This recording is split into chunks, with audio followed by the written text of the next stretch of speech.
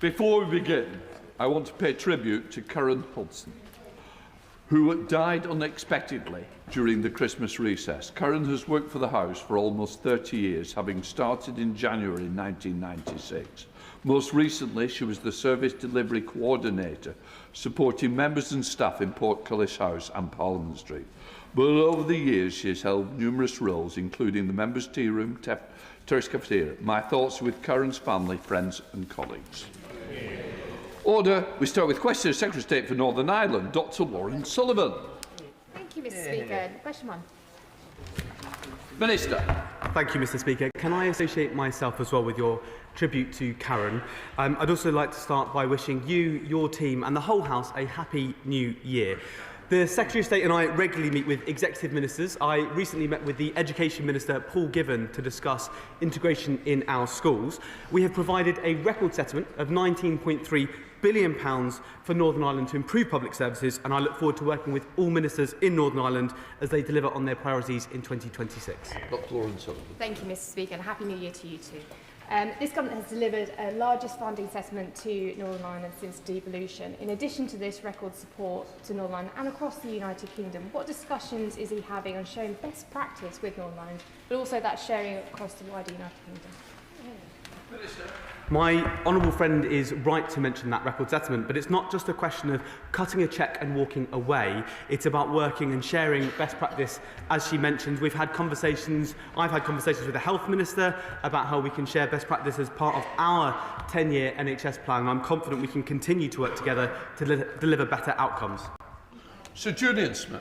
Can I press the Minister on discussions that he's having with the Executive with regard to digital services? Dublin has just produced a very innovative digital services plan for public services. Can I urge the Government to talk closely with the Executive to make sure that Northern Ireland is keeping pace with Dublin in this area? Minister. I thank the honourable gentleman for his question. I'm very happy to ensure that features in our conversations with executive ministers. I think Northern Ireland is a place that is leading the way in so many of these areas, so I'd be continuing to have those conversations. Minister Mywood. Thank you, Mr Speaker, and Happy New Year to you. Policing numbers in Northern Ireland are at their lowest ever level, and both the Police Service of Northern Ireland and Policy Exchange have warned that reopening cases from the Troubles will place a huge additional financial burden on the police. This risks both policing numbers and national security. So is the Minister happy with that situation and let it happen, or will the Secretary of State be compensating it, PSNI, for the decisions made by his department? Thank you, Mr Speaker. A number of the cases actually being taken away from the police service if their families refer those cases to the Commission. And as I mentioned in a previous answer, with a record settlement for Northern Ireland, it's for the Executive to determine how that money is spent, including how they're funding their police force. Captain Robinson. Mr Speaker, the Minister will be aware that the Finance Minister yesterday in an ill-considered way published his budget, not an agreed budget, for consultation, and he will know the pressures associated with that decision, and he will know the challenges that that brings for politics in Northern Ireland. But one thing that has been absent from the lexicon of politics in Northern Ireland over the last number of years is the fiscal framework. Can he update us as to where his government is on negotiations with Treasury and the Northern Ireland Executive? Minister. Thank you, Mr Speaker. I'm pleased as part of that consultation there's a record settlement of £19.3 billion to fund those services. In relation to the negotiations that the Right Honourable Gentleman mentions, those negotiations are continuing. Captain Robinson. Mr Speaker, the Minister will also know of the pressures that affect our health service in Northern Ireland, but alarmingly we understand that the European Union are going to ban the sale of antimicrobial resistance drugs without prescription. Though it shouldn't apply in Northern Ireland, it will. And there are some 60,000 products that are sold over the counter. Our health service could not facilitate 60,000 additional GP appointments. This is an alarming development, and I'd like to hear the Minister indicate not only that he understands the severity of it, the impact of it, but has going to take steps to address it. I am aware of the reforms the Right Honourable Gentleman mentions, and I should say the Government shares the EU's ambition to take action against antimicrobial resistance, but I'm also aware of the potential impact on Northern Ireland's health service, particularly demand for GP appointments, as he mentions. We have raised this, and I will be happy to write to the Right Honourable Gentleman with an update in due course. Yes. Question number 2, please, Mr. Speaker. Secretary of State. Thank you very much, Mr. Speaker. With permission, I will answer questions 2 and 9 together. I regularly meet with a variety of stakeholders to talk about the Northern Ireland Troubles Bill, including veterans groups, political parties in Northern Ireland and victims and families who are still living with the effects of those decades of terrible violence. Okay, Thank you, Mr. Speaker. Veterans in North Durham who have contacted me, whatever unit they personally served in, are particularly concerned about the impact of the new legislation on those who served in the Special Forces. Can the Secretary of State reassure me that he has met with the SAS Regimental Association and is responding to the specific concerns expressed by them? I'm very happy to give my honourable friend that assurance. I did indeed meet with the SAS Association recently as part of the discussions I and my colleagues in the Ministry of Defence with veterans.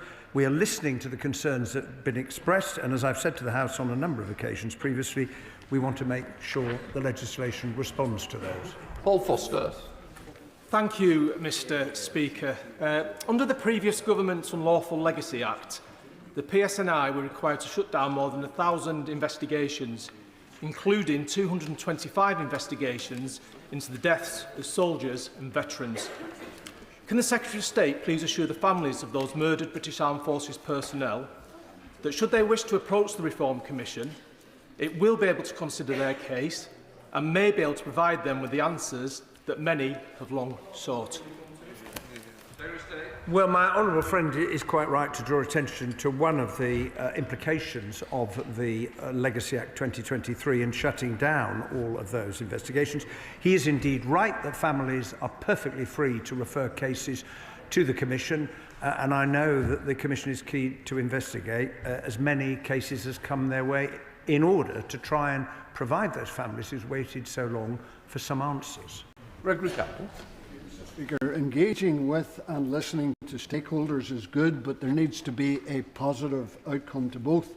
There also needs to be specific and clear references in the bill to no paramilitaries being permitted to serve on the Victims and Survivors Advisory Group. Will that be the case?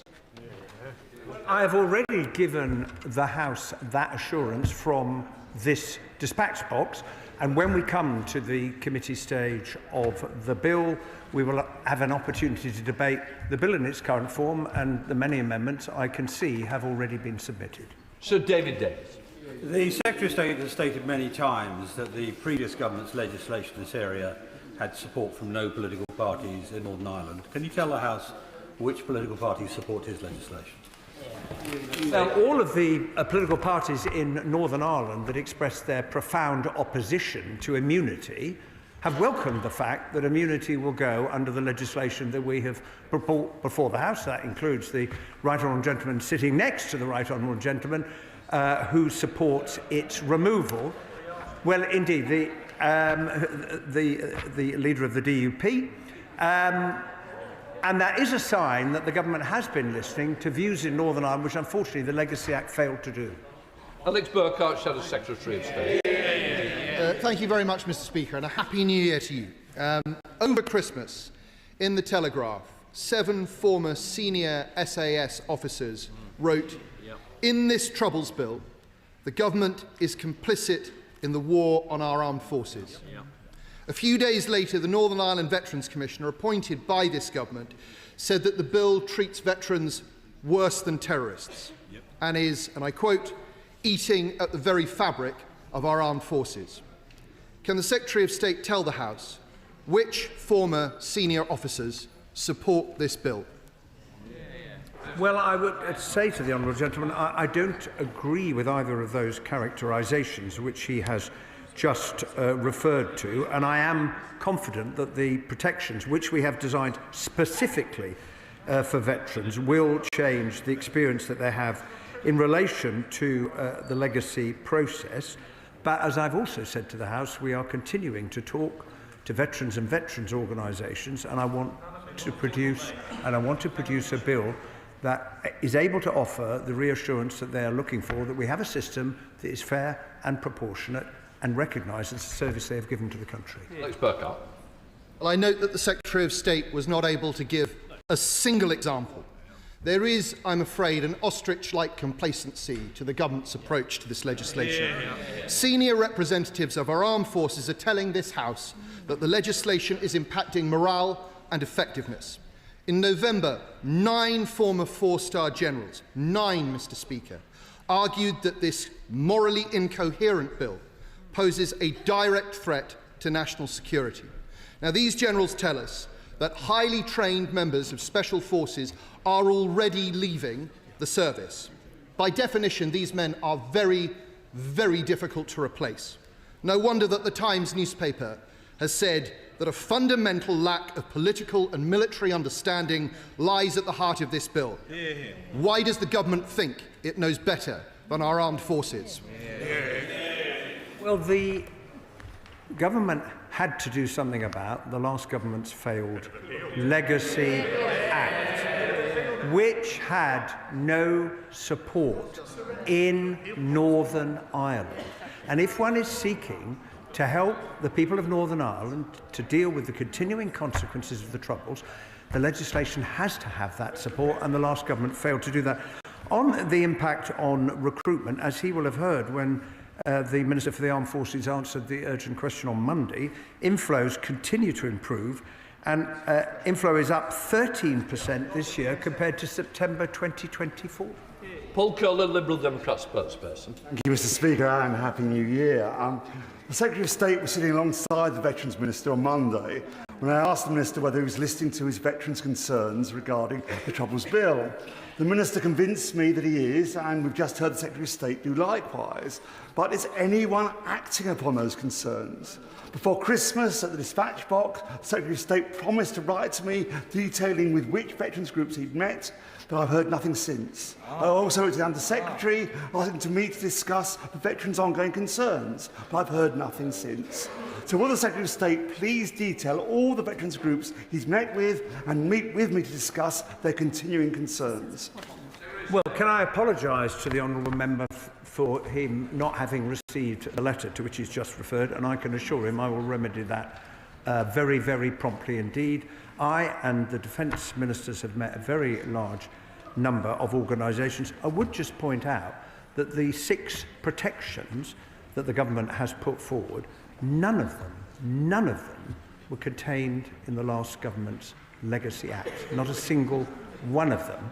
And we intend to continue to listen and to respond to the concerns that have been raised. Ruth Jones. Question number 3, please, Mr. Speaker. Secretary of State. With permission, Mr. Speaker, I will answer questions 3, 5, 7 and 11 together. The European Convention on Human Rights underpins not only the Good Friday Agreement, but also key international agreements on trade, security and migration. The government is committed to the ECHR. We also remain determined to uphold the Good Friday Agreement and human rights in Northern Ireland. Jones. Mr. Speaker, and I thank the Secretary of State for that response. The Good Friday Agreement was indeed a proud legacy of the last Labour government. So does the Secretary of State agree that the reckless approach adopted by the parties opposite towards the ECHR risks undermining the huge progress made since 1998? Well, I do agree with my honourable friend, and it is clear that those advocating leaving the ECHR have not given any serious consideration to the implications for the Good Friday Agreement. Indeed, when pressed on this in the summer, the honourable member for Clacton noted that it could, and I quote, take years and years to solve, so that will not be at the forefront of what we do.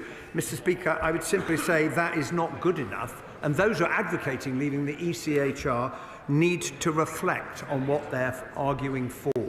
Peter Lamb. Thank you, Mr. Speaker. Given the chaos around the world is being experienced by politicians playing fast and loose with international law. It is deeply concerning how Conservatives and Reform MPs are speaking so flippantly of the risks of violating the Good Friday Agreement by leaving the European Convention on Human Rights. Could the Minister give his assessment of the risk of this? Well, as I've told the House before, I think it would be extremely irresponsible. The Good Friday Agreement was very carefully negotiated, as the House needs no reminding, between several parties, and it would be reckless for one party to march in and seek to remove one of its founding pillars. Jacob Collier. Thank you, Mr. Speaker. The European Convention on Human Rights is foundational to the Good Friday Agreement, and given that Reform and the Conservatives want to crash us out of that convention, does the Secretary of State agree that this is risking the Good Friday Agreement and that they really ought to think again? I do agree with my honourable friend, and we need to remember that it is the Human Rights Act which gives all of us access to the rights and protections contained in the European Convention on Human Rights, and to leave it would put us alone in Europe in the company of Russia and Belarus. Is that really where the opposition want to be? Welcomed with a pat on the back by President Putin. Chair of the Select Committee, Tony Antoniazzi. Thank you, Mr. Speaker. Now, my predecessor, Northern Ireland Affairs Select Committee, took evidence that leaving the ECHR would have implications for policing in Northern Ireland. Does he agree that calls to leave the ECHR would add to the challenges faced by the PSNI, and what assessment has he made of this potential impact? Well, I do agree that it could have very wide-ranging implications for Northern Ireland in particular, as well as for the rest of the country. I have not made such an assessment because it's not a policy which the government is advocating. It's for those who are proposing to leave the ECHR to answer the very fair question she's just raised. Jim Allister. It is plain wrong to say that survival of the Belfast Agreement is dependent on the ECHR. But why is the Secretary of State so selective in his Belfast Agreement allegiance? Because it was he who implemented the jettisoning of the agreement's cornerstone of cross-community consent when he invited the Northern Ireland Assembly to continue the imposition of the Windsor Framework without cross-community consent. To the Secretary of State, is it only nationalist consent that matters to him under the Belfast Agreement? Well, I would say to him that the steps that I took in relation to the vote on the renewal of the Windsor Framework arrangements were absolutely in line with the that have been put in place by this House, and as a result Lord Murphy produced his report, and the honourable gentleman will have seen the practical steps that the government is taking in response to the very sensible recommendations that he made. Mr. Speaker, how will the Secretary of State be responding to troubled stakeholders groups that say that their members' rights under Articles 6 and 8 of the ECHR are being impugned by his maladroit Troubles Bill? Well, it is for all those who wish to argue about the rights that they feel that the ECHR and the Human Rights Act gives them. I would simply say to the honourable gentleman that in bringing the bill forward, I have certified as the Minister responsible that the bill complies with the European Convention. Alex Easton. Speaker, Secretary of State, is it not the case, as a matter of international law, that the United Kingdom could withdraw from the ECHR while at the same time ensuring that equivalent rights and protections are preserved in our domestic law? The honourable gentleman is of course correct to say that it is possible for signatories to the convention to withdraw. It's a very bad idea and the government doesn't support it. John Cooper. Does the Secretary of State not agree with expert opinion that says that while we remain signatories to the ECHR, we will not be able to protect our veterans from vexatious litigation? I say to the honourable gentleman, as I've said many times in the past, there is no such thing as vexatious prosecutions, and the ECHR protects the rights of all of our citizens, including the veterans who served with such distinction in Operation Banner. Jerome Mayo.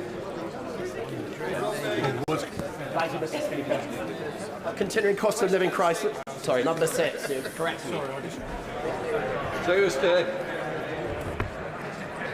Thank you very much, Mr. Speaker.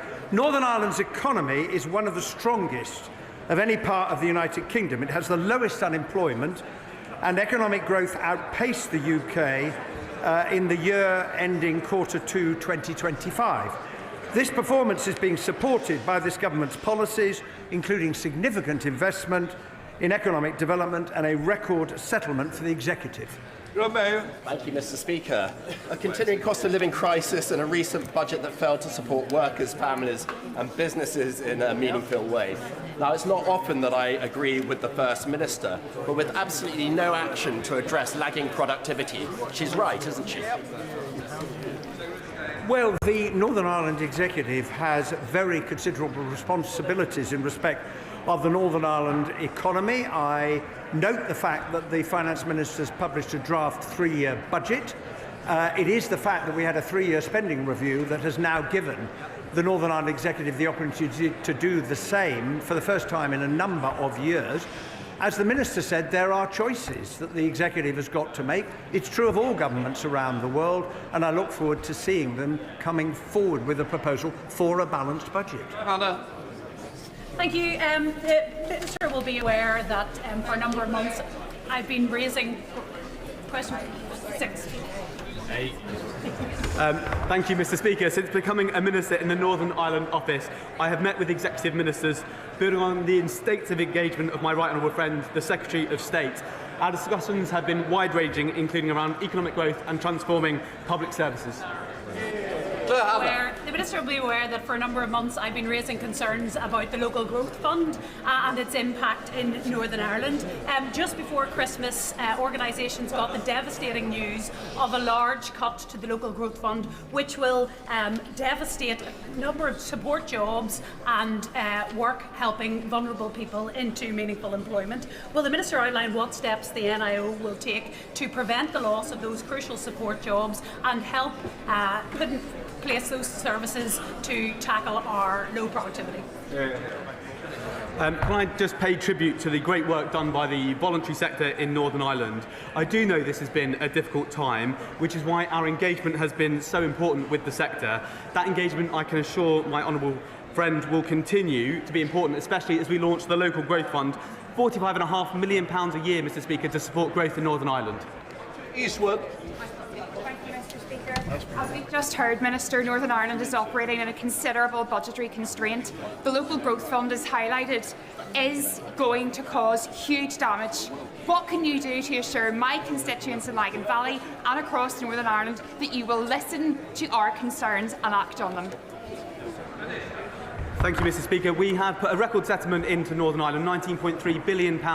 Obviously, that can be used to support people. The Local Growth Fund's been built for a year, has been set aside to make sure that we can support those groups, and I'll continue to engage with them during that period. Catherine Vokes. Question number 10, Mr. Speaker. This budget provided Northern Ireland with an additional £370 million on top of the record settlement of £19.3 billion each year on average over the spending review period. The decisions we have taken will ease trade within the UK and ensure families across Northern Ireland benefit from help with the cost of living through policies like cutting energy bills and lifting the 2-child benefit cap. Thank you. And as the Secretary of State said, £370 million for the Northern Ireland Executive at this year's budget and £505 million for Wales on top of the settlements announced at the spending review shows that this government takes supporting the devolved nation seriously. So does the Secretary of State agree with that cooperation between the government and the Northern Ireland Executive, like the other devolved nations, is crucial to pulling children out of poverty, improving public services and kick-starting growth across the UK?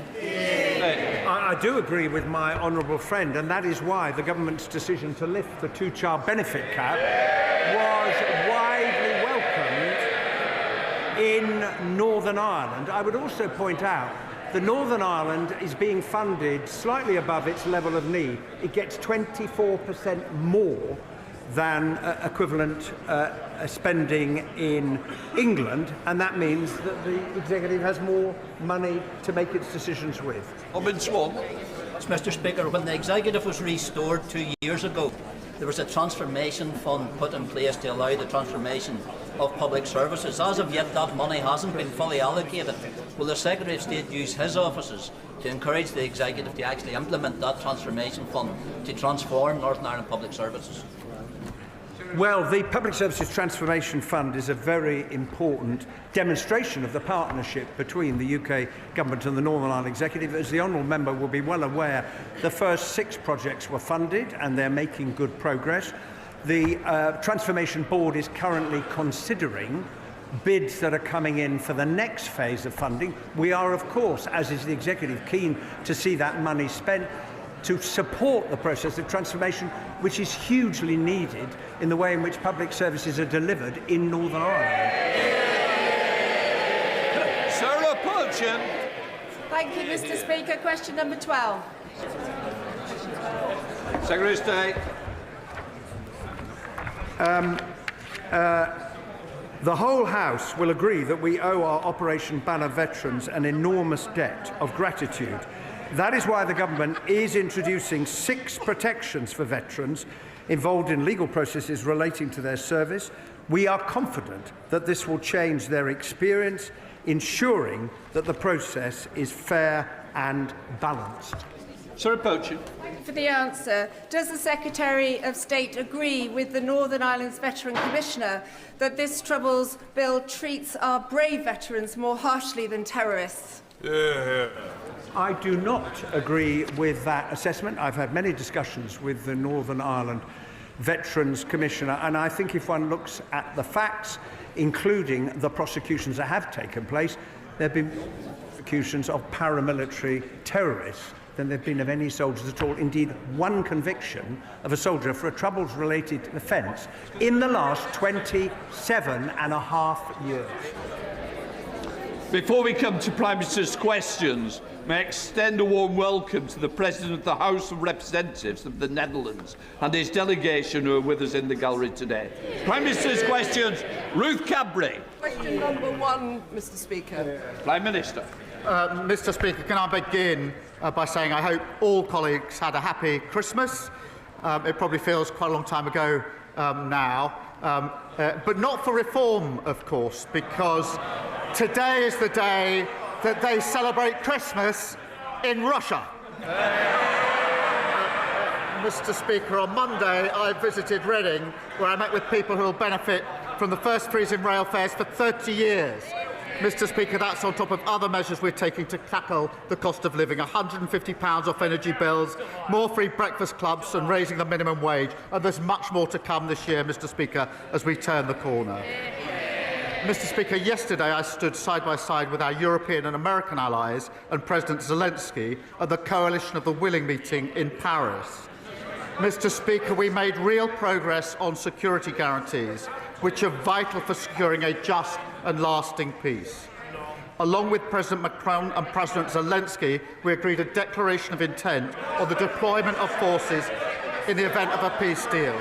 Mr. Speaker, we will set out the details in a statement at the earliest opportunity. I will keep the House updated as the situation develops, and were troops to be deployed under the declaration signed, I would put that matter to the House for a vote. Mr. Speaker, this morning I had meetings with ministerial colleagues and others. In addition to my duties in the House, I had further such meetings later today. Thank you, Mr. Speaker. Leaseholders in my constituency and across the country are being fleeced by freeholders and managing agents. And they need relief from both, and we need to end the feudal leasehold system. So, could the Prime Minister confirm when the leasehold and common hold reform bill will be coming to Parliament? Thank you for raising this important issue. We are taking serious action to deliver homes the country needs and provide homeowners with greater rights, powers and protections. We will publish the draft bill as soon as possible, and I'll update the House. More protections, of course, are already coming this year because we passed the Renters' Rights Bill, stronger protection for 9 million renters, abolishing no-fault evictions. That's the change we're delivering. And who voted against it? Tories and Reform. Leader of the Opposition, Kemi Bernal. Thank you, Mr. Speaker. And, Mr. Speaker, may I welcome the Prime Minister's efforts to advance peace in Ukraine and his joint statement on Greenland. The last few days have seen significant international events. The US operation in Venezuela, threats towards Greenland, and an agreement to put British troops on the ground in Ukraine. So it is frankly astonishing that the Prime Minister is not making a full statement to Parliament today. No Prime Minister, Labour or Conservative, has failed to make a statement to the House in person after committing to the deployment of British troops. His comments about making a statement in due course, quite frankly, are not good enough. It shows a fundamental lack of respect for all of us here and the people we represent. Mr. Speaker, the US is Britain's closest military ally. However, we are clear that the sovereignty of Greenland is sacrosanct. So can the Prime Minister tell us what influence is he bringing to bear with the US administration to ensure that is respected? Prime Minister. Mr. Speaker, let me be very clear about what was agreed yesterday, because military plans were drawn up some months ago and I've updated the House in relation to that. Yesterday was a political declaration that sits under those military plans. If there were to be deployment, there would have to be a legal instrument. Mr. Speaker, deployment would only be after a ceasefire to support Ukraine's capabilities, to conduct deterrent operations and to construct and protect military hubs. Mr. Speaker, there will be a statement to the House at the earliest opportunity. There could hardly be an opportunity. They claim they want to know about this and they're trying to shout me down.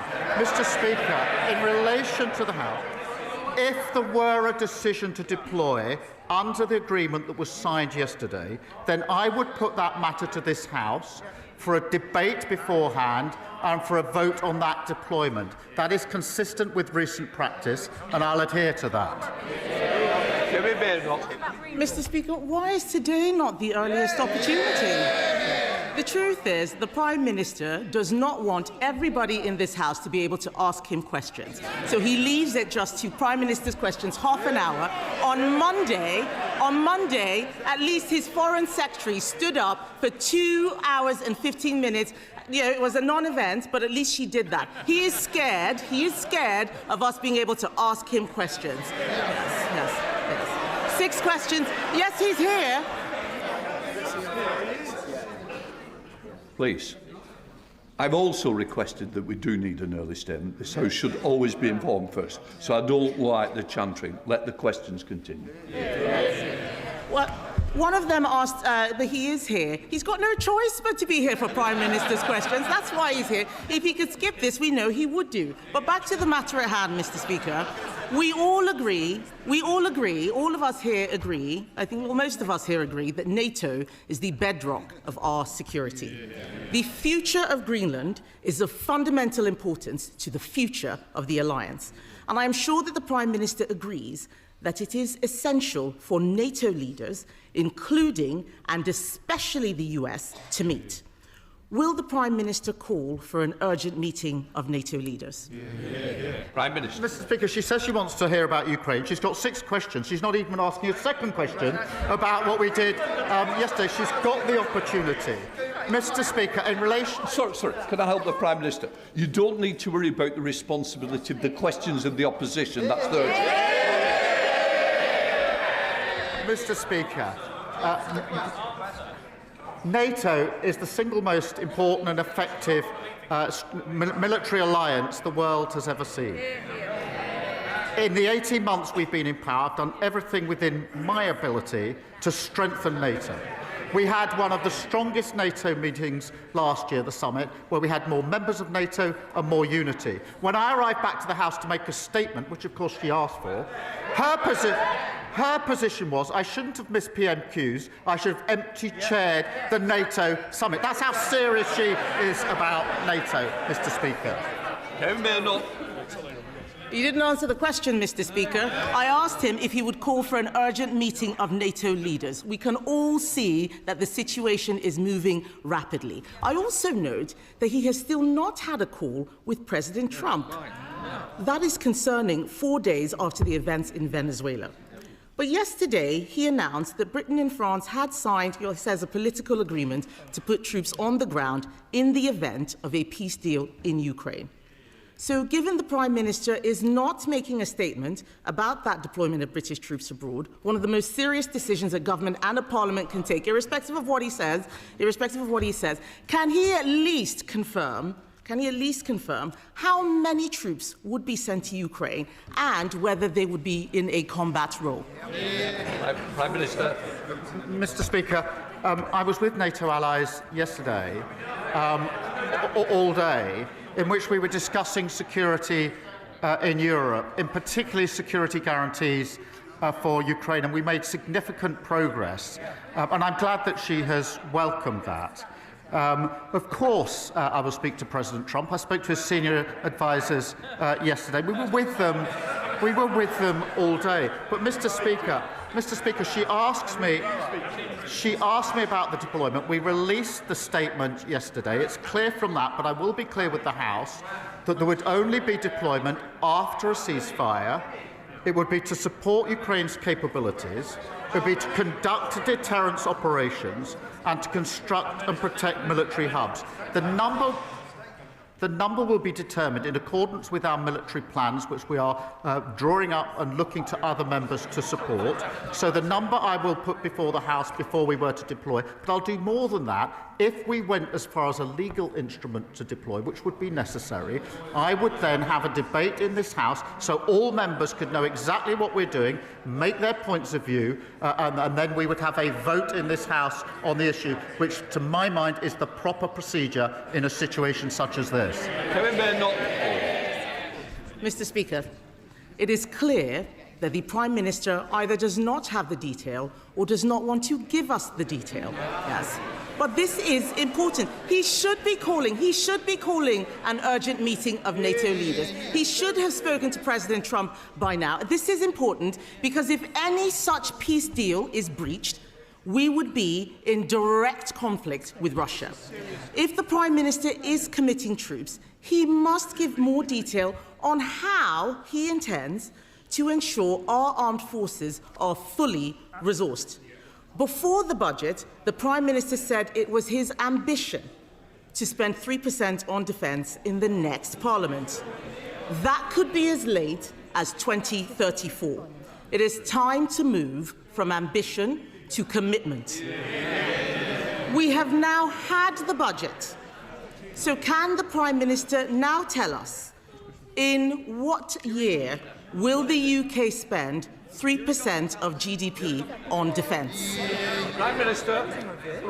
Mr. Speaker, just on this serious issue she puts to me in relation to security guarantees and the American role and our dialogue with the Americans, I can assure the House I spoke to President Trump twice over the Christmas period in relation to this specific issue, along with members of the E3, along with European allies. That has been a constant course of our discussion. There's no question of acting on this without full discussion with the Americans, and their senior negotiators were there at President Trump's request yesterday and on his instructions, and they were talking to him during the course of yesterday as we negotiated. So to assure the House, because it is a serious position she's putting to me, on the question of security guarantees, there is nothing between the UK and the US, and we've been constantly discussing this over many, many weeks and months. We've made huge progress. I have personally spoken to President Trump about it on 2 occasions since we were last in this House. I do want to reassure her and the House in relation to that really important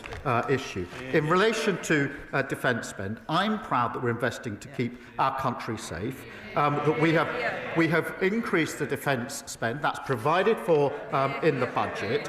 It's the biggest sustained increase in defence spending since the Cold War, and that means, Mr. Speaker, better kit, better housing for our forces and better defence as an engine for growth. Mr. Speaker, that does compare to their record. Ben Wallace, who was on the radio this morning, the longest-serving Conservative Defence Secretary, admitted that on their watch the armed services had been, in his words, hollowed out. And our defence...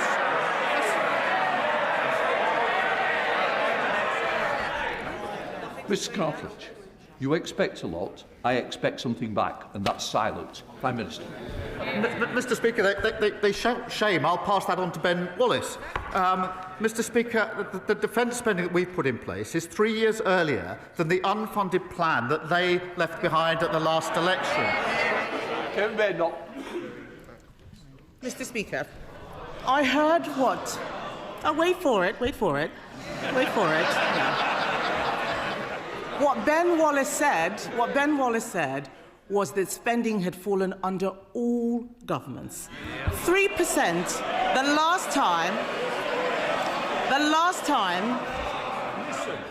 Mr. Speaker, the last time spending was at 3% was under a Conservative government.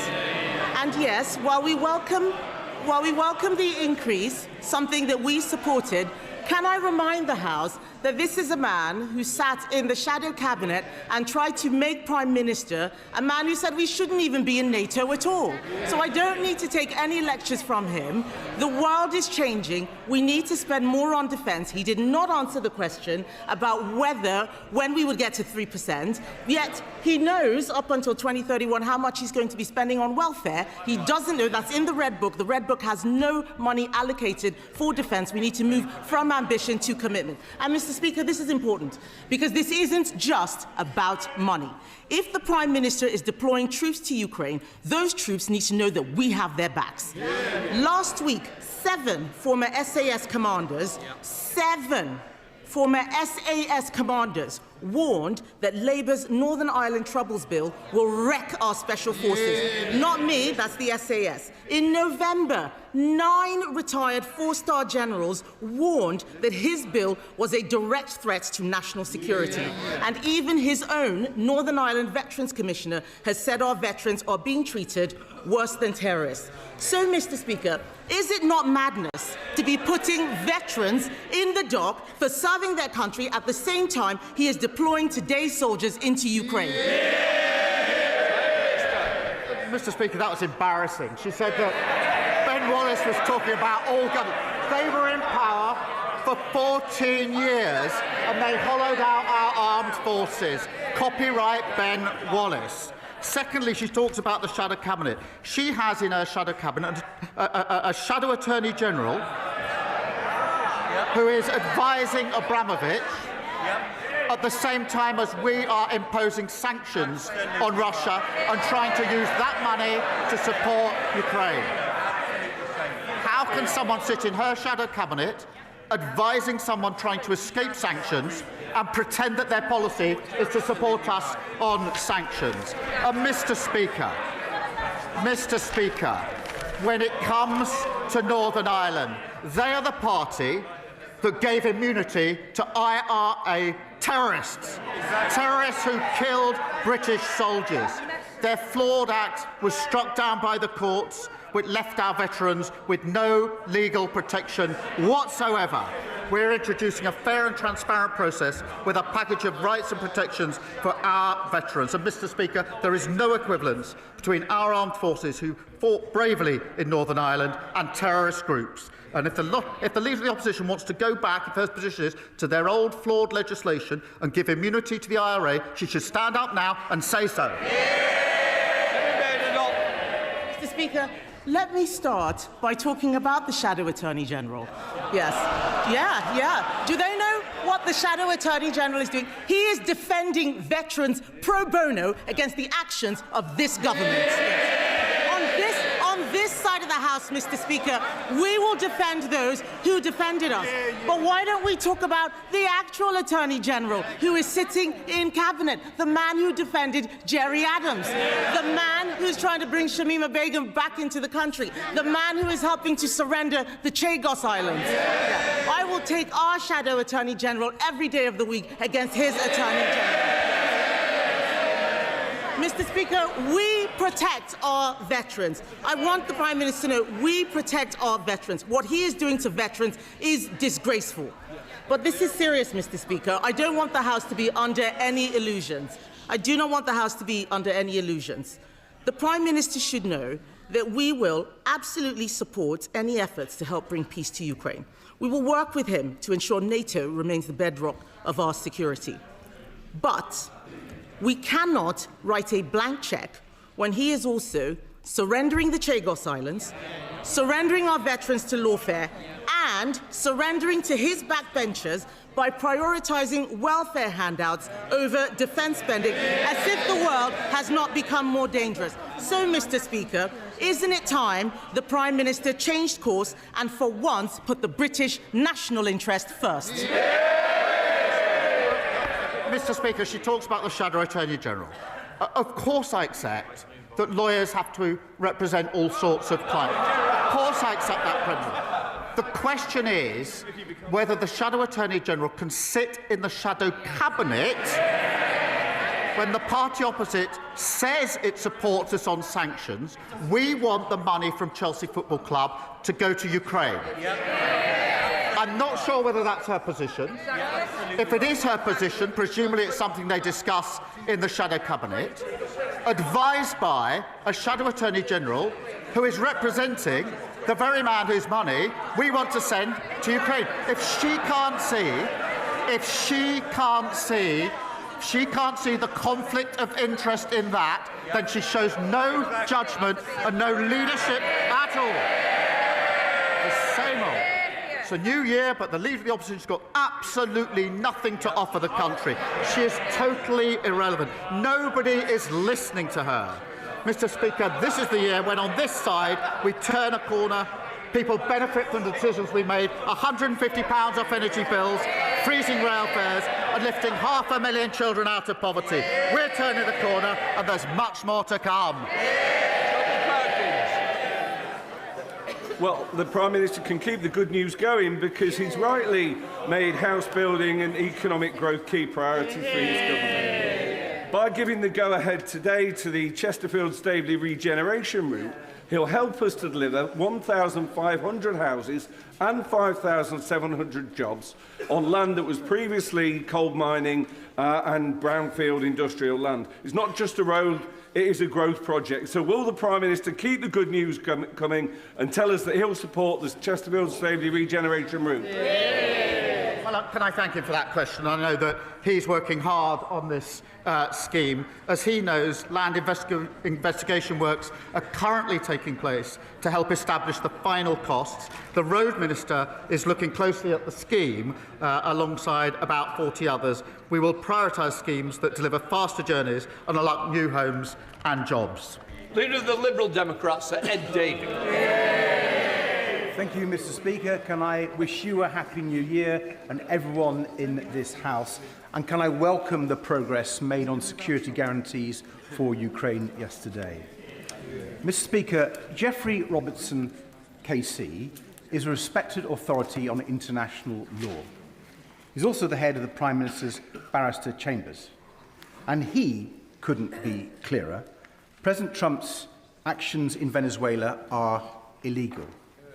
He says the United States, and I quote, is in breach of the United Nations Charter and has committed the crime of aggression, which the court at Nuremberg described as the supreme crime.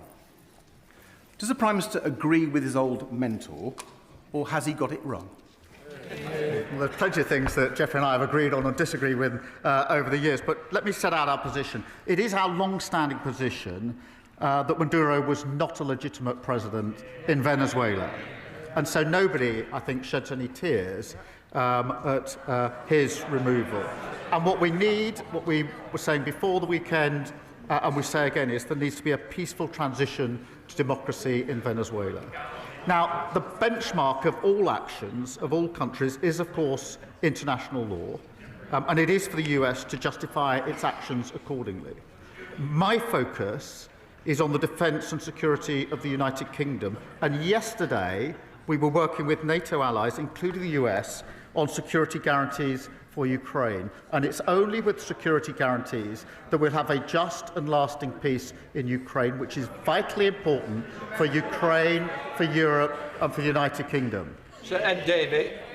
Mr. Speaker, the Prime Minister just looks ridiculous when he won't tell the truth that Trump has broken international law. But turning to Donald Trump's next target, the Prime Minister was right to give the Danish Prime Minister his backing over Trump's threats to annex Greenland, and I welcome his joint statement with other European leaders. But does he also agree that if Trump does attack Greenland, it will be the end of NATO? And given that frightening possibility, does he accept that the UK needs to increase defence spending more quickly than currently planned and build new alliances with reliable nations? Mr. Speaker, let me be. The Greenland issue is obviously very, very important. I thank him for raising it. The future of Greenland is for Greenland and the Kingdom of Denmark, and for Greenland and the Kingdom of Denmark alone. And yesterday, he will have seen that I put out a statement to that effect, along with fellow allies in Europe. And of course, NATO is hugely important, the single most effective and important military alliance the world has ever known.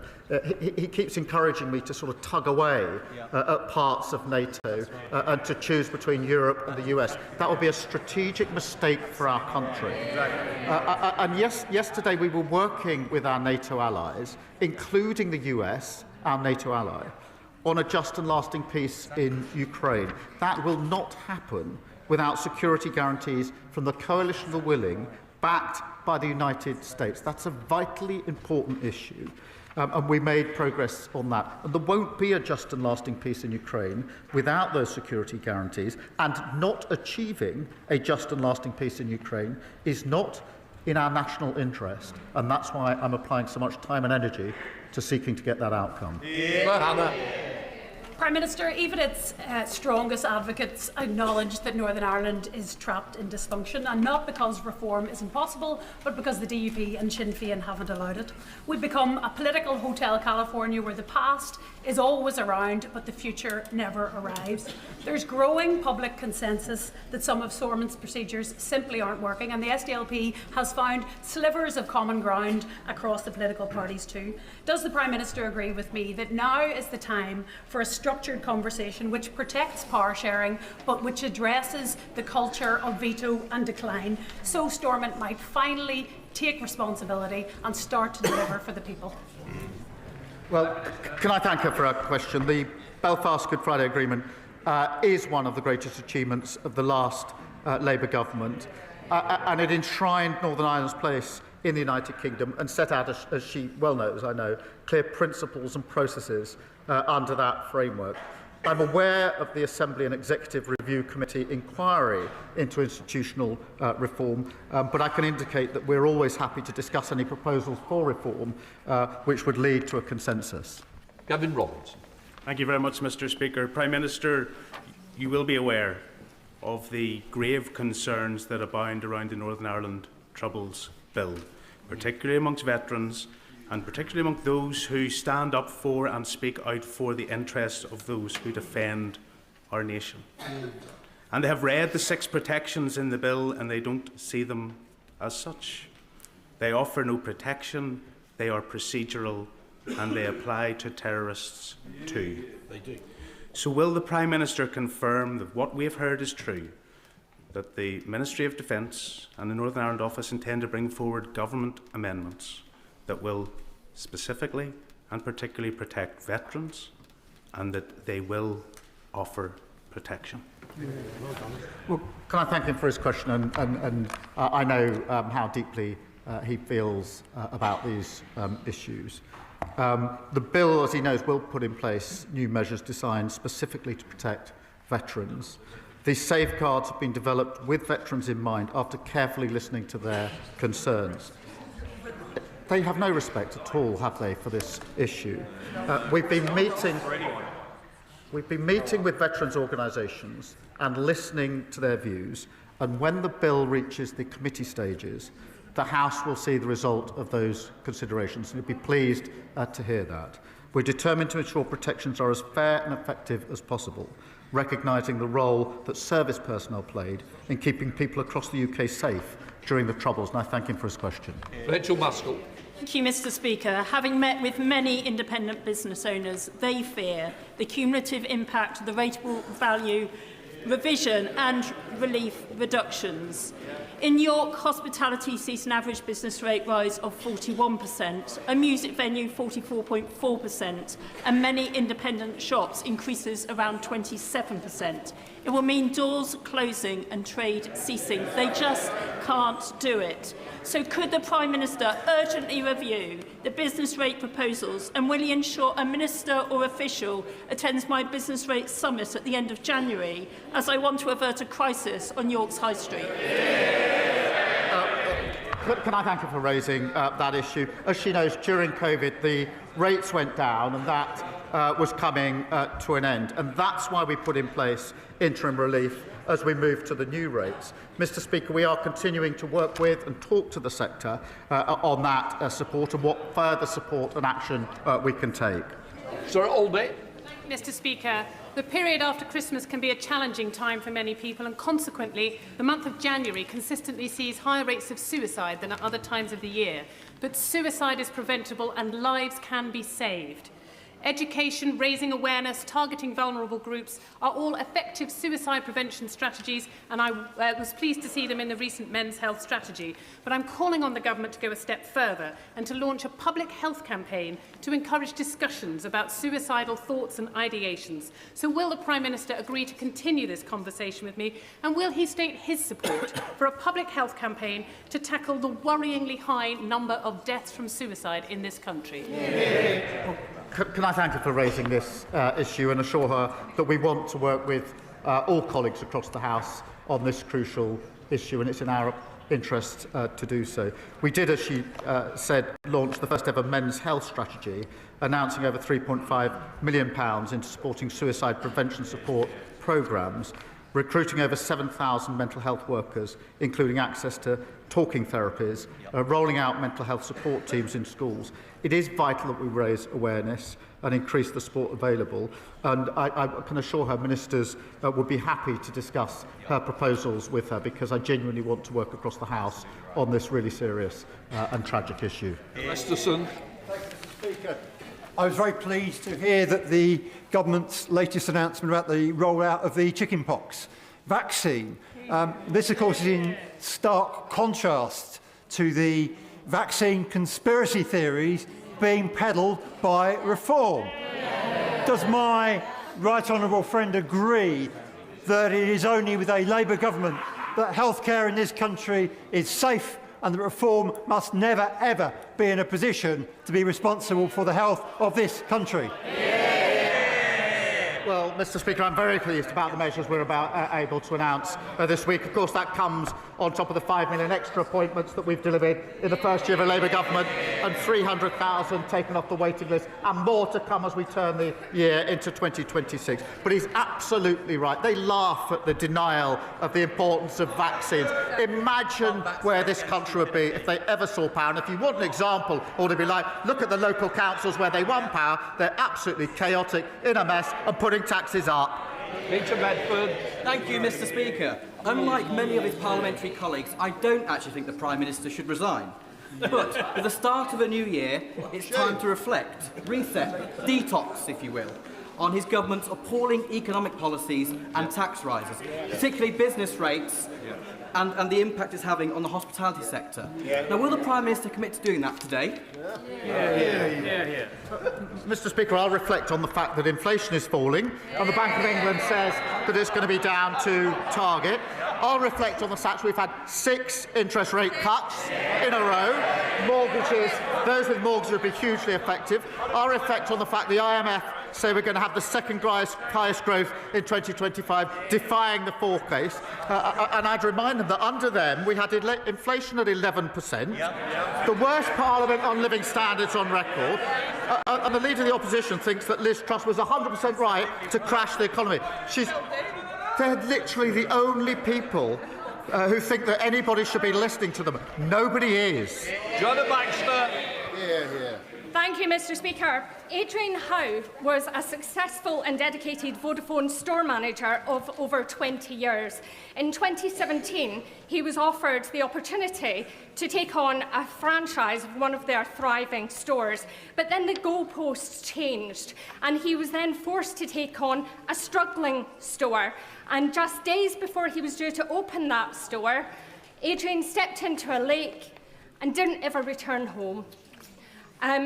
Adrian's wife and widow, my constituent Tracy, is wondering if the Prime Minister will review franchising legislation to ensure there is a balance of power between companies and their franchisees so that nobody else feels undue pressure when they take on a franchise.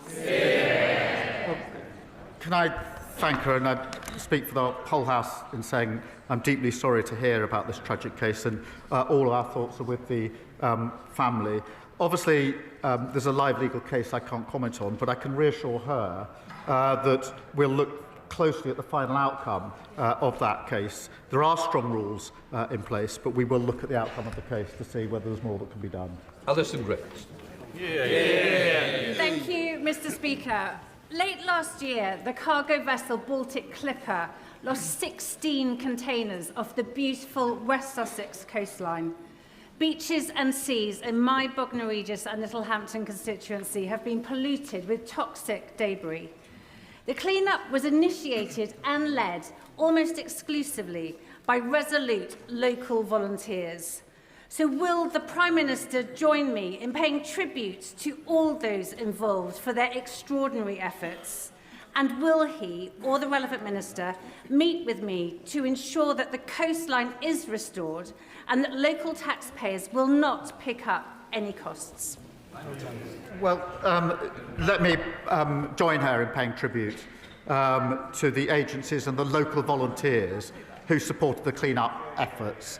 They're the very best, and I do pay tribute to them and join her in doing that. Liability sits with the polluter, and agencies and her local authority should work with the responsible party to recover the costs. I will make sure that she gets the meeting that she has asked it for with the appropriate minister. Ian Hamilton. Mr. Speaker, I recently met with bereaved constituents who lost their babies at Leeds Teaching Hospital's NHS Trust. Now, understandably, their confidence in the system is at an all-time low, and they want answers about the circumstances in which at least 56 babies and 2 mothers have died in recent years. So will the Prime Minister update the House on what steps he is taking to ensure that an inquiry uncovers the factors which led to these deaths, to confirm Donna Ockenden as chair of that inquiry, and to join me in paying tribute to the courageous families campaigning to ensure that nobody has to suffer the same tragedy again? Well, can I start by saying every mother and baby deserves safe, high-quality, compassionate care. And I want to see the inquiry at Leeds start as soon as possible. We're working with bereaved families to shape our approach and to appoint a chair who they can trust, as he knows. I have a huge amount of respect for Donna Ockenden. She's an outstanding advocate for families. We'll make sure that we select a chair of the highest standard who has the independence and expertise needed to deliver the real change that is needed. Angus MacDonald. Thank you. Mr. Speaker, according to the Office for National Statistics, 174,000 people under the age of 35 moved abroad in the year ending June 2025. In the Highlands, this problem is especially acute. Demographic statistics show that young people are not staying in the rural communities. Pupil numbers are down by 40 to 50% of the schools over the last 20 years. Rural depopulation and youth emigration are two sides of the same story: lack of opportunity. We have a demographic crisis. What is the Prime Minister doing to ensure the UK offers strong apprenticeship and skills pathways for young people? And does he agree that the SNP's failure in Scotland, diverting away 170 million intended for apprenticeships and skills development, shows exactly what happens when opportunity is not delivered? Well, can I thank him and tell him, alongside the record settlement that we've put in place for the Scottish Government, we're delivering huge investment in apprenticeships and offer a paid placement for every young person, which is vitally important. The SNP, on the other hand, blocked a welding facility in the Clyde because apparently it was related to defence. They don't back Scottish industry, young people or national security. We do. Van Cox. Thank you, Mr. Speaker. This government is tackling patient waiting lists through NHS modernisation and reform. Does the Prime Minister agree with me that we need to tackle victim waiting lists by reforming our courts and criminal justice system? Prime Minister. Yes, I do, Mr. Speaker, and I've been working with victims of violence against women and girls for the best part of 20 years, and I've assured them time and again that if we get the opportunity, we would make the system work better for them. They have to wait far too long for justice, and in many cases they don't see justice at all. I'm absolutely determined that we're going to turn that around. Final question, Winnie Morton. Mr. Speaker, the Prime Minister promised not to bulldoze the countryside, but under Labour, green fields in Aldridge Brownhills, Donald Road, Birch Lane and Bosty Lane are now under threat. Will he accept that his housing target can be met without destroying our farmland and our countryside, but by reusing empty homes and brownfield land? Or was this just yet another promise he never meant to keep? We're not going to plough through farmland. We're going to make sensible proposals to build houses, something they failed to do in 14 long years. So young people now have not got the dream of home ownership because the inheritance we got from them. We're going to turn that around. Right, that completes Prime Minister's questions. Let the front bench change over.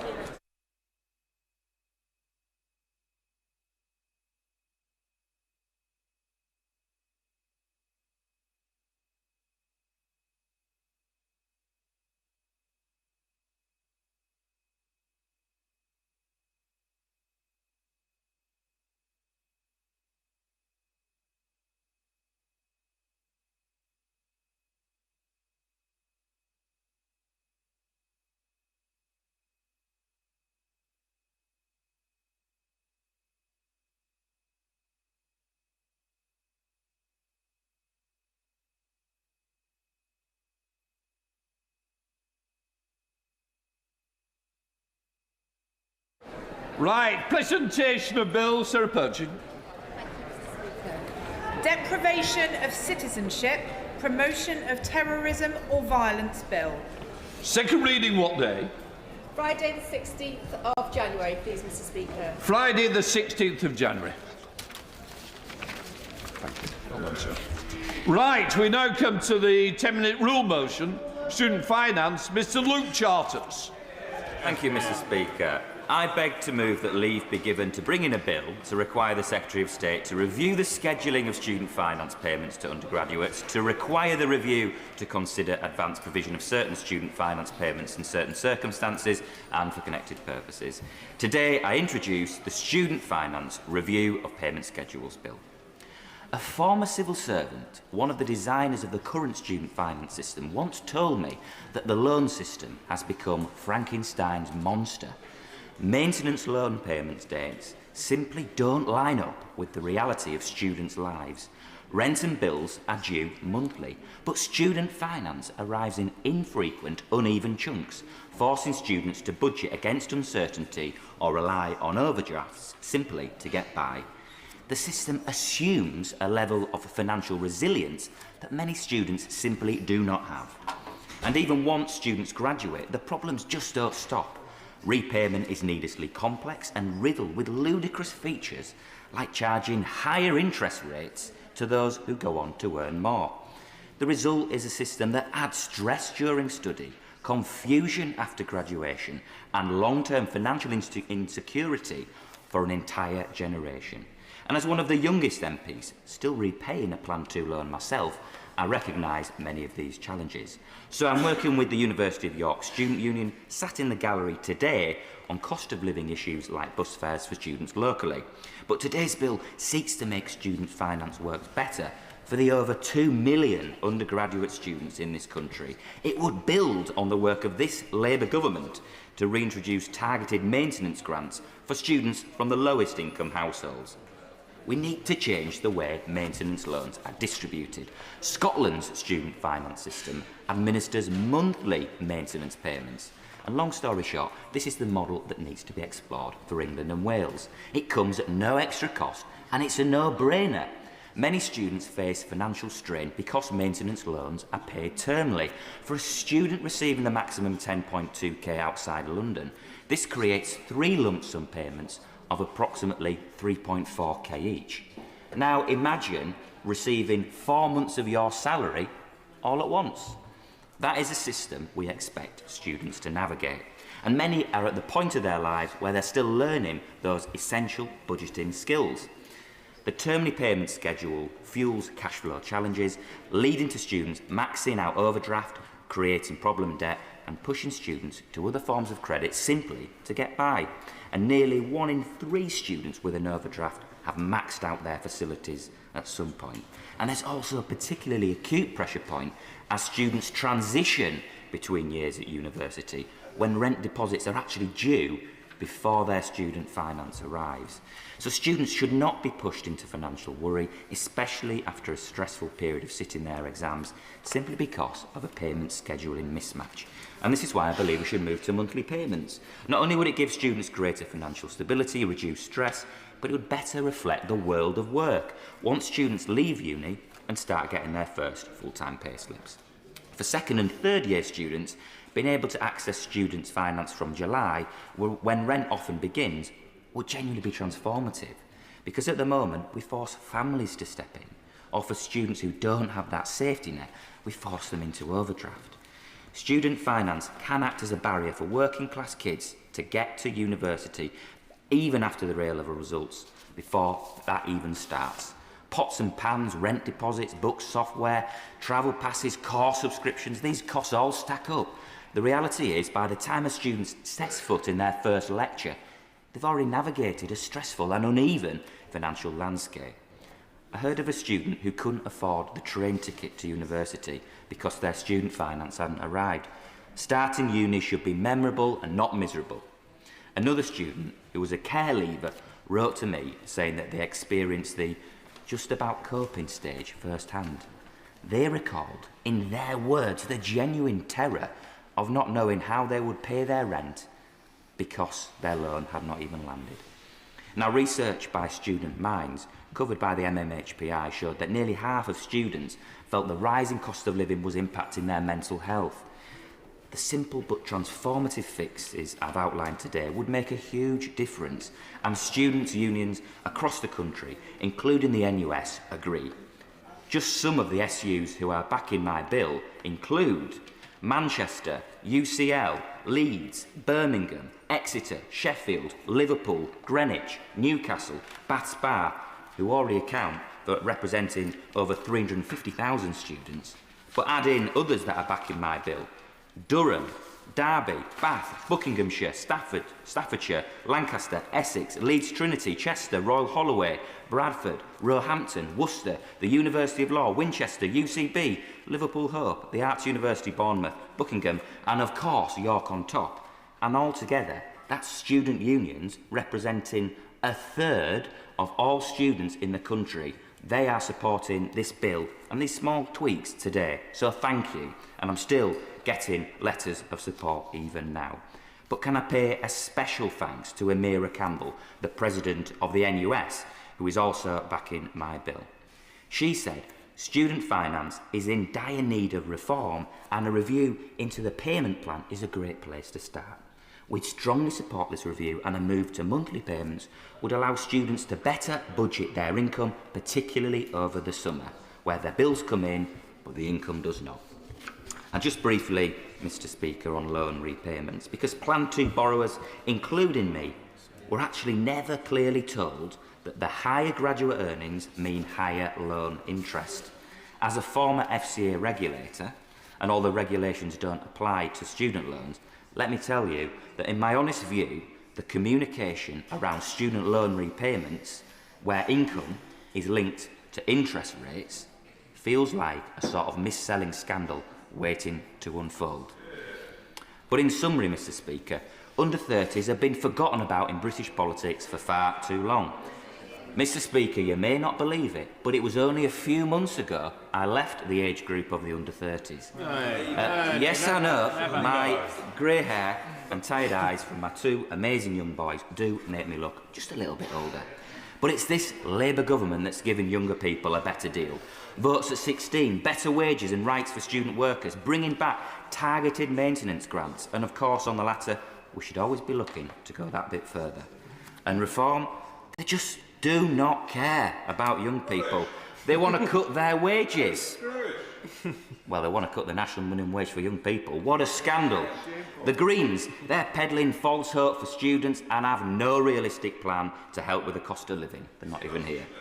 And well, look, this entire mess is totally out of the Tory-led coalition government's making, the one I went to university under, by the way. So what we must do is to help students with the cost of living so they can actually live up to their full potential. Not have a terrible experience at uni because they are struggling to make ends meet. So let's make a really simple fix to the timings of maintenance loans to support millions of students up and down the country. Thank you, Mr Speaker. That the honourable member have leave to bring in the bill. The question is that the honourable member have leave to bring in the bill. As many of that opinion say aye. Come on, we're a bit better than that. On the contrary, no. I think the ayes have it, the ayes have it. Who will prepare to bring in the bill? Thank you, Mr Speaker. Adam Jogi, Abtisam Mohammed, Tom Hayes, Pam Cox, Luke Meyer, Mike Reeder, Sarah Russell, Gareth Snell, Afzal Khan, Sam Carling, Dr Jeevan Sander and myself, Mr Speaker.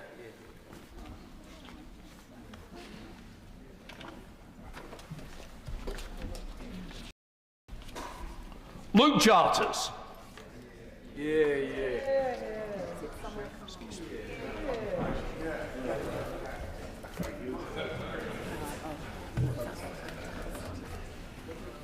Student Finance Review of Payment Schedules Bill.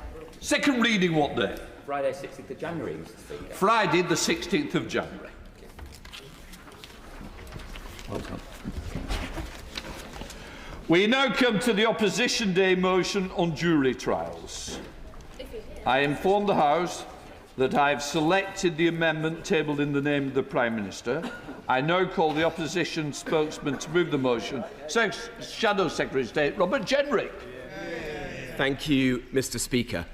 The Government proposes to abolish the right to trial by jury for a vast range of offences. Any case where they expect a sentence of 3 years or less.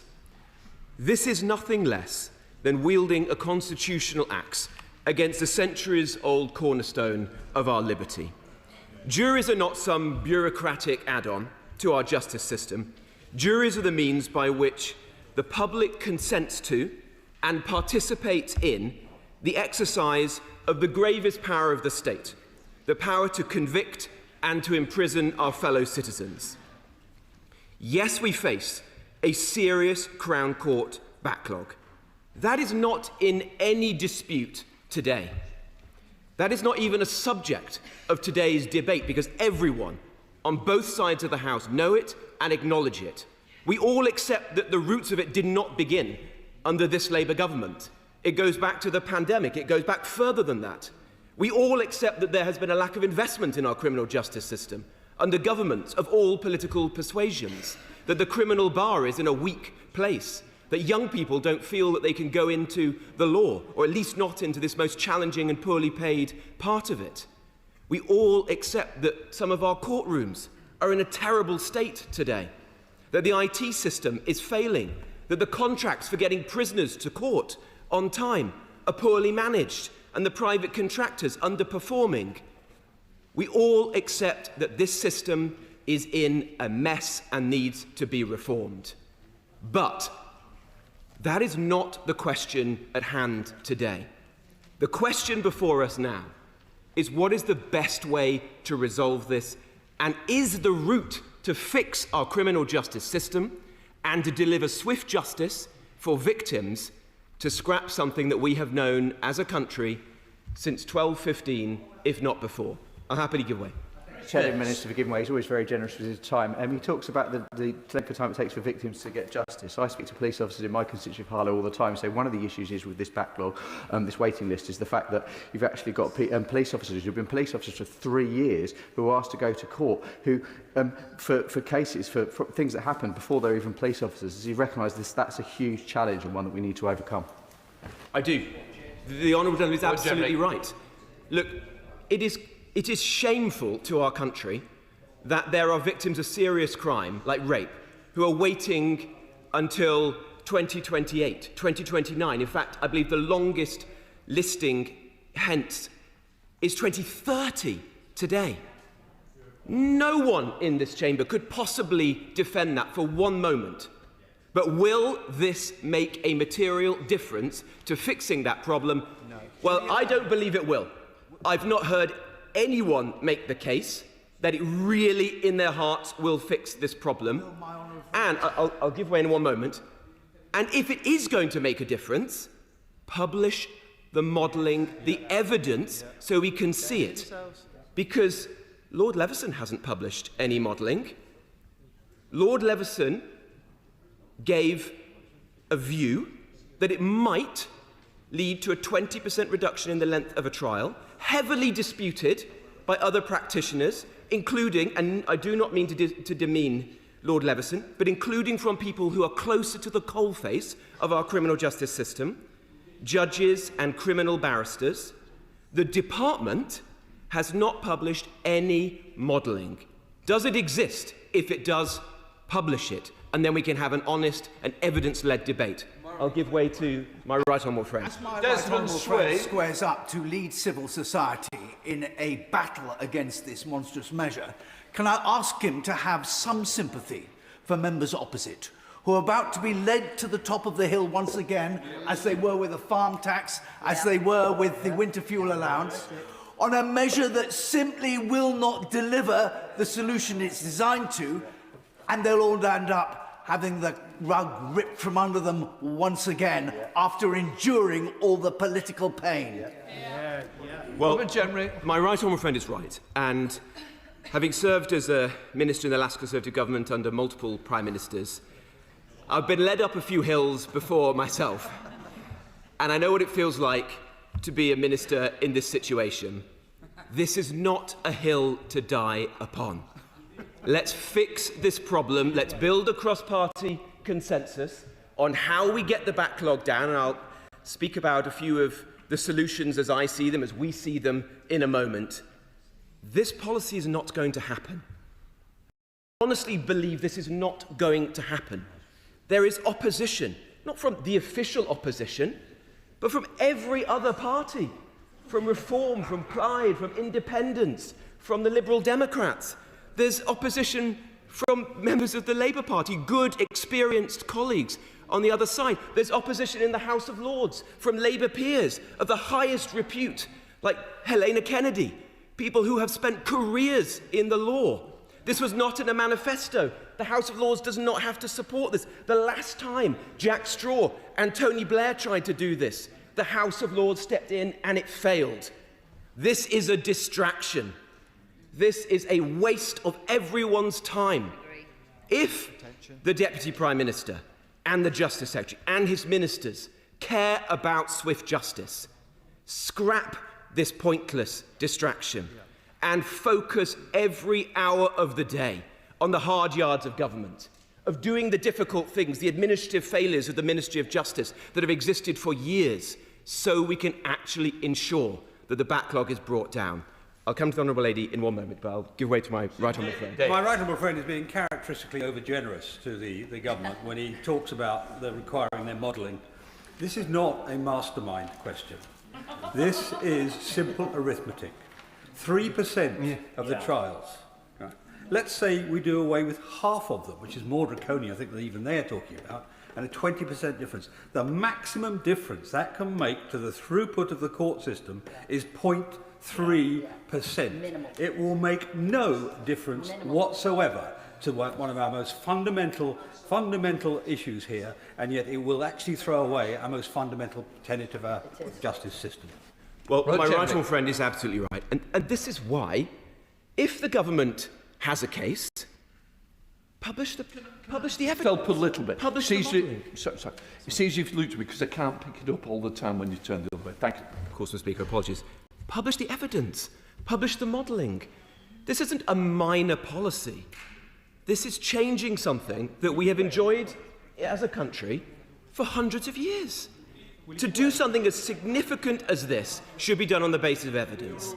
So I would urge the Minister today, whether they accept our motion or not, is by the by, but accept the spirit of it and publish the evidence now so that everyone can see it. The lawyers, the judges, the practitioners who care and are worried about this can then engage in a proper debate. And above all, we in the House of Commons, who are the guardians of our Constitution and our ancient liberties, can have a debate on the basis of facts. If the Honourable Lady would give way, then I'll give way to the Lawrence. I thank the right honourable member for giving way, and I think he has made some very valid points in terms of the situation we are now faced. The fact that we see over 78,000 cases and caught up in that backlog. Many of our constituents waiting for their day for justice. That justice denied, we know many people cannot continue to wait that way. But does he accept that all the issues that he's outlined now is something that there was not enough focus on during the last administration, and they could have done a lot more to resolve this, so we are now not in this difficult situation where we are having to find a way to address this? I think both parties must share in the blame for the present situation. Look, the Permanent Secretary, or the former Permanent Secretary of the Ministry of Justice, came before the Justice Select Committee last year and was asked, broadly speaking, the question that you have just asked me. The Honourable Lady has just asked me. What is the root cause of the current backlog? And she responded that although the poor funding for the system had existed for some time and that had created a number of challenges, the primary cause was the pandemic. That COVID created immense strain on our criminal justice system. And as a result of that, a backlog that had, broadly speaking, been falling in the years prior to it, it had begun to rise slightly in the immediate period before the pandemic, but had, broadly speaking, been falling in the years beforehand, then shot up. Then, the Ministry of Justice... I'm not having both sides cross-examining each other. I'm listening to just one person at the moment. I'm just restating, I think fairly, what the Permanent Secretary said. Then, the Ministry of Justice did not do enough to get the backlog under control. There has been a serious failure to fix the productivity problems in our court system, as I think the IFS set out in a report last year, independently. Could the last government have done more? Well, perhaps it could have done. It did try to do things. It increased sitting days. It brought in the special courts so that there could be courts being held like Nightingale courts in parts of the country. And this began to make some difference, but the backlog kept rising nonetheless. The backlog has risen very substantially under this Labour government as well. In fact, to the extent we have accurate figures, it's rising by about 500 cases every month. So the problem has continued to get worse and worse.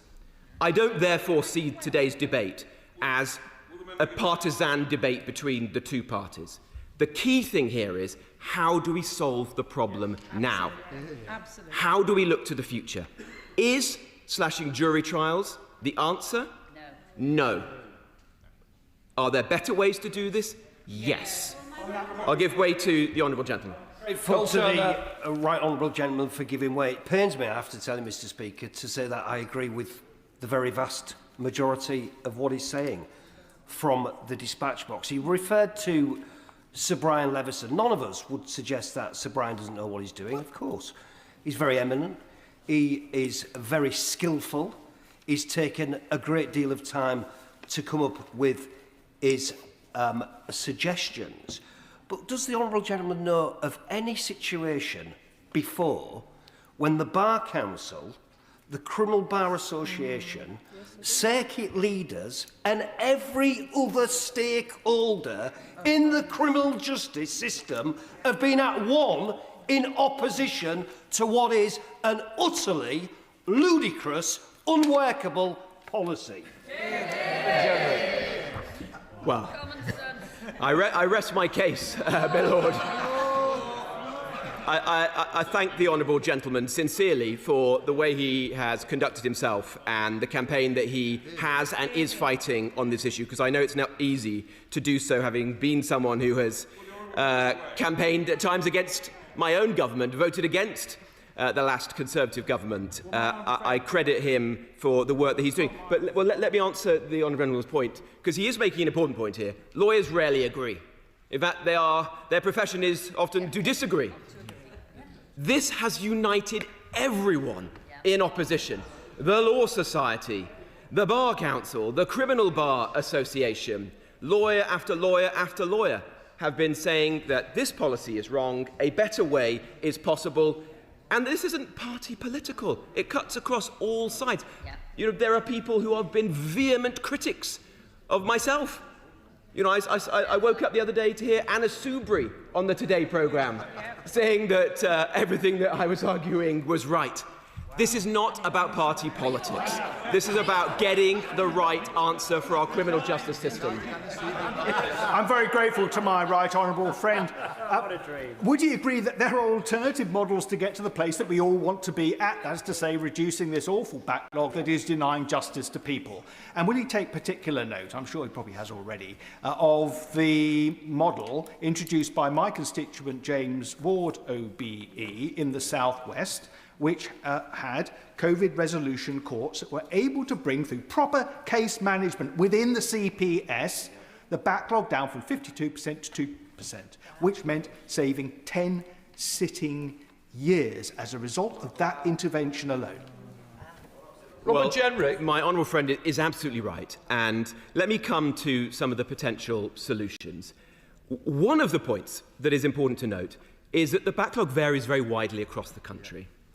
HMCTS is a poorly managed organisation with limited accountability to ministers and has not been performing its function as well as it should do. There are parts of our country where the backlog is far lower than others. If you go to Liverpool, for example, parts of Lancashire, Mr. Speaker, you will see that despite the closure of your local court, the court backlog is substantially lower. In Wales, the court backlog is substantially lower. So there are significant regional differences as better managers, active judges, good case management of the kind that my honourable friend mentioned has made a significant difference. If I can just advance my case a little bit, then I'll come to my honourable friend. The most important thing that we could do now is to get the courts sitting round the clock. There are sitting days on the table which are not being used. The Lady Chief Justice, the most senior person in our judiciary, has said repeatedly that she is able to offer the government more sitting days. She said it in the press, she said it before the Justice Select Committee the other day, and I'm sure she said it privately to ministers as well. The government has been pushed slowly to take her up on those sitting days, and I commend them for that. But there are still, by her measure, I'll give way in a moment, there are still, by her measure, at least 2,000 extra sitting days available, which the government is not taking her up on. We need to go back to the Lady Chief Justice and welcome these sitting days with open arms and say, what would it take for you to produce more? Can we turn 2,000 to 5,000 to 10,000? Get the courts actually sitting. That is not happening right now. And the principal reason for it is financial. Because the Ministry of Justice has not been able to secure from the Treasury a comparatively small sum of money. We can argue about the priorities of this government, and we will differ across the House. But this is a relatively small sum of money which we need for the proper operation of our criminal justice system. And it must be better to spend this money on this cause than to scrap an ancient freedom that we have enjoyed for generation after generation. I'll give way to the Honourable Lady. Thank you very much, Mr. Speaker. I'm really grateful to my right honourable friend for giving way. He's making some excellent points about some of the alternative solutions to scrapping the right to a jury trial. And any MP who spent any time in their local courts will have seen that actually the issue isn't with juries, it's with the poor administration that's resulting in about a quarter of trials having to be rescheduled. So I wonder if he agrees with me that actually, rather than setting this precedent of scrapping the right to trial by jury, the government should maybe start by looking at ways they could removing the pressure on an overwhelmed CPS. And does he think that maybe the possibility of giving the police greater charging powers would be a way to move forward on this? My honourable friend makes a number of very important points. Look, there are better ways to handle this situation. I don't pretend they're simple. They're difficult. They involve getting to the heart of bureaucratic organisations that have been poorly managed and are unaccountable. But let's look at some of those solutions. One, which Brian Levison himself mentions in his report, is incentivising early pleas to prevent cases dragging on unnecessarily. For example, by ensuring that those who are accused of offences meet their counsel earlier in the process, so they can have good advice about their likelihood of success or otherwise sooner than they do today, and changing the fee structure accordingly to achieve that. I will give way on that point, yeah.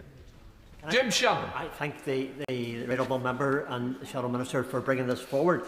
In Northern Ireland, just to give an example of perhaps maybe when the Shadow Minister is looking at some of the options, we have had cause to use the duplicate courts on many occasions, and in 2023 it was only used in 0.8% of occasions because terrorist trials and serious criminal trials are not given the opportunity and because of intimidation.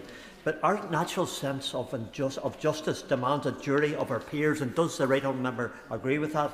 And does he also agree that jury trials must remain exceptional and justice can be served more efficiently by juries by increasing court dates and cutting down the number of ineffective trials that waste time, the very thing that the right honourable member has referred to? Well, my honourable friend is making a series of very important points. There's something very special about being judged by a group of your own peers, the wisdom of ordinary members of the public coming together.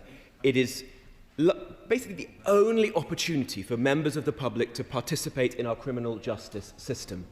And that's something that's very important and which should be preserved. He's right to say we need to get the court sitting round the clock. Just this week alone, because of closed courtrooms, 241 sitting days have been missed. 241 in 3 days. Imagine what that is over the course of a year. We need to ensure that prisoners are arriving at court on time. The present contract is not working properly. That leads to too many trials to collapse or to suffer unacceptable levels of delay. We need to drastically improve court IT, ending the technical failures that waste hours of court time every week. As I said earlier, we need to provide proper support for the criminal bar, and I welcome the modest intervention that was made by the Justice Secretary in that respect the other day, ensuring there are enough advocates to prosecute and defend cases. These are the bottlenecks that actually drive delays. The bottleneck is a problem of resources and management, not an inevitable side effect of having citizens weigh evidence. Jury trials are not the problem. We've got to ensure that we actually get to the root of the challenge, not get rid of something that we've enjoyed for such a long period of time. Let me just mention the degree of opposition that there is right now, as my honourable friend rightly mentioned, because it is important to note how broad the opposition is within the legal world, for whom alarm bells are ringing over this proposal. The Law Society, representing thousands of solicitors, calls it an extreme measure that goes too far and fundamentally changes how our criminal justice system operates. Its president, Mark Evans, warned that the plan actually goes further than the recommendations of Sir Brian Levison's review of efficiency and isn't backed by evidence that it will solve the backlog. The Bar Council, representing barristers, have been equally clear. They see no basis for altering the structure of the court system in this way, warning that limiting the right to jury trial strikes at a core citizen's right. I will give way, and then I must conclude my remarks, because there's clearly a lot of colleagues who'd like to speak. Brady. I'm obliged. Thank you very much, Mr. Speaker. Well, I just wonder if the Right Honourable Gentleman, the Shadow Secretary of State, could clarify just one point on the opposition's position. In Scotland, you've never had a right to elect for a jury trial as an accused. The position is the prosecution decides whether a case is to go for jury trial, and the accused has no right to require a jury trial. Is the opposition's position that such a reform in Britain, in England, should be opposed? That specific point about the election. Nothing. Well, that is the subject of this debate, isn't it? England and Wales have their own legal tradition. Scotland has its. Those of us who represent constituencies in England and Wales are here to defend our constitutional rights and settlement, and we will do so. It's up to those in Scotland to choose their path forwards. But the Honourable Gentleman's question also begs another one. It begs an important question in this. Is this debate about a technical, bureaucratic one? How do we get the backlog down in the most expeditious way? Or does the Honourable Gentleman speak to an ideological view that jury trials are wrong or superfluous, that all people don't know what they're talking about, their views should be casually set aside? I don't know the answer to that question with respect to the Honourable Gentleman, but there are some in our politics who do take that view. There are some who think that ordinary citizens cannot be trusted. As Baroness Helena Kennedy said, there had been a trope amongst some within the Labour tradition that had she assigned some of the view that had led to Tony Blair and Jack Straw taking the original decision. Now, that is clearly not all within the Labour tradition as we see today. It may be a very small minority. It's not one that we on this side support. We want to see ordinary people continue to be at the heart of our criminal justice system. And it's for that reason that we brought this motion today. So let me conclude by saying this. This is an Opposition Day debate. But the opposition to this proposal is not these green benches behind me. It's not the green benches to my left. It is all sides of the House and the other place. It's the solicitors, the barristers, the judges that can speak out, and those privately around their kitchen tables who can't. It is the ordinary citizens of our country who want to see this preserved. Poll after poll shows it clearly. This is 800 years of legal tradition. Let's not toss it aside. Let's defend it, because it matters. And then let's unite and find a way to fix the bureaucratic failures of the Ministry of Justice, to ensure, I can't give way at this one, ensure that we have swift justice. Justice delayed is justice denied. We all agree on that. We can do this without ruining a gift that this country has given to the Western world. A gift to the world, a fundamental part of our Constitution and our democracy. Vote for our motion today. Defend jury trials. And then tomorrow, let's work together to fix the court backlog. The question is, as on the order paper, I now call the Minister to move the amendment. Sarah Sackman. Mr. Speaker, I beg to move the amendment standing in the name of the Prime Minister. Let's fix it tomorrow, the Right Honourable Gentleman says. Tomorrow, tomorrow and tomorrow. What a luxury. Our justice system is in a state of crisis, as the Honourable Gentleman has said. But in every crisis, whilst there's risk, there's also an opportunity. And the opportunity here is one that we, in government, grasp to modernise our justice system and bring it into the 21st century. Let's start with the crisis. I didn't hear an apology in the Right Honourable Gentleman's speech, but what it did do is lay bare the facts of what the previous government did to our justice system. Being in government is about choices. And we know what choices His Majesty's opposition would make about the justice system because they had 14 years to show the world. Now he says, let's come together. Let's talk about investment in our system. Let's come up with solutions. But what did they do for 14 years? The previous government closed half of all the courts in England and Wales. Who did they entrust to be guardians of our justice system? Liz Truss, Dominic Raab, Chris Grayling. They decimated our legal aid system. They all but broke our prison system. And the result? Well, he's right, there is consensus that we're in crisis and that the status quo cannot be tolerated.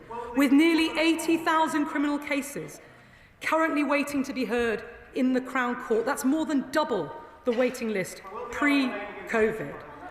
Victims of justice waiting for years, currently in the Crown Court waiting list, over 20,000 open cases waiting for a year or more. Justice delayed is justice denied, and the party opposite must bear much of the blame, but you'll never hear that word. Sorry, I'm prepared to give way. For giving way. I'm not really interested in a party political rant, but plainly she is. What I am interested is expediting justice for my constituents. And she will have heard in my intervention on my right honourable friend that there is a model to solve this. Will she please look closely at the model that my constituent James Ward brought forward that had spectacular results in terms of reducing the delays in our criminal justice system, and say why that model isn't being applied, but abolition of trial by jury is? Minister. 14 years they had to implement the solutions that they now say are blindingly obvious. The fact is that Swift courts, flow courts, blitz courts, whatever you want to call them, are being operated, but they cannot keep up with the demand. Our justice system has simply not kept pace with the times and demands of modern society. There is now record demand of criminal cases, more police officers, arrests up by 10%, cases arriving at the Crown Court up 20%. Trials are more complex, cases taking on average 71% longer. Technology like smartphones, the smartphones we carry in our pockets, creating more digital evidence than ever before. Jury trials are taking twice as long as they did in 2000. And what these delays mean is that in many cases, justice is simply not being served.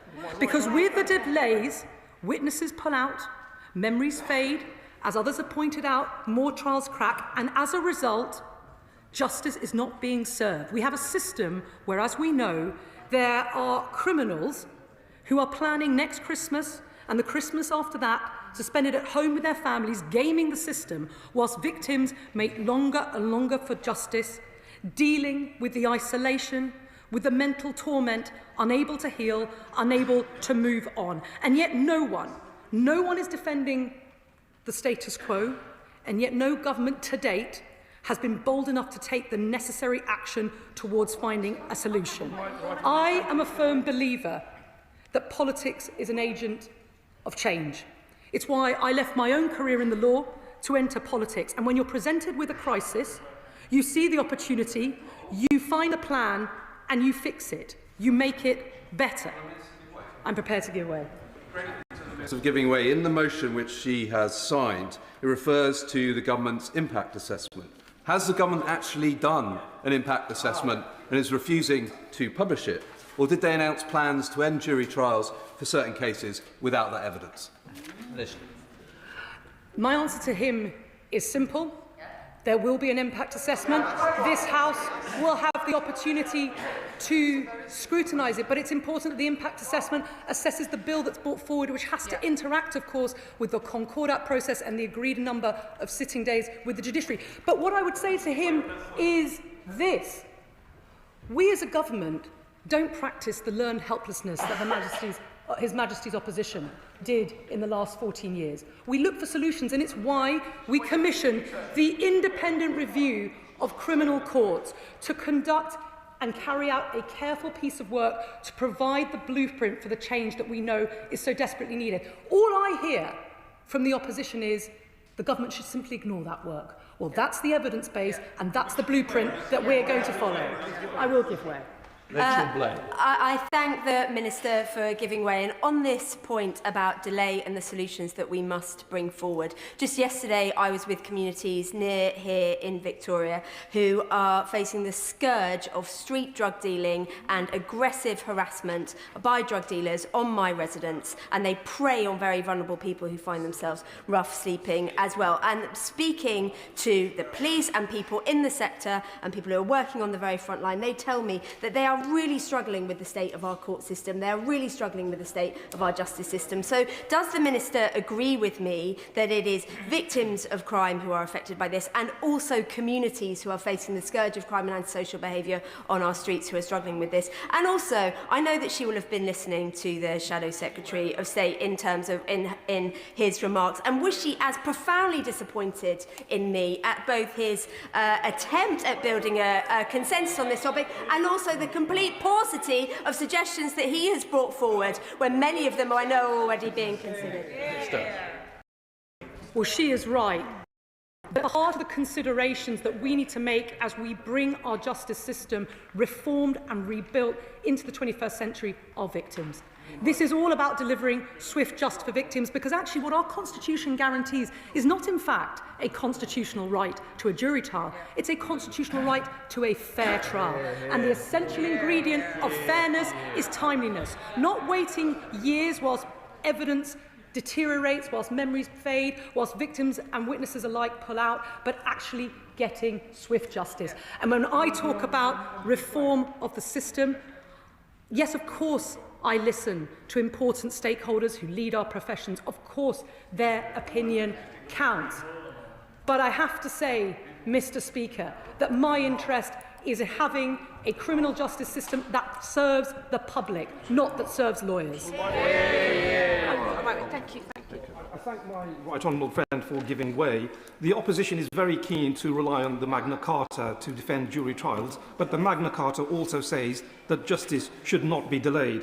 So Brian Leveson has reported that jury trials are taking twice as long as they did in 2000 because criminal cases are much more complex now. They can involve thousands of pages of electronic evidence. We are putting more pressure on jurors, financial and other pressures, and it's much more difficult now to support and guide jurors. So there is clearly a case for reform. Will my right honourable friend please also consider, because I understand one of the recommendations made by Sir Brian Leveson was to have jury trials replaced by a judge and 2 magistrates. So could that be a possible compromise to reduce the delays?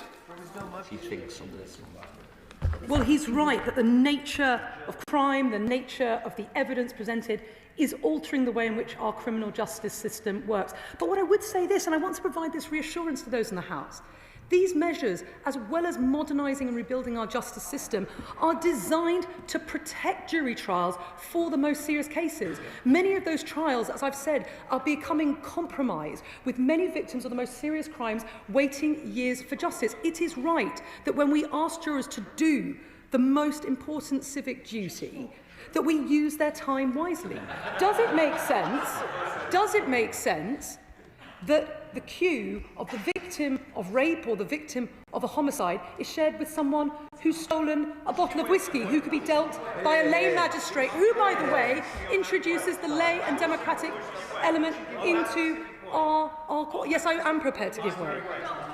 Because in the letter written to the Criminal Court Reform by the Justice Secretary to the Justice Committee, it says specifically when it comes to rape and prioritisation, we are not introducing specific targets for rape cases, but our overall objective is to drive down these waiting times as quickly as possible. Listing is a judicial function, and the judiciary itself already prioritised cases involving vulnerable victims and witnesses, which include victims of sexual offences, including rape. Therefore, when she uses her example of whiskey, it is not appropriate because it is fundamentally wrong by the letter written by David Lammy himself.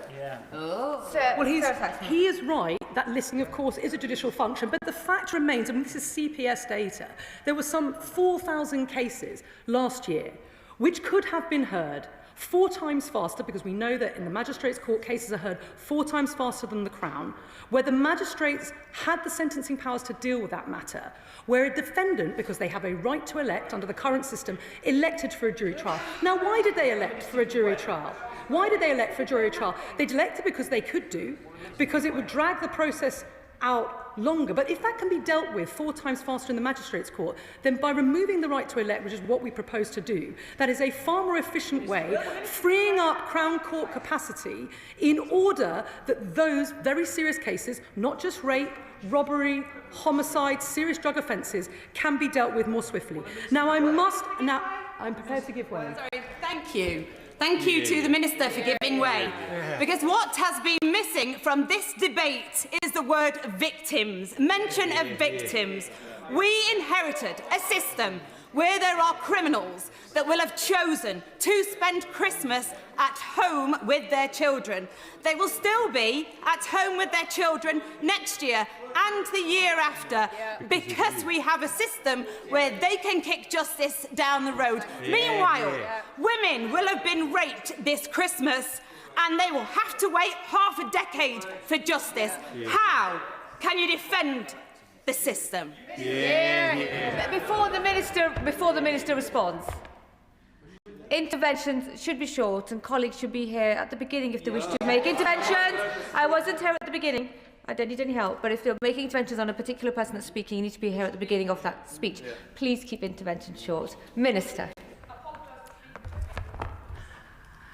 As so often, my honourable friend is a powerful advocate for women and for victims. And as I've said, the reforms that the government are bringing forward have laser-focused, swift justice for victims. I do want to address the point that's made about investment. That if we invest, I'm going to complete this point and then I'll take an intervention.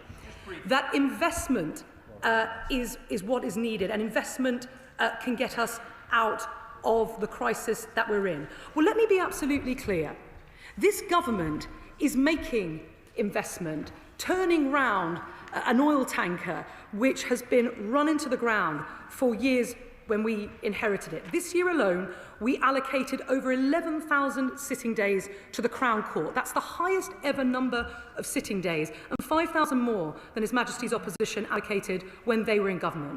The Concordat is taking its course, and there will be more to come. We've invested too in the professions, an uplift for criminal legal aid solicitors of £92 million. As part of this package, £34 million for criminal defence barristers, and crucially, match funding for pupillagers to increase the talent pipeline so we can have the sustainability of legal practitioners to both prosecute and defend cases in the system. So we are making that investment, and we will ensure that that record-breaking investment continues so that people are not waiting longer and longer. But let me be absolutely clear, Madam Deputy Speaker. Funding alone will not solve the problem. The government cannot simply sit its way out and write a blank cheque. Don't take my word for it. That is the central conclusion of the independent review of criminal courts. Yes, we need more investment, but investment alone will not resolve the crisis and decline in our criminal justice system. We need 3 things. Investment, yes, and that is starting to be made and percolating into the system. Reform, which is what the independent review of criminal courts tells us which we need. The opposition says ignore it. I am not prepared to. And thirdly, modernisation. How can we harness the technology now at our disposal, whether it's in terms of AI transcription, case summarisation, to ensure that we are getting swift justice? It's those 3 pillars that are going to transform and bring our criminal justice system into the 21st century. But those who tell you that simply spending our way out of the problem or tweaking a lever here and there is going to solve it, it won't. I agree. Those who say that we should bring prisoners to court more efficiently to avoid delays, do we need to do that? Yes, we do. And I eagerly await part 2 of Sir Brian's report, but those are things that we are working on straight away. Do we need more efficient listing? I agree. Yes, we do. Let's get those efficiencies. In that, there is consensus. But do I think, and does the government think, that that alone will salvage the system where there is such an acute degree of crisis? No. We need the reform, we need the modernisation, together with the investment. Yes, I'm prepared to give way. She describes the problem. Who are you giving way to? Sorry. Thank you very much, Madam Deputy Speaker. We've already recognised that there is a regional aspect to this, and Wales's Crown Courts generally outperform those in England.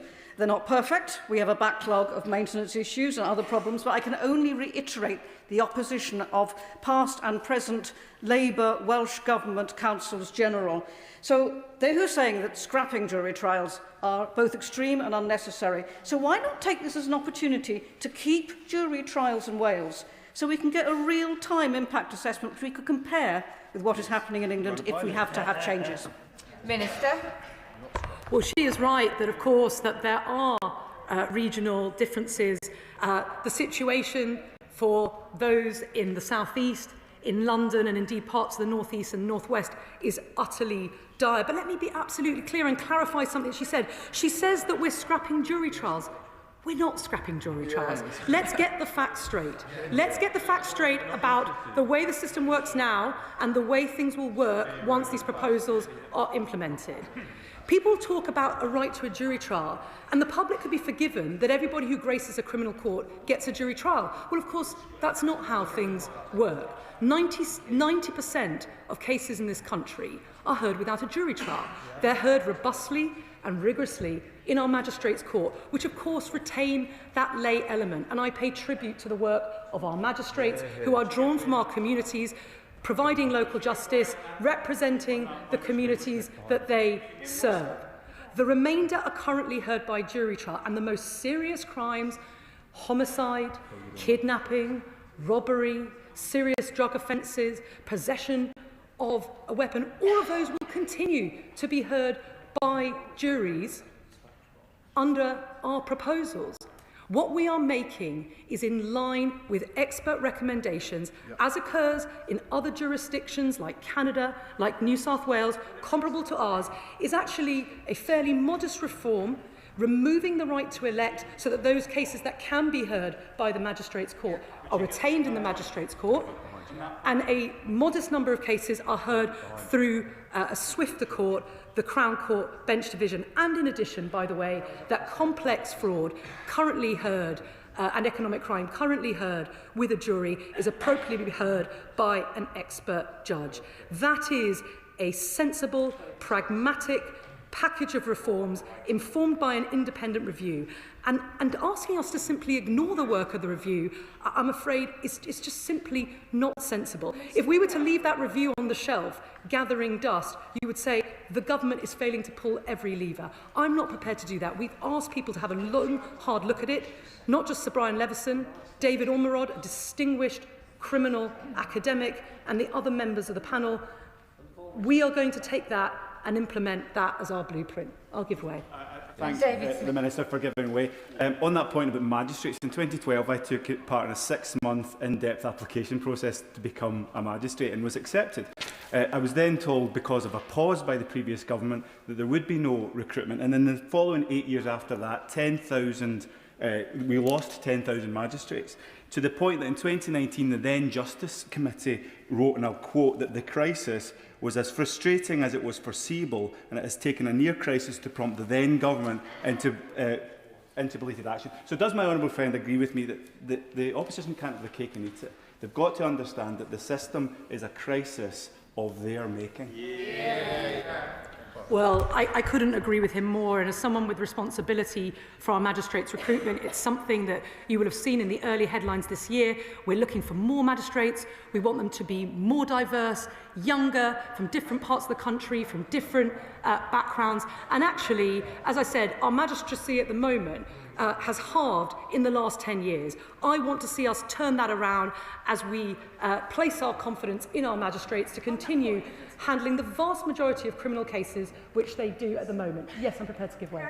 Thank the Minister for giving way. My first job after graduating was in a magistrates' court, where they were just making the transition from writing court records in this huge ledger by hand to computerisation. And I appreciate it's modernised an awful lot since then. But I wanted to pick up on the point that my honourable friend from Cities of London and Westminster made about the impact of persistent drug dealing on local communities. One of the things that's being piloted in Bristol is an intensive supervision court, because obviously we know that a huge number of crimes are committed by people with persistent drug addictions. If we can divert them from the criminal justice system, it will help free up our courts.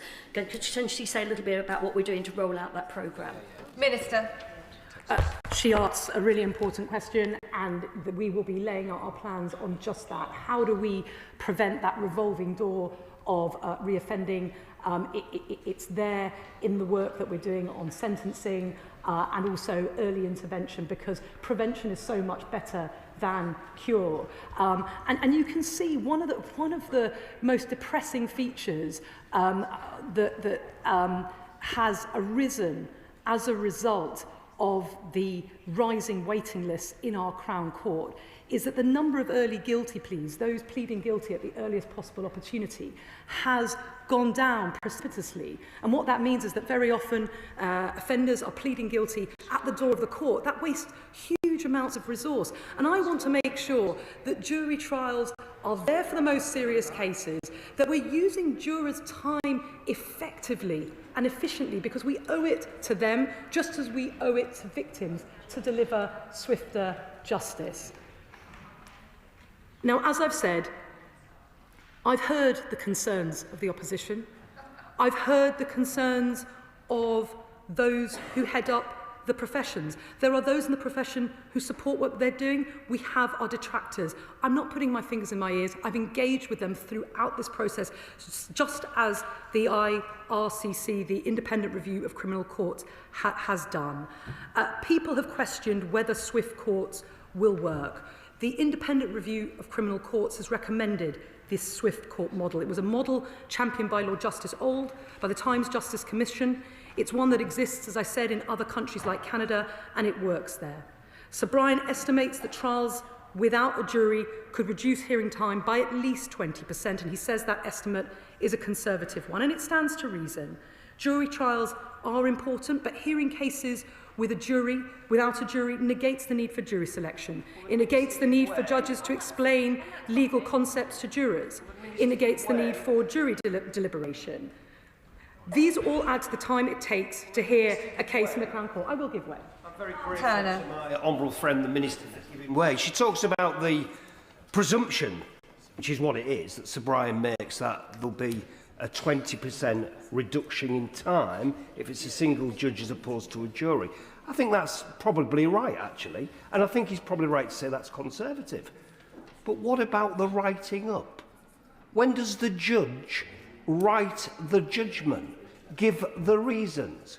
Are they doing that while they're putting the kids to bed in the evening, or are they doing that the following day, and the day after, and the day after that? Because reasons will be necessary when a single judge is deciding the innocence of guilt of a defendant. What's the answer? Minister.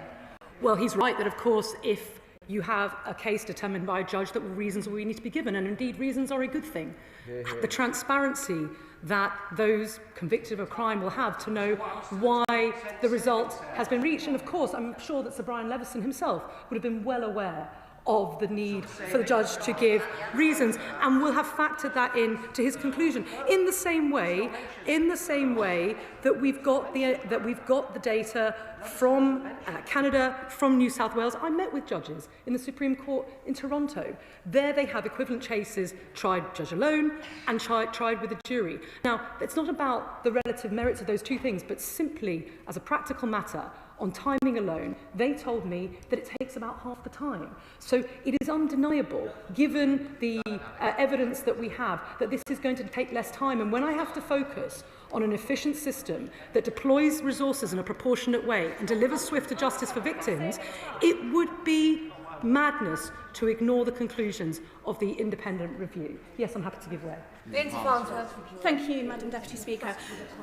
Just on the point of saving time in relation to fewer jury trials, does the does my right honourable friend agree with me that this isn't just about the amount of time a jury is in the courtroom itself, but all of the other factors within the criminal justice system that contributes to that?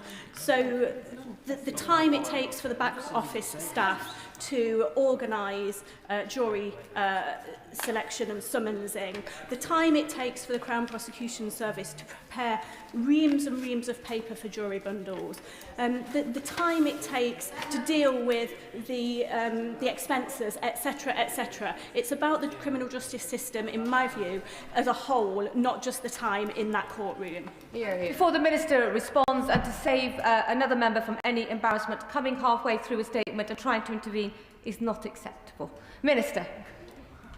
Well, I know that she speaks with ample experience of 2 decades working for the Crown Prosecution Service, and so she knows exactly how the system works, warts and all, and that realism, that pragmatism that she brings, I think speaks to this really important point that operating a jury system is expensive, it takes a lot of time, and it's why we've got to deploy it in a timely way, in a proportionate way for the most important cases. At the moment, it's available for 3% of cases, but so many of those cases are running in such a delayed fashion that they're collapsing at the 11th hour, that justice isn't being served, and so actually we're undermining the jury system by allowing the system to run out of control.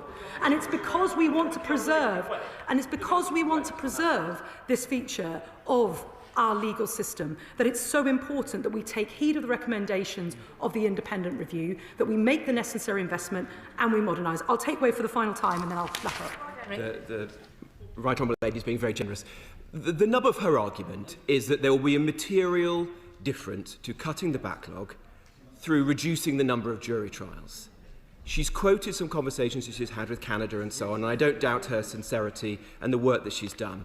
Why wouldn't she commit today to publish, not in months to come, but this week or next week, as soon as practicable, the modelling and evidence basis for the assertions that she's making today?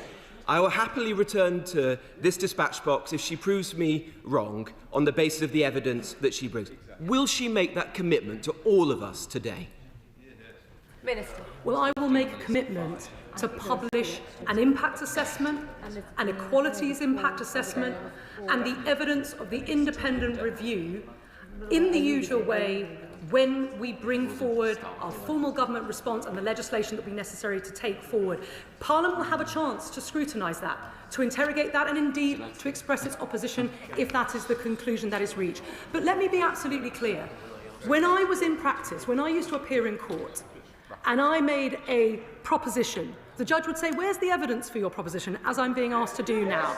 And there is authority for the proposition that I'm making, for the proposition that we believe that if institutions aren't working, vital institutions aren't working for the British public, we should be open to changing them. And we should be open to changing them in 3 ways: by making investment, which we're beginning to do, through structural reform, which is what is on the table, and through modernisation. And the evidence base for that structural reform is as follows. The international comparisons, Sir Brian Levison's independent expert review. The fact that we know, and this is critical, and this is MOJ data, triable either way cases, so a case that could be heard in the magistrates or could be heard in the Crown, can be heard 4 times faster and are heard 4 times faster in the magistrates' court. So if you take cases that are not suitable for the Crown Court, free up capacity for our Crown Court to hear those most serious cases and hear them in the magistrates' court, it stands to reason that it will go faster. But of course, we will publish the detail at the appropriate time for all to scrutinise. Let me conclude by saying this. Everyone today here has agreed we're in a state of crisis. The difference between His Majesty's opposition and with the government is that I reject the learned helplessness that festered under the previous government.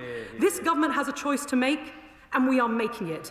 We are making the decision to use a crisis and to turn it into an opportunity, to bring down the waiting list and to modernise the system in the process. And finally, Madam Deputy Speaker, people ask me, Sarah, would you be doing this if there wasn't a crisis in our courts?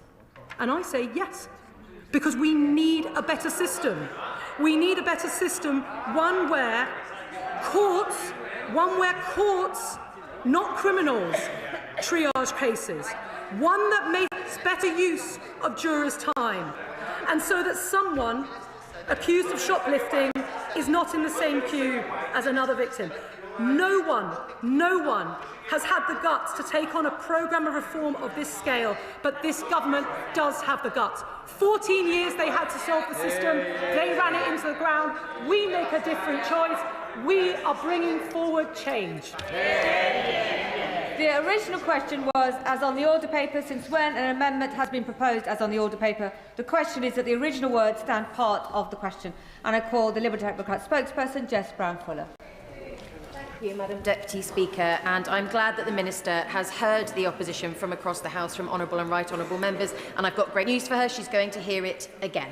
An opinion that many of us share across the House and the political divide is our criminal justice system is in complete disarray, with nothing epitomising this more than the backlog in our criminal courts. In our Crown courts, this stands at almost 80,000 cases, with trial dates now stretching late into this decade. The delayed justice, harm to victims and impacts on rehabilitation are a shameful legacy of over a decade of complacent Conservative governments. Their inability to recognise the crisis and steer a new course to fix the system is completely unforgivable. Instead, the Prime Minister ran away from full prisons and a court system in disarray and called a general election in 2024.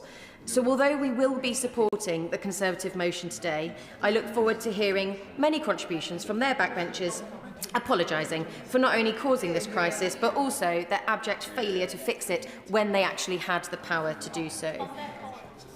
I will give way to my honourable friend. Thanks to my honourable friend for giving way. She's making a very powerful case.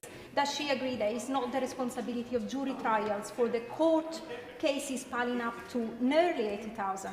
And then the real causes are staff shortages, broken estates, and 10 years of Conservative complacency that hollowed out the justice system and left victims waiting years for their day in court. I thank my honourable friend for her contribution, and she's absolutely right. And we in the Liberal Democrats on these benches have sympathy for the scale of the task that this Labour government has inherited. And we're glad that they do recognise the real losers here, the victims.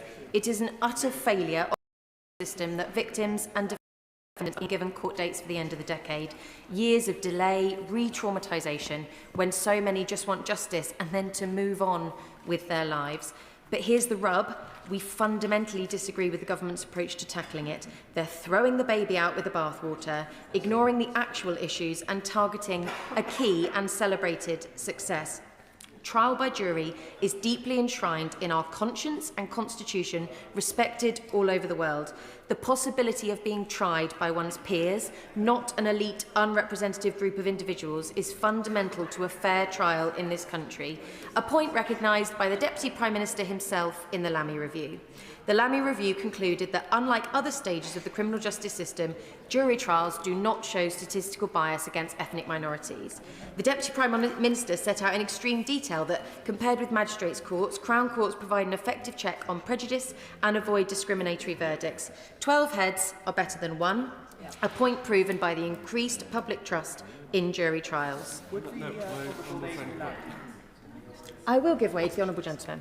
I'd just like to suggest, in support of what she's been saying, that surely a distinction of which we need to be aware is that whereas the judge is a specialist in deciding what the law says and how it should be applied, he is not a specialist, he or she is not a specialist in deciding whether someone's telling the truth or not.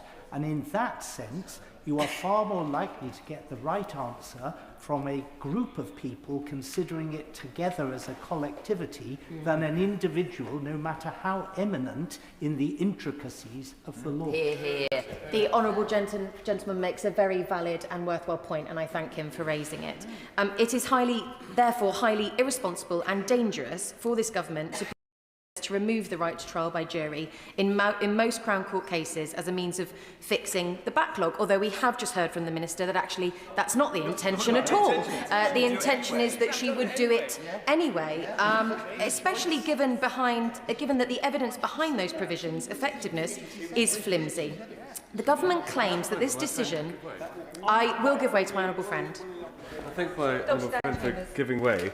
I've been contacted by so many KCs and criminal barristers in Winchester, one of them Rosemary Burns, and I think what the collective confusion is why are we removing such a sort of fundamental constitutional entrenched principle rather than focusing on crumbling courtrooms, courtrooms sitting empty due to the cap in the number of days the court can sit, and the failure of prisoner transport to bring defendants to court in time. Why are these logistical and infrastructure issues not being focused on and laser focused on before this is even considered? Something that I will come on to later in my contribution about the inefficiencies within the system. I will make some progress if he doesn't mind. The government claims that this decision has stemmed from the review undertaken by Sir Brian Levison, the first part of which was published last year.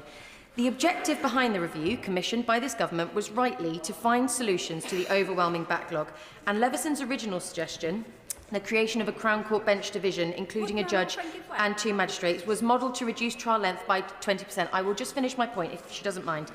The government, however, has gone further than Levison recommended, meaning that those accused of crimes with likely sentences of less than 3 years will, for the most part, not be heard by a jury.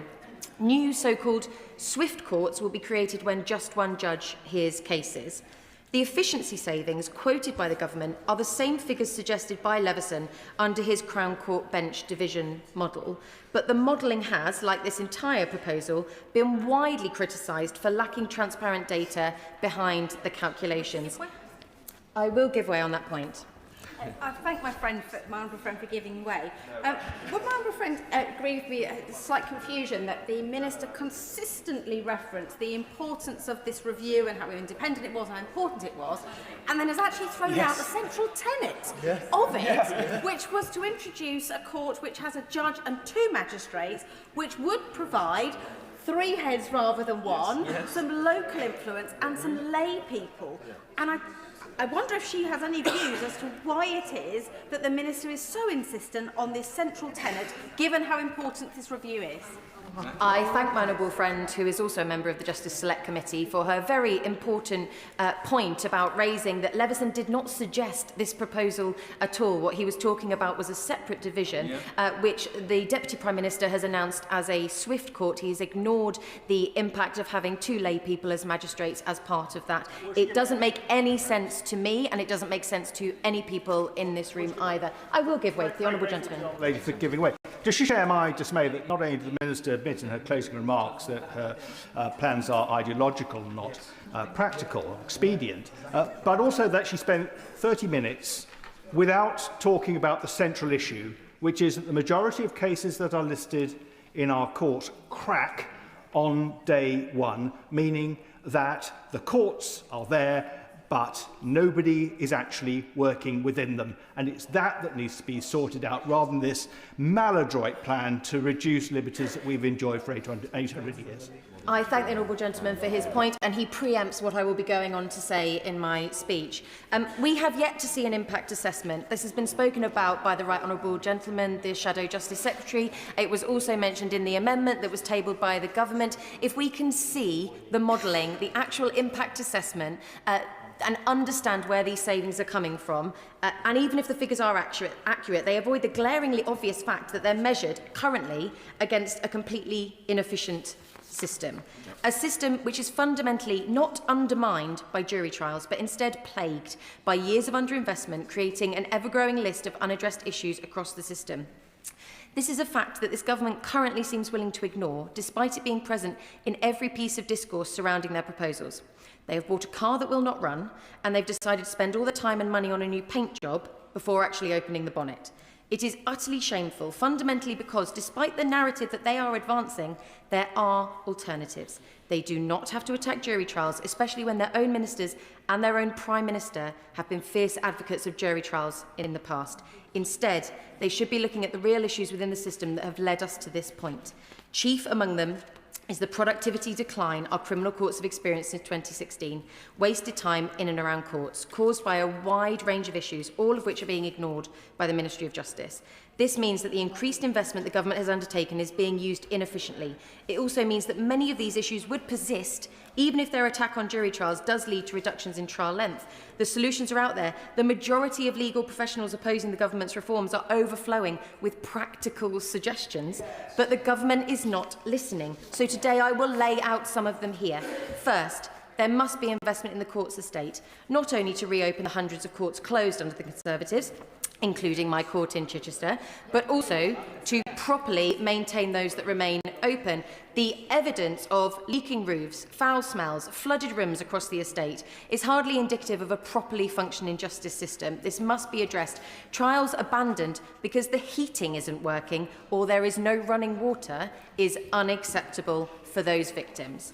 Even at a roughest of estimates, the restriction of jury trials will at best save 9,000 sitting days in court a year. This is based on not being able to see an impact assessment. The government could increase the number of sitting days up to the possible 130,000, which would far exceed the apparent savings that they would gain from the removal of trials. The concept of a restriction of sitting days is artificial. If you have a case and a courtroom and a defendant on remand and court staff ready to go, then the case should be heard. Happily give way.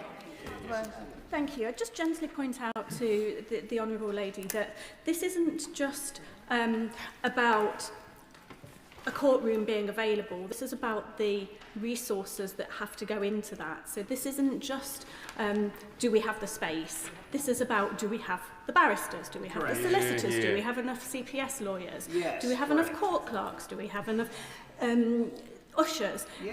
This is a bigger picture, and this is why the whole package that the government is putting forward is incredibly important, because just tinkering around the edges has been done for years, and we are in this crisis now.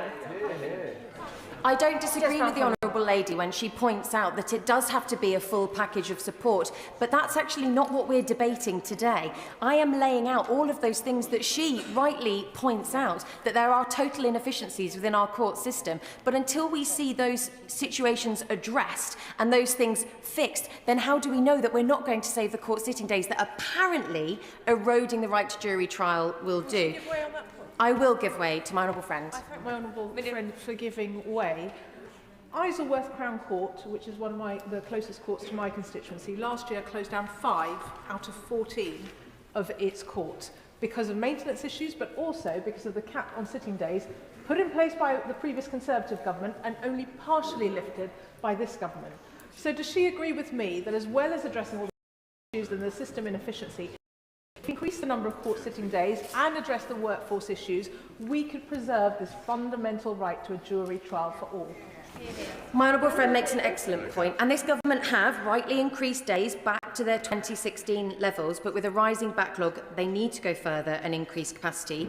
As pointed out by the secret barrister in his blog, we also have huge delays in the NHS, but you don't see the government proposing a cap on A&E sitting days to save on having the lights on in A&E. Adding to this are the hours lost to unenforceable contracts that have left many trials without a defendant, while everyone waits for them to be delivered from prison. Given that a key argument advanced by the government for reducing jury trials is the increasing length of trials, explicitly linked to complexity, I would urge them to address the impact of these failing contracts. And there are also key efficiencies to be gained in investment in the IT systems, with widespread complaints about functional Wi-Fi and disrupted systems. The common platform system advertised to solve these issues is over budget and still delayed. Serious solutions to address issues like this, instead they are seemingly ignored. And yes, there are costs associated, of course there are, but there are clearly major costs not addressing the issues in the system. For example, it costs £55,000 a year to keep someone in prison, and the number of people in prison on remand has doubled in the last 7 years. So the savings are there as well, they just need to be realised. It is also clear from courts such as Liverpool Crown Court, which I think was mentioned earlier, that efficiencies can be achieved without spending through a proactive and realistic approach. Jamie Hamilton KC has set out steps such as prioritising cases where late guilty pleas are likely, leading to improved outcomes in case clearance. It is unfathomable to me that the government has tasked Brian Leveson with 2 reports, the second of which is to focus on efficiency improvements and the better use of technology in the court system. Surely that is the logical report to have first, to introduce those efficiencies and bring the backlog down. Madam Deputy Speaker, the government has identified the problem they inherited, but they have arrived at entirely the wrong solutions. They are searching for an easy way out, a quick fix, but reducing access to jury trials is not that fix. It is unscrutinised, unfair, and continues the trend of declining public trust in our justice system. The government is right that victims are among those being let down, waiting years for justice and unable to move on with their lives. But we need solutions that work, solutions that address the causes of the crisis, reverse the systematic underfunding that has plagued the system, and genuinely improve efficiency. Thank you. To ensure that everybody is able to contribute, there will be a speaking limit to begin with at 8 minutes, but it will come down further. Andy Slaughter. Thank you very much, Madam Deputy Speaker. The background to this debate is well known. Against a historically high and growing backlog of cases in the Crown Court provoked by the previous government, the former Lord Chancellor commissioned Sir Brian Leveson to undertake an independent review of the criminal courts with the aim of bringing the backlog down. Part 1 of that review was published in July 2025. It suggests structural and policy changes. Sir Brian made 45 recommendations, a few of which concern changes to mode of trial.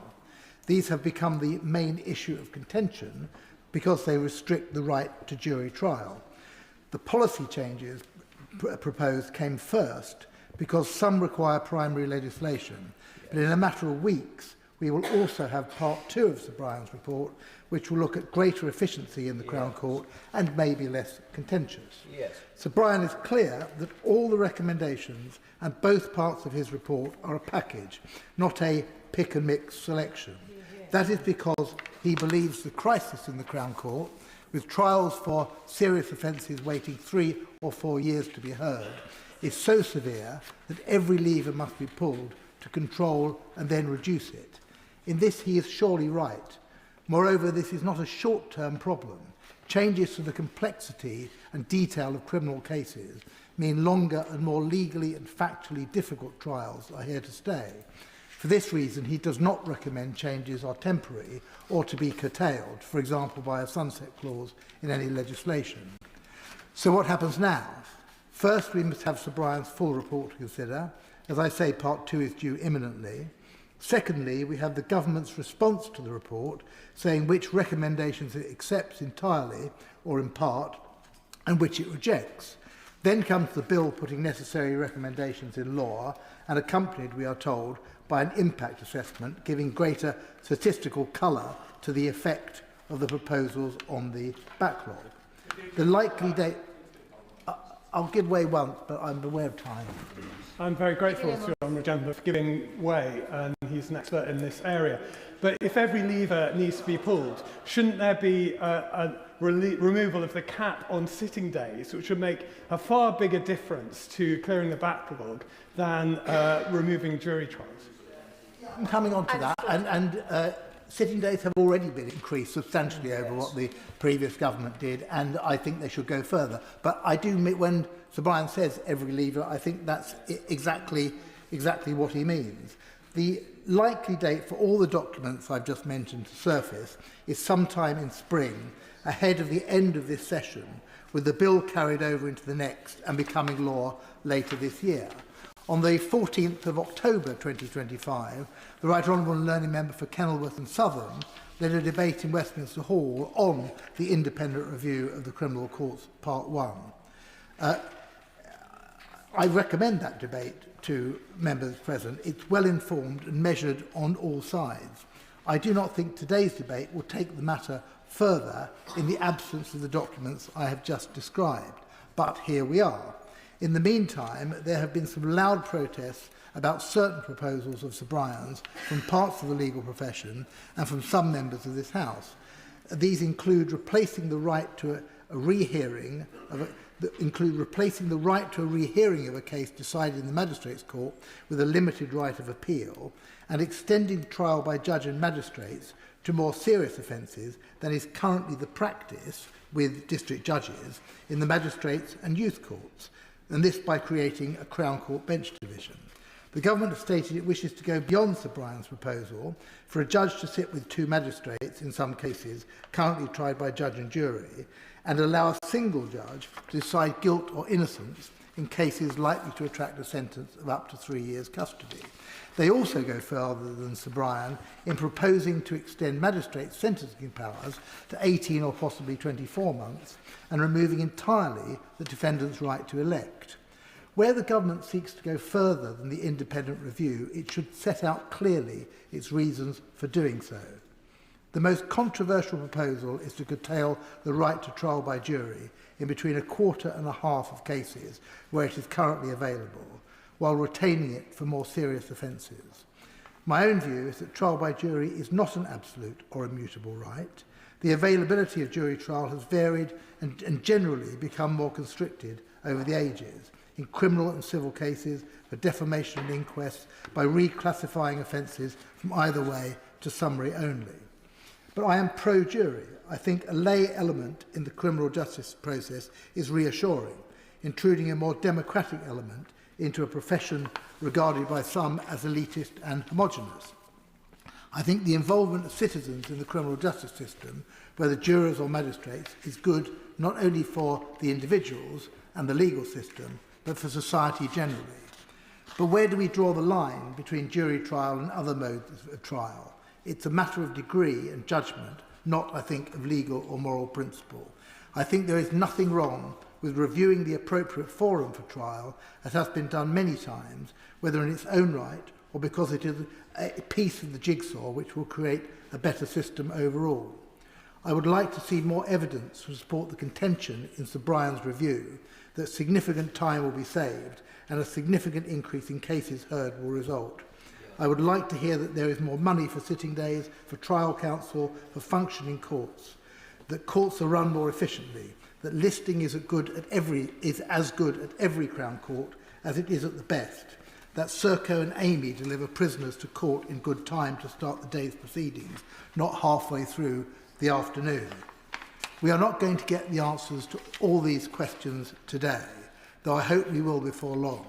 I prefer the government amendment that anticipates this information being provided to the opposition motion that prejudges what it will say. And I do acknowledge that the government has already increased budget and already provided greater efficiency measures. The Justice Committee is seized of this issue. We heard evidence from Sir Brian Leveson in November, interrogated the Lord Chancellor in December, and next week we will hear from opponents and supporters of the proposed reforms and from the Minister of State who opened this debate. We may have some criticism of the bill or the government response to the review and seek to amend. But like the government, and I think MPs on all sides, we hear every week of fresh indignities heaped upon victims of crime and on defendants too, made to wait years beyond what is humane, often in a physical or mental prison for a resolution of their case. Not to consider them is not to be serious either about the damage delay is doing to individuals or to confidence in our courts. This is not a one-way valve. There are gains and losses, whatever course we take. For the present, I am prepared to give the government the benefit of the doubt that they are looking for every possible measure to repair our battered justice system, and certainly I prefer their honest endeavour to the gamesmanship of the party opposite, who broke the system and now seek to use its dilapidated condition as a political tool. David Davis. Thank you, Madam Deputy Speaker. Can I start by commending my own front bench? I don't always agree with him. I'm not quite Anna Soubry, but I don't always agree with him. But on this, I think it struck exactly the right tone. Yeah. Speaker, somebody who's criticised the Department of Justice under all parties rather vigorously for 30 years.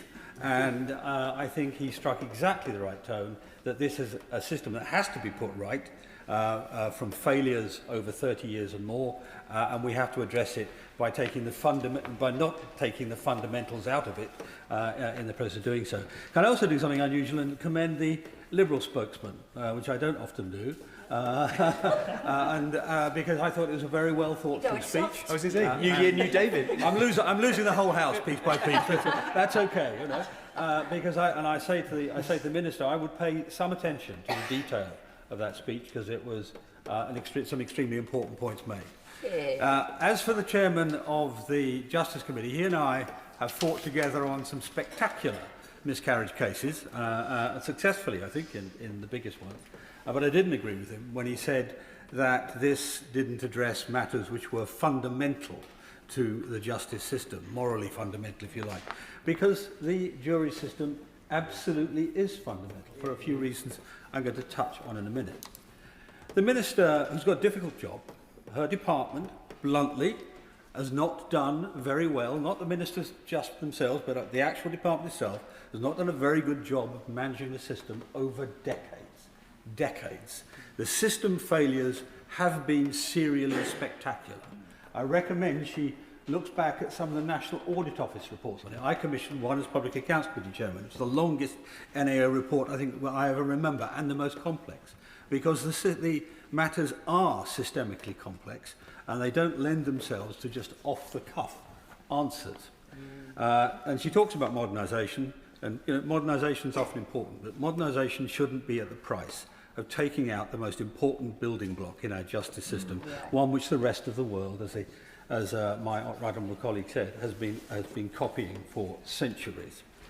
And that's why, of course, the majority of the judiciary themselves don't agree with this.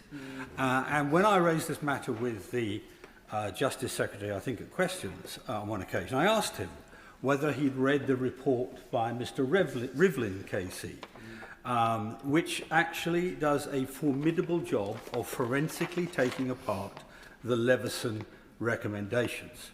And one of the points he makes is that Leveson is making judgments quite properly as a judge of a very distinguished judge of very long standing, but he's not making them on the basis of empirical data. There was very little empirical data behind what Justice Leveson argued.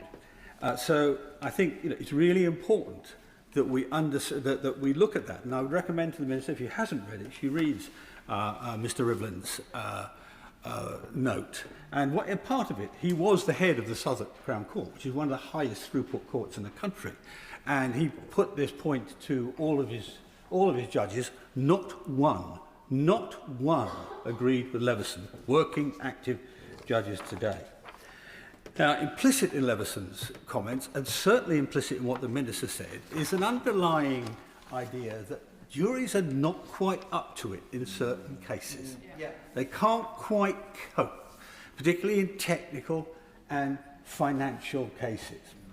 Well, frankly, I've handled about a dozen miscarriage of justice cases over the course of the last decade or two. And in not one of them was the jury the source of the error.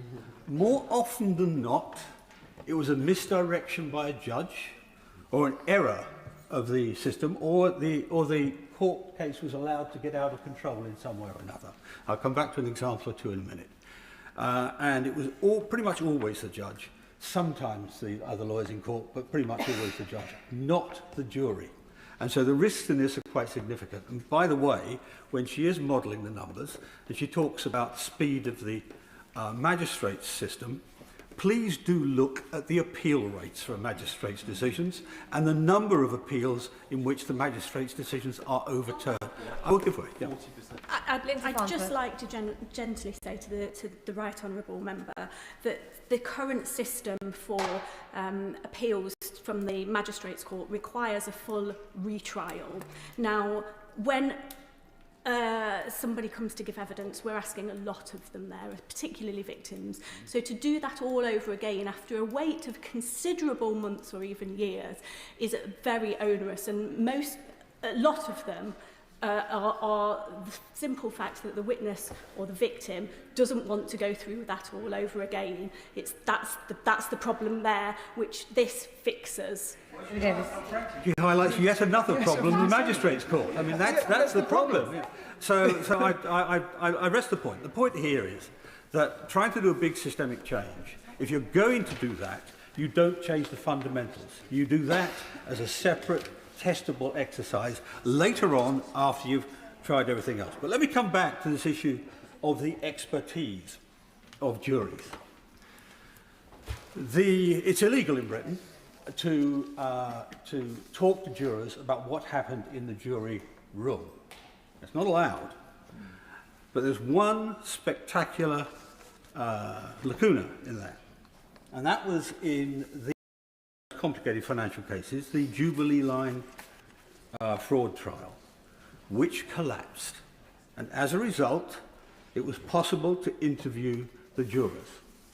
Now, this was particularly in the area where it said that jurors can't cope, complex financial law. And they were asked, couldn't they cope? Was there a problem? When they were asked, they answered quite unequivocally when they were asked if they could not understand the case. They said, oh yeah, we could understand the case. It was the lawyers that couldn't understand the case. And that's precisely what the outcome of that analysis was. Now, secondly, I say to the Minister, she resisted publishing the model. That's understandable. I can see why she's doing that, and she wants it to be presented properly and transparently, I hope, and so on. But she's made the decision. Yeah, exactly. She's made the decision already. So at very least, she should be telling us what the size of saving is, what the size of change is. Now, my judgment is it's less than 0.5%, the point I made in the intervention earlier. She may disagree. Well, let's see what she thinks it really is. Because we are expected to take this on trust, and we should never change something as fundamental to our constitution and our justice system on trust. Never. I don't think this will move the dial at all. Now, there's one other systemic issue here I want to raise. And again, my own side might not like it, because the primary case undermined, not unusual, I know, the primary case undermined a part of the Thatcher government's activities. And it was a case of Clive Ponting.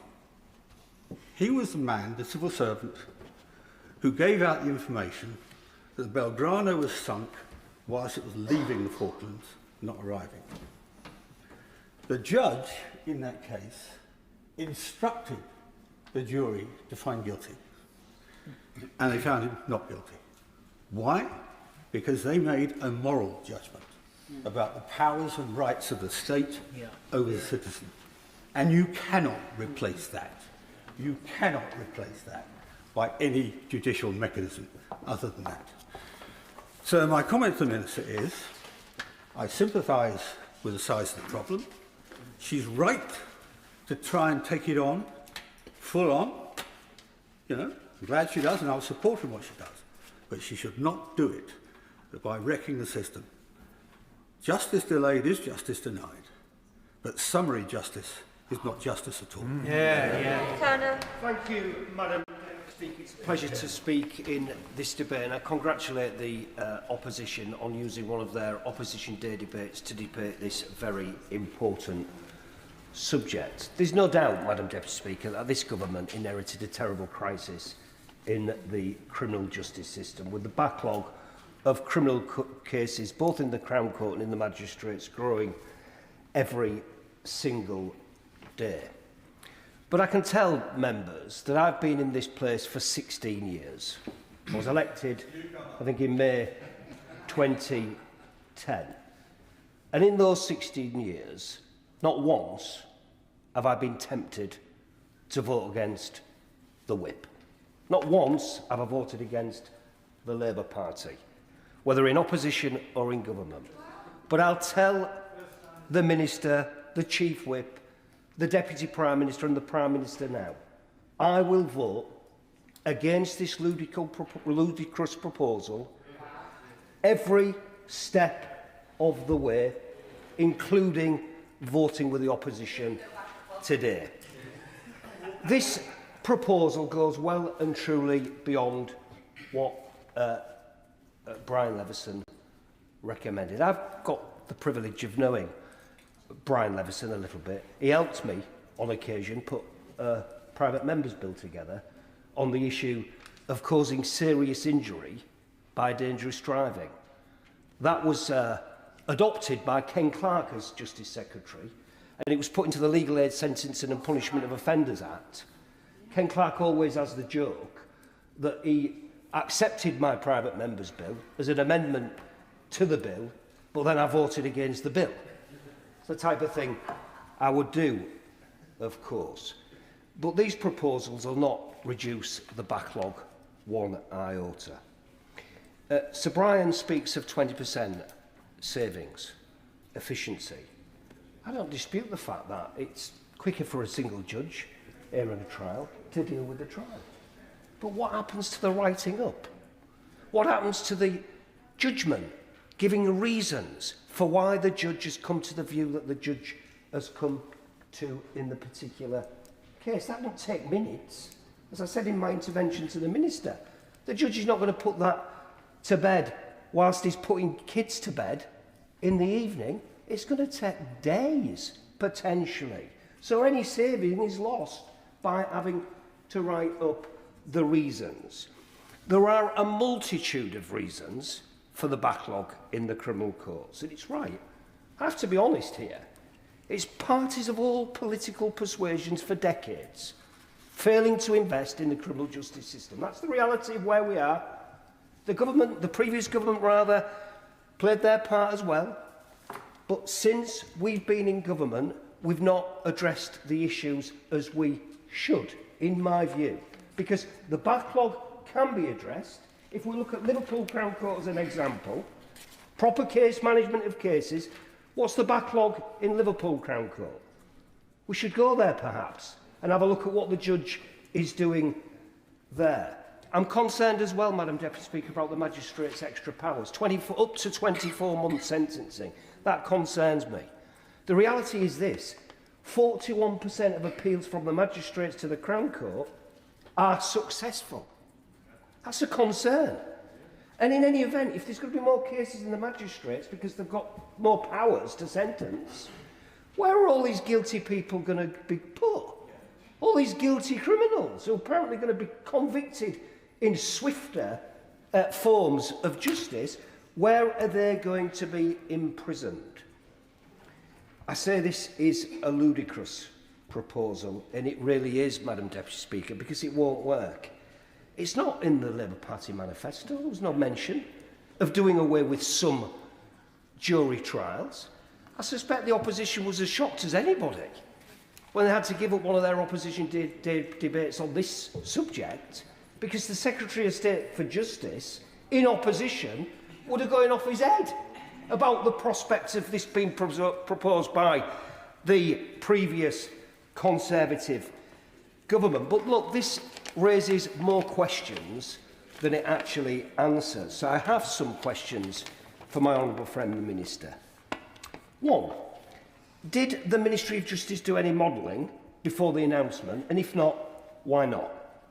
If they did modelling, can we see it now? Please, can we see it? Did the Secretary of State consider piloting single-judge-only trials?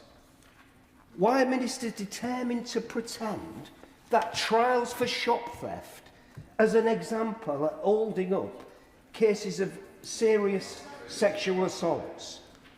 There are listing priorities in those cases. If a listings officer in a Crown Court is prioritising a shop theft over a rape or serious sexual assault, there's a major problem. I accept that. But if the Minister can point to an example of that happening, fine. Give us the example and let's go off and investigate that. Because frankly, I don't think that is happening. Today, Madam Deputy Speaker, 75 Crown Court courtrooms are sat idle, not sitting. 75 out of 516. Why? Why don't we address the issue of courts not sitting? If we don't have enough judges and barristers to conduct some trials, where does the Justice Secretary think the judges and the barristers are going to come from to do these judge-only trials? How long does the Minister think it's going to take for the prosecution, the defence and the judge to determine whether or not the particular case is worth less than 3 years on conviction and thus viable for a bench trial? When will circuit judges find the time to draft the reasons? A point I've already made. What counts as successful delivery of a prisoner to court? Mid-afternoon? Ready for court at 9 o'clock so the barrister and the solicitor can have a conference before they're called into court at 10? What's the delivery that these private companies are expected to meet? Because I know of an example recently where a Crown Court judge, and I won't identify the court, or indeed the judge, was asking an officer to come up to court to explain why they'd arrived at 3 o'clock in the afternoon, and the answer that was given was that they had to stop for a cheese sandwich. That's what's happening in the real world, and that's the issues that the Minister needs to address.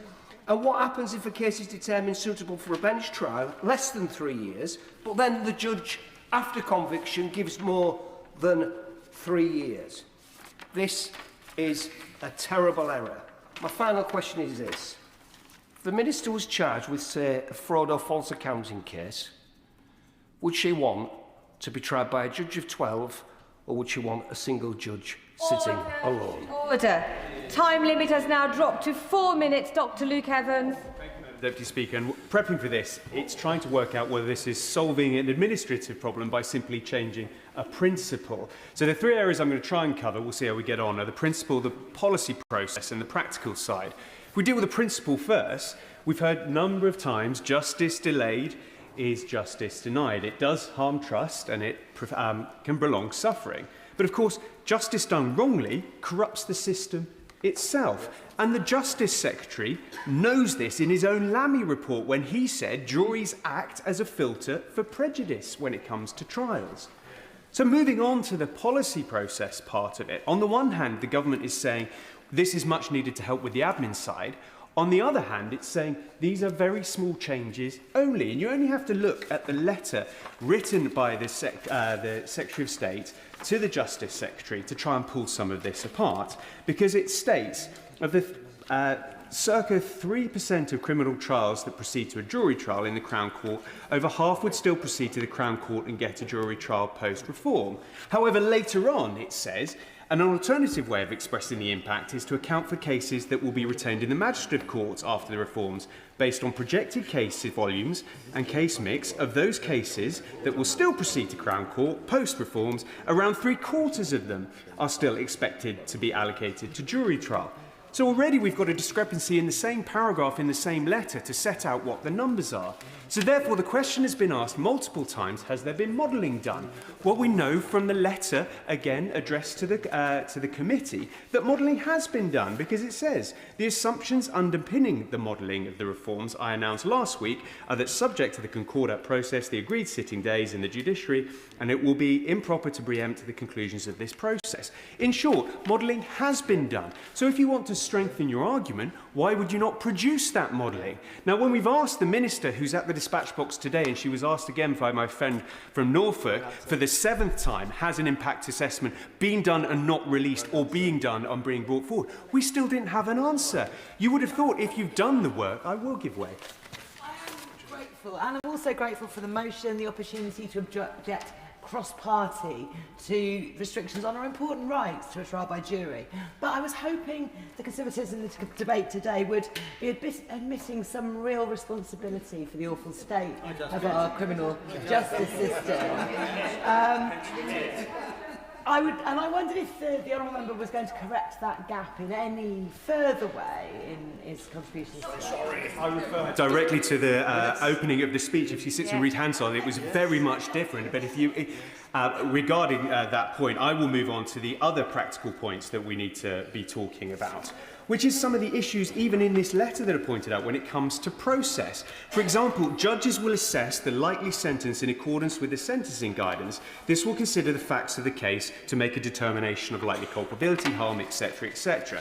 It then goes on to say, and eligibility is based on the likely sentence length, and any trial either way offences could be scoped for the CCBD if they're likely to receive a sentence of 3 years or less. So what happens if the judge decides that they wouldn't go to a jury trial, when later on it says in the same letter, we expect judges will retain the full sentencing powers available to the Crown Court, meaning there is no restriction on the sentence that can be handed down to the case.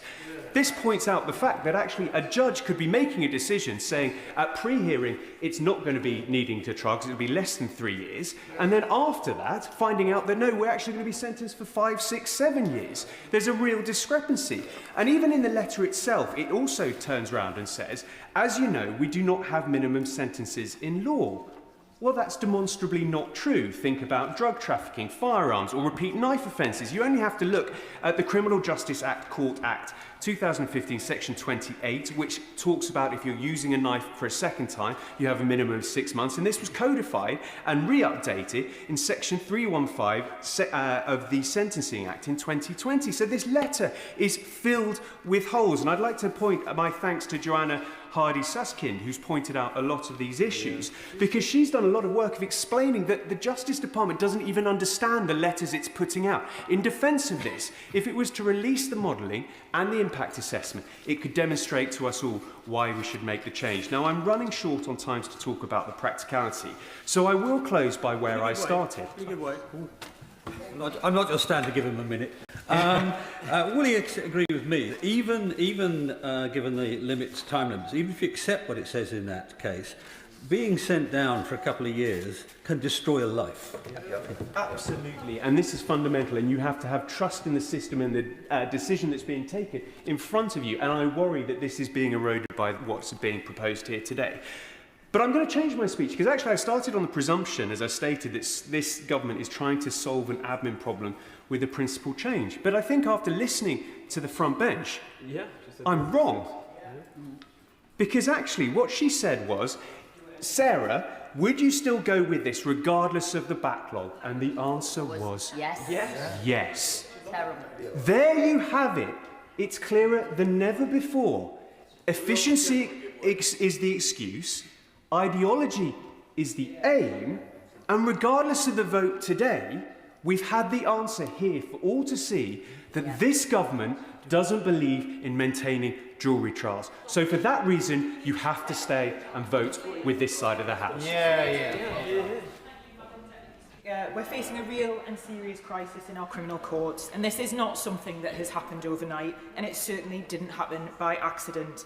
It's the result of 14 years of neglect, and it's now denying justice to people up and down the country, because right now 80,000 cases are waiting to be heard in the Crown Court, and if we do nothing, the number will only grow. As we've heard today, in some areas, cases are listed until 2030. Yes, I'll give way. And agree with me that it's really frustrating to hear people say that it's a result of COVID, when it's clear that backlogs were increasing before COVID as a result of underlying factors, including substantial real terms cuts to the justice system, court closures, reductions in judges and court staff, and they began rising in 2019, the same year that they cut sitting days. Absolutely agree with my honourable friend, and I'm immensely frustrated at the rhetoric on that point. I'll give way. May tell the House, were backlogs higher or lower in 2010 than they were in 2019 before the pandemic?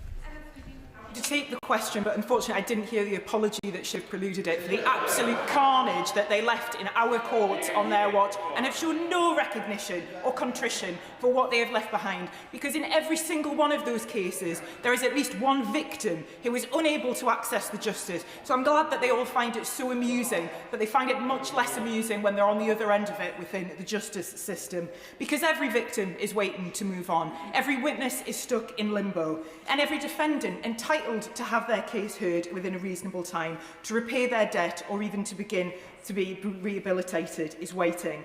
And I speak about this not just as a Member of Parliament, but as a former member of the judiciary myself.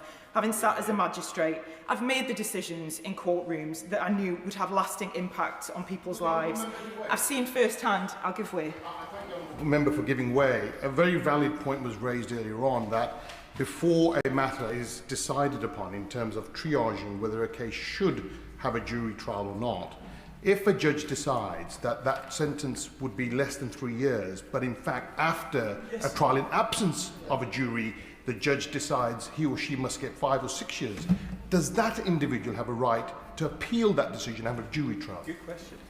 I'm sure that my honourable friend will be able to go into the details of the substantive point that the honourable gentleman has made, but if I may make some progress at this point. Because as I said, I've made decisions that will impact on people's lives. I've seen firsthand how long the delays damage victims' well-being, undermine their confidence and cause too many to withdraw from the process altogether.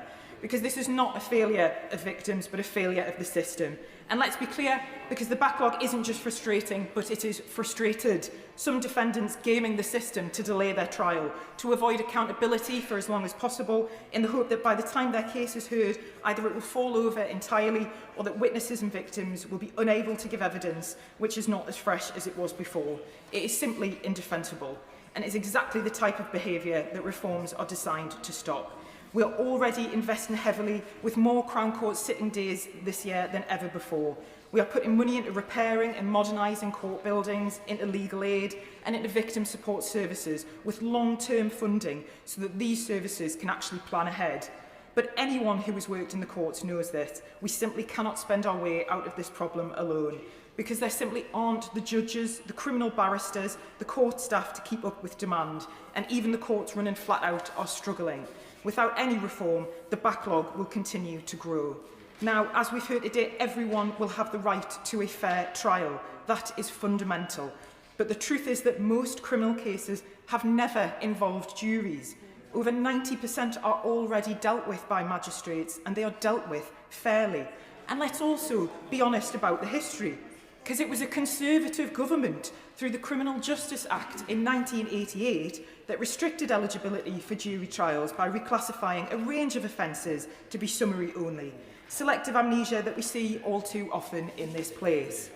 Now, as I've mentioned, Madam Deputy Speaker, as a former magistrate, I am proud of the work that magistrates do, and I'm pleased to see the recruitment campaign launched recently to recruit more of them to the bench, because they're volunteers, drawn from their communities, giving up their time to serve the public. They are more representative of the society they serve than the judiciary is as a whole, and they take their responsibilities extremely seriously. And I thoroughly enjoyed my role and would truly encourage anyone from my communities and communities across the country to put themselves forward for this important role.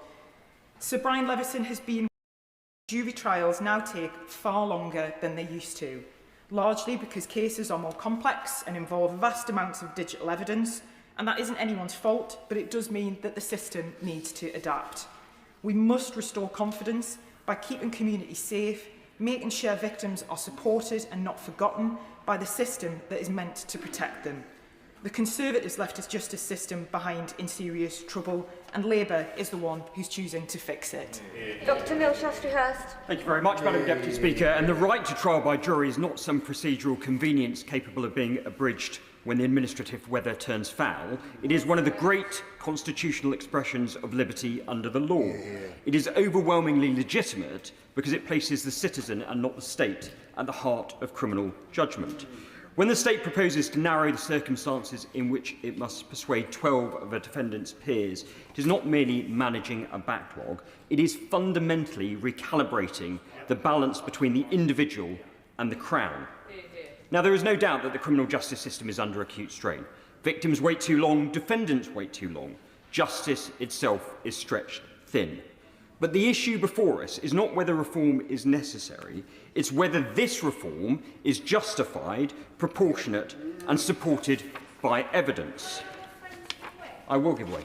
I thank my honourable friend for giving way, and I hear everything that he says, and I just reflect on the opening speech from the Shadow Secretary of State, where he laid out a number of areas that could be immediately acted upon to improve the efficiency and to ensure that we maintain the pillar of society in terms of our jury trials. Would you agree that we should be focusing immediately on that rather than demolishing? No use. It's not me responding. Dr Neil Trustyhurst. My honourable friend is entirely right, and I will touch upon some of those points in a moment. Now, quite rightly, much reliance has been placed upon the report of Sir Brian Leveson. He's a jurist of great distinction, and his work deserves careful reading rather than convenient citation. But notwithstanding his analysis, this is a fundamental change to our legal system. And what is conspicuously absent from the government's argument is compelling evidence that jury trials themselves are the principal driver for delay. If we are serious about confronting the backlog, we must look unflinchingly at the real causes, those prosaic but decisive failures of capacity for which the jury trial is merely the most visible casualty. Firstly, judicial sitting days. Courts cannot hear cases without judges. For too long, we've rationed judicial time as though it were a luxury rather than the lifeblood of the system. Courtrooms stand idle not because juries can't be summoned, but because there are no judges available to sit. Secondly, the court estate itself. In too many parts of the country, criminal courts are dilapidated, they're unreliable, and they are frankly unfit for purpose. Trials are delayed because of leaking roofs, broken technology, and inadequate facilities. The third point, I will give way.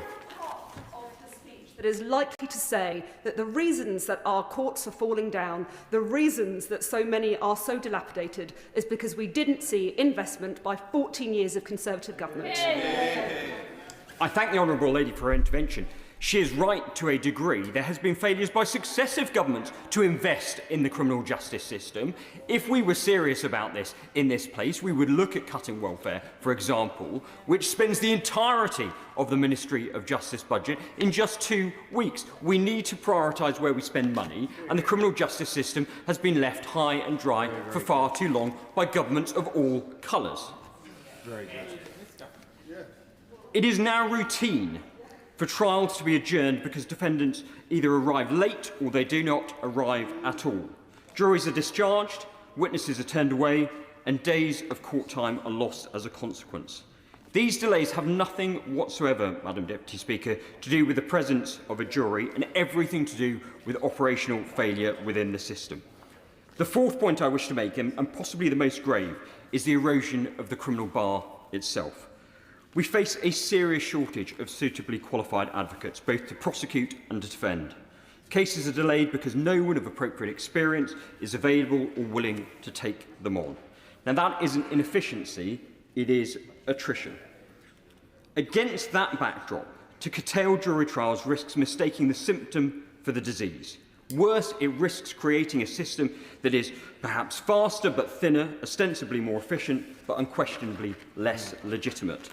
And I think of the words of Lord Hailsham, a former Lord Chancellor and one of the greatest legal minds of the last century, who warned this very House of the dangers of an elective dictatorship, of the slow accretion of power to the state at the expense of the citizen. Jury trial is one of the great counterweights to that tendency. It ensures the coercive power of the criminal law is exercised only with the consent of the community. And juries, of course, do much more than merely find facts. They embody public confidence, they guard against institutional complacency, and they remind us that justice is not merely something administered to the people, but something done with them. If the government believes this is right, to curtail this right, it must show clear evidence that jury trials themselves cause the delay, that alternative modes of trial would be demonstrably faster, that fairness, legitimacy and public confidence would not be diminished. Justice delayed is, of course, justice denied. I will give way.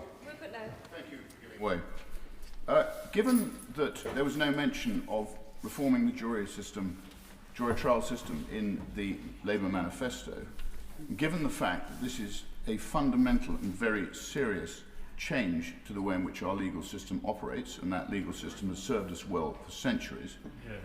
Does the honourable member agree with me that without any form of electoral mandate, this should never be allowed to go ahead?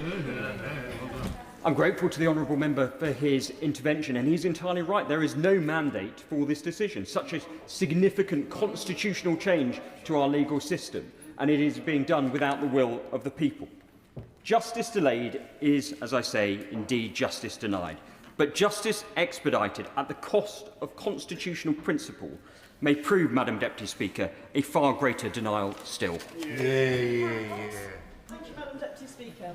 Trial by jury is a cornerstone of our justice system. Being held to account in court by our fellow citizens is one of the embodiments of the principle of justice by the people, for the people. But like all aspects of our justice system, the jury trial has a history. It has changed over time in response to changing social needs. So I think a better understanding of how and why it has changed in the past help us to understand, if not agree, with present-day proposals to amend it for our times. And I'll focus my remarks on that history, if I may, in support of Amendment A. When juries were first introduced, one of their first roles was to determine the facts of the case before them. In other words, they had an investigative function, a function that was later removed from them and given to other bodies.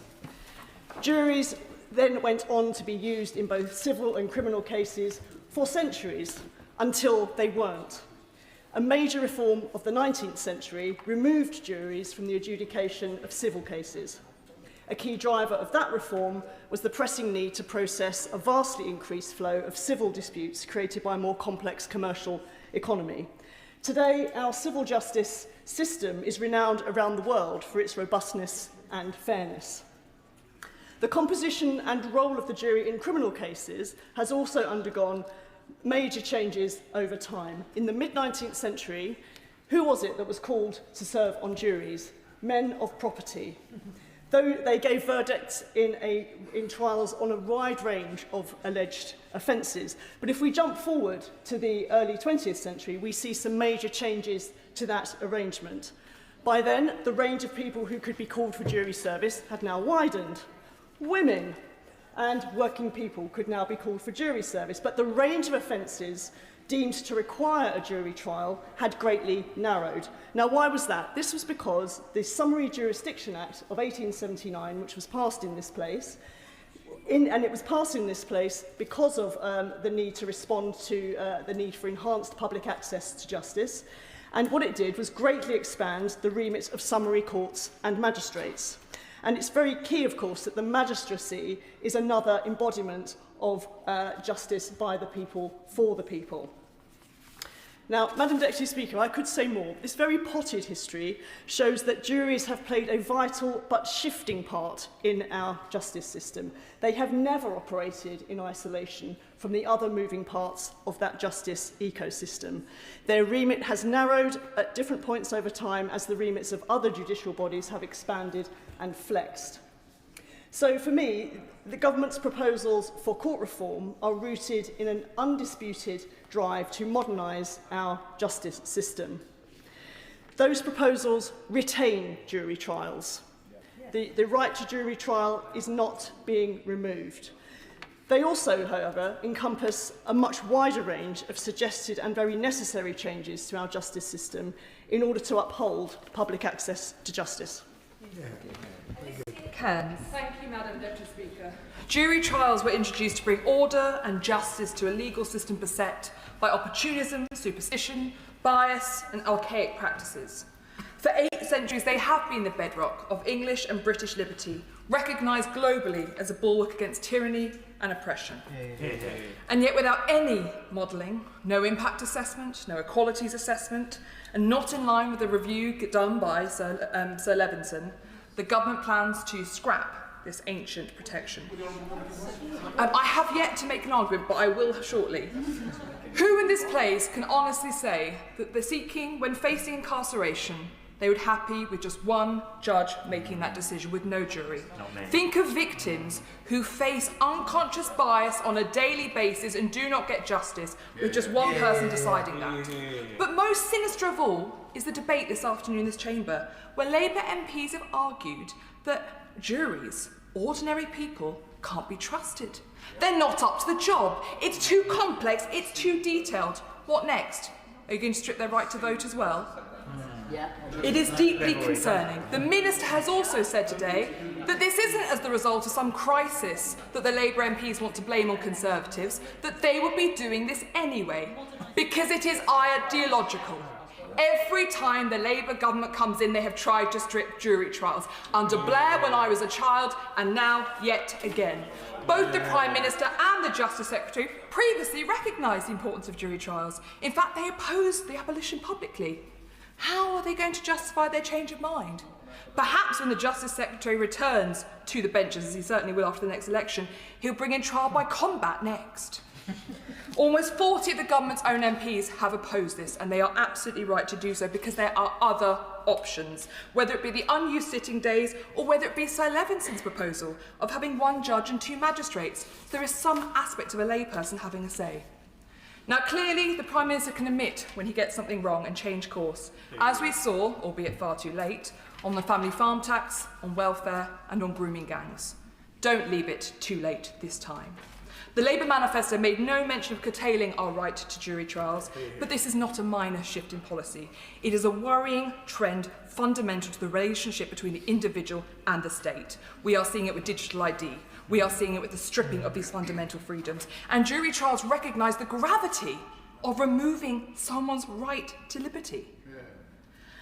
Ultimately, Madam Deputy Speaker, I'm just wrapping up, but go on if the Honourable Lady would like to. I wonder what she thinks about this, or what she thinks about the history of jury trials, which has shown that they've flexed over time. They've not been an inalienable ancient right.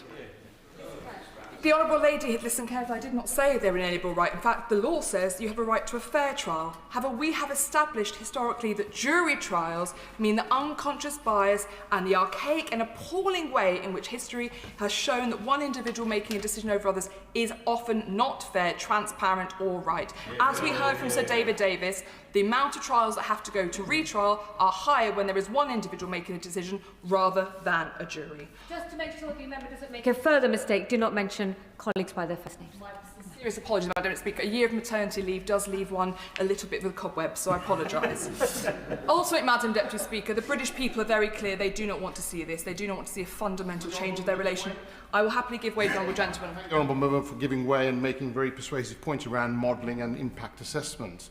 As someone who practices in the criminal bar for the last 2 decades, I can tell you, tell the chair, if I may, that you're still going to have opening speeches by defence counsel and prosecution counsel. You're still going to have cross-examination of witnesses.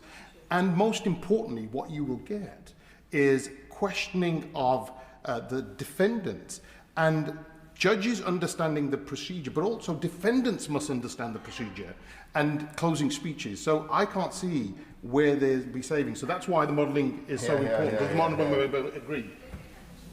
Madam Deputy Speaker, we see the continual argument that the average layperson cannot understand justice. If a defence lawyer, if a prosecution lawyer cannot make the argument make sense to the average person, they have no job representing an individual within the court. It is their duty to make law transparent and make it understandable to every individual. These arguments that court cases become more detailed, we should be pleased that there are more detailed and more complex arguments being made in our courts. This is a sign of a court system that is working, not relying on basics or tropes to get justice. And yet the Labour Party sees it the opposite. So, Madam Deputy Speaker, I see this unfortunately as yet another disappointing and deeply sinister step towards the government changing our fundamental relationship with the Crown and the State. So I urge the government, listen to the legal industry, trust the British people and listen to them. Catherine Atkinson. Thank you, Madam Deputy Speaker. I wanted to be a barrister from when I was a child. I didn't know any lawyers. I think I got most of my ideas about what lawyers did from TV shows. But jury trials is what I wanted to do. And some of my most memorable moments as a barrister was prosecuting and defending in front of juries. So I do get the importance of jury trials.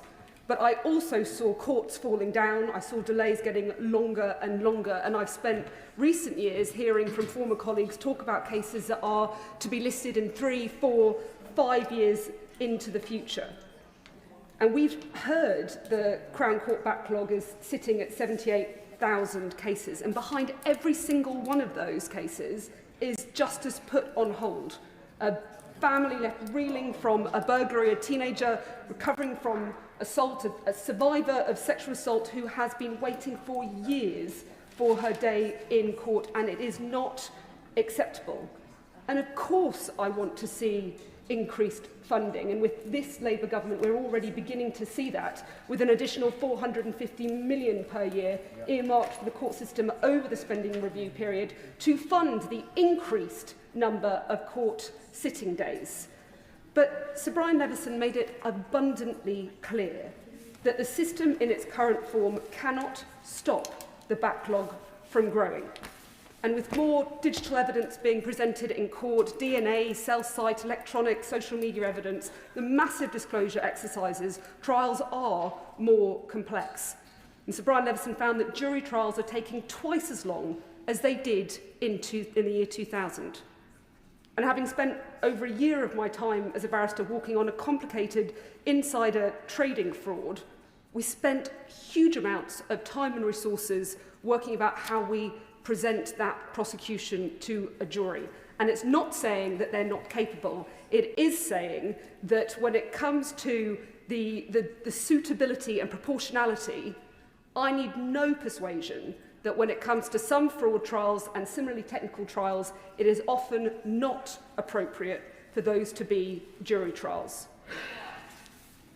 Can we also be absolutely clear that the proposal is not scrapping jury trials? It is to amend which cases are to be heard by juries, and types of cases being heard by jury has changed and evolved over time. And through the Criminal Justice Act 1988, it was the Conservatives who made offences like common assault and criminal damage summary only, not jury trials. And we are rightly proud of our legal traditions, but it is untrue to suggest that the lack of jury trials is somehow unique to despotic regimes. Sweden, number 1 in the World Justice Project global rankings, is a country that doesn't use jury trials at all. Norway, ranked number 3, also doesn't, nor does Germany or the Netherlands. And in France and Denmark and Canada, only the most serious cases are heard by juries. Now, I believe that jury trials are a fundamental part of our justice system, and it is right that they remain so. But something has to change. And without really bold action, the backlog will continue to grow. We need to ensure that justice for victims across the country, I will give way. For giving way. I just wondered why she wouldn't look to implement the recommendations from the Shadow Secretary of State before seeking to restrict jury trials. Exactly. I think that there are a huge number of additional measures which will be rolled out, and I look forward to continuing to engage with Justice Ministers about other measures which I believe will help. And we have more coming after the next stage of the Leveson review. But we do need to see really bold action to ensure that justice for victims across the country is happening and not years into the future. They need a criminal justice system that works, and we all, the British people, need to have faith in our criminal justice system again. Thank you, Madam Deputy Speaker. It's an honour to follow the honourable member, but I would just say I was listening to a speech very closely. It was largely invalidated, though, by the admission by the Minister when she said that she would have done this anyway, irrespective of any backlogs. There is no guarantee, and she can't assure the House, neither can the Minister, because there's no impact assessment, there's no modelling that has been shown to the members in this House. They cannot guarantee that this backlog would come down because of the abolition of trial by jury or partial abolition, which I'm sure she will concede is the case. The Minister puts it under the guise of modernisation, but we have to be very, very clear about what is at stake. This is 800 years of legal precedent set out in the Magna Carta, and how clever they were in 1215 when they came up with this legal mechanism, which makes sure that we, as the individual citizen, have the right to pass judgment on our peers. A mechanism which goes to the right, I will in due course, the mechanism which goes right to the heart of our society, which shapes the power of the relationship between the individual or group of individuals with the state. So the state cannot abuse its power. It cannot go beyond the fact of when it has to make a decision about taking away someone's liberty or livelihood or their reputation. It is a panel of peers who will make that judgment. That is what is at stake. My honourable friend consider that when the Conservative governments have reduced the number of types of offences juries, that they were wrong to do so? And would he agree that it is absolutely necessary to see some modernisation, acknowledging that criminal trials have changed and the evidence presented in those trials have changed over years? I'm delighted the member called me our honourable friend. I accept such an accolade. Look, the point of this motion today is that I agree with the trial by jury. I think it has validity in where it is placed, and by reducing it, as the government is proposing, without any assessment, without any guarantee of numbers, we on this side of the House think it's wrong. Now, the member opposite and many of the members set out a number of ways, albeit in party political guise, they set out a number of ways where we could reduce the backlogs. But the reality is the government isn't even talking about those in a serious way. It is talking about reducing jury trials. I was here when the Justice Secretary stood at the dispatch box and said reducing jury trials to reduce the backlog. That is, those two things do not go hand in hand, and that is why there is cross-party opposition. There is opposition from professional organisations, from the Criminal Bar Association, from all sorts of organisations, judges, saying that this will not achieve what they want to do. I was approached by a constituent of mine who wrote to me today, actually, who talked about the improvement of sitting days, a local barrister who sees this day in, day out. He wants an investment in sitting days. We call for that. We've called for prisoner transport services to be on time. I think the Minister referred to some of these, targeted removal of cases that can no longer be prosecuted, and of course the investment of basic infrastructure in court. If all of those had been assessed and looked at and invested in, that may have even had cross-party support, as the Shadow Justice Secretary offered. But in fact, I was surprised by the tone of the Minister, who then had this glaring admission that this would have happened anyway. This is about a big statist ideology undermining trial by jury and expanding it. And fundamental to it, in my view, is an arrogance. It's an arrogance, as we continue to hear. We've just heard from my honourable friend to my left here about how it will undermine fairness in the system, because there's an arrogance to say actually lawyers will know better than juries. We don't always expect, the whole nature of this trial by jury is not to expect the individual juror to have an expertise in everything. It is the collective decision making which takes away bias, which takes away discrimination, which none of the members opposite can guarantee a judge which is as neutral as they must be and as professional as they are. They cannot guarantee that the individual judge won't demonstrate those biases, and that is the point that we are making, that this fundamentally undermines the individual liberties that we rely on in this society, one of the most fundamental individual liberties. Yeah.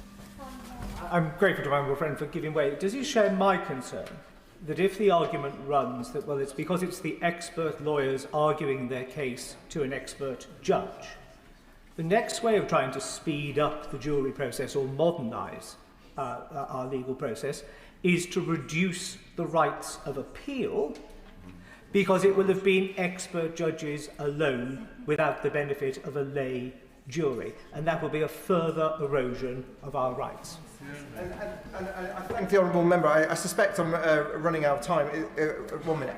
Well, in that case, I say to you, I agree with my honourable friend in that case. Of course, and the fundamental point here is that this is a slippery slope. It opens the door to further erosion of individual rights, and we may all here think that this is a good idea because, or the government members may think that it's a good idea because it cuts time. But there may well be a moment. There may well be a moment where an individual has to rely on a trial by jury, and that is their right, by the way. They can request those because it gives fairness, and it is that fundamental right of being judged by our peers that we rely on. And I implore members opposite to follow the example of the member for Kingston upon Hull East, who is taking a very brave stance. Thank you very much, Madam Deputy Speaker. Who'd have thought a government led by a human rights lawyer would be leading the charge to remove one of our most basic human rights, trial by jury? This government is removing the right to a jury trial for any offences that carries a likely sentence of less than 3 years, supposedly to reduce the backlog of waiting cases to go to trial. But let's look at the evidence. There is a backlog of 78,000 cases. There are around 1.3 million prosecutions in England and Wales every year, and 10% of those cases go before a Crown Court. Of those, 3 out of 10 go to trial. These reforms mean that there will now be more than 2 out of 10 still going before a jury. So from those figures, there is no realistic impact, change to those waiting lists from what they are doing, removing a fundamental right. I mean, who was doing the maths from this? The Lord Chancellor, mastermind Lord Chancellor. No wonder the Prime Minister appointed him. But look, my constituents of Tatton, from school pupils to the leader of the Northern Circuit and barristers from the Middle Temple, urged me to speak today to say that this was an absolute disgrace and to put forward some of their suggestions. So from the barrister at St. John's Buildings, who said, actually, I don't believe at all that cutting of a trial by jury will get down these lists, will sort out the problem. In fact, I'm deeply concerned that such proposals will further erode the trust of the public in our justice system. It will remove their participation in criminal justice, and there is no evidence it will make any impact on the delays. A better way, solutions which would stop and stop this backlog, would be to stop the cap on the number of days that can be set. Let courts sit around the clock, and also sort out the failure of the prisoner transport system that doesn't get defendants to court, or they get them there late and wastes time. Now, further, another barrister, a criminal barrister from King's Counsel at Lincoln House Chambers in Manchester, said, I'm very concerned that curtailing jury trials is based on no credible evidence at all. In particular, there has been no pilot scheme. It appears that the suggested savings of 20% has been pulled out of thin air. And very importantly, it will erode a deeply entrenched constitutional principle that a jury may acquit as a matter of conscience in these cases. It will remove a bulwark against misuse of the criminal courts by the government and those in authority, and the ability of a jury to take a view favourable to a defendant for reasons other than the evidence of guilt. And what about the Lord Chancellor? Until a few weeks ago, he believed in juries too, jury by trial. And one thing that backbenchers on the of the opposition should really take into concern is, constituents have said to me that for such an important change to our unwritten constitution, there should have been mention of this in the Labour Party manifesto. Because that would have factored into my, and this is his, voting decision, and it could well have been, if not, it would have been a very different decision. So the debate today has been very revealing. No data, no impact assessments, no pilots, and the Minister herself, who even suggests it's Order. Speaking limit is now 3 minutes. Rebecca Paul.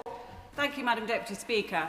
Plans to restrict access to jury trial takes a sledgehammer to one of the most important protections for the people of this country.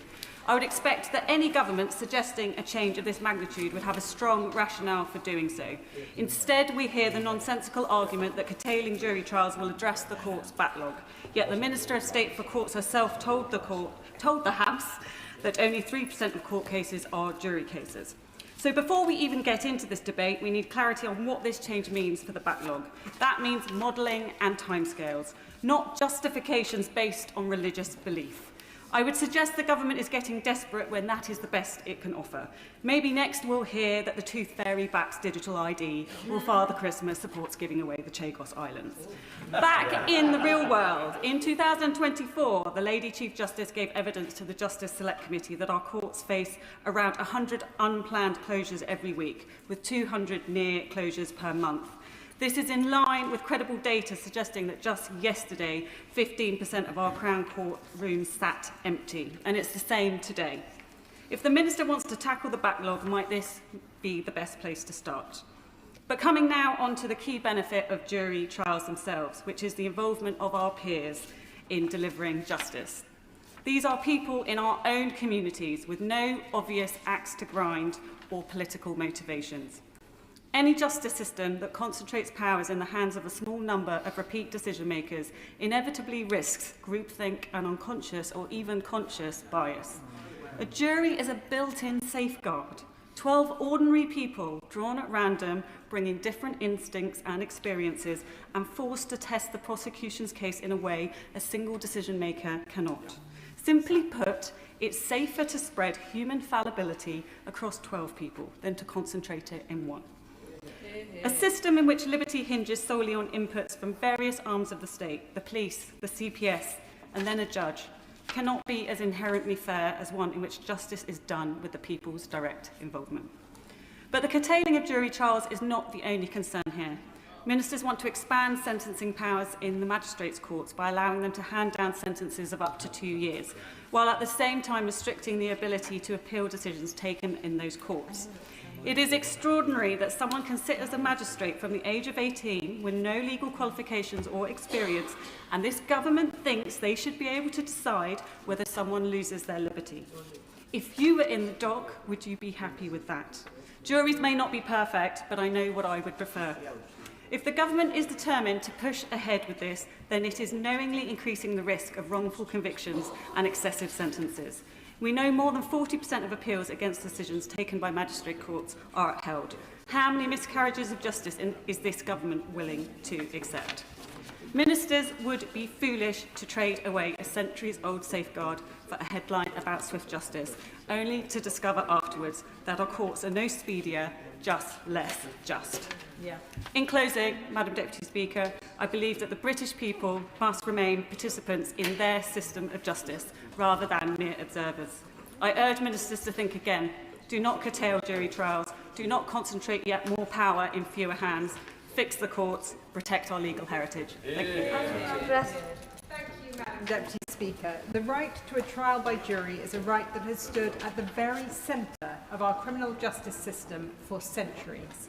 It is a crucial check on the power of the state as it undertakes one of the most solemn duties, to try a citizen and to determine guilt or innocence. This principle is, in the words of the Lord Chancellor himself, a fundamental part of our democracy. But instead of taking practical and obvious measures, such as fully utilising courtrooms that currently sit empty to address the serious backlog in the criminal justice system, the government has instead opted for the destructive option that in reality is unlikely to adequately address the pressure on the system at all. Madam Deputy Speaker, the government's approach rests on the flawed assumption that only certain cases are serious enough to merit trial by jury. But who, Madam Deputy Speaker, is to decide what counts as serious? Horrific crimes such as murder and rape are rightly treated with the utmost gravity. But offences deemed lesser can still ruin lives. A theft accusation can end a career. An assault can leave lasting physical and psychological harm.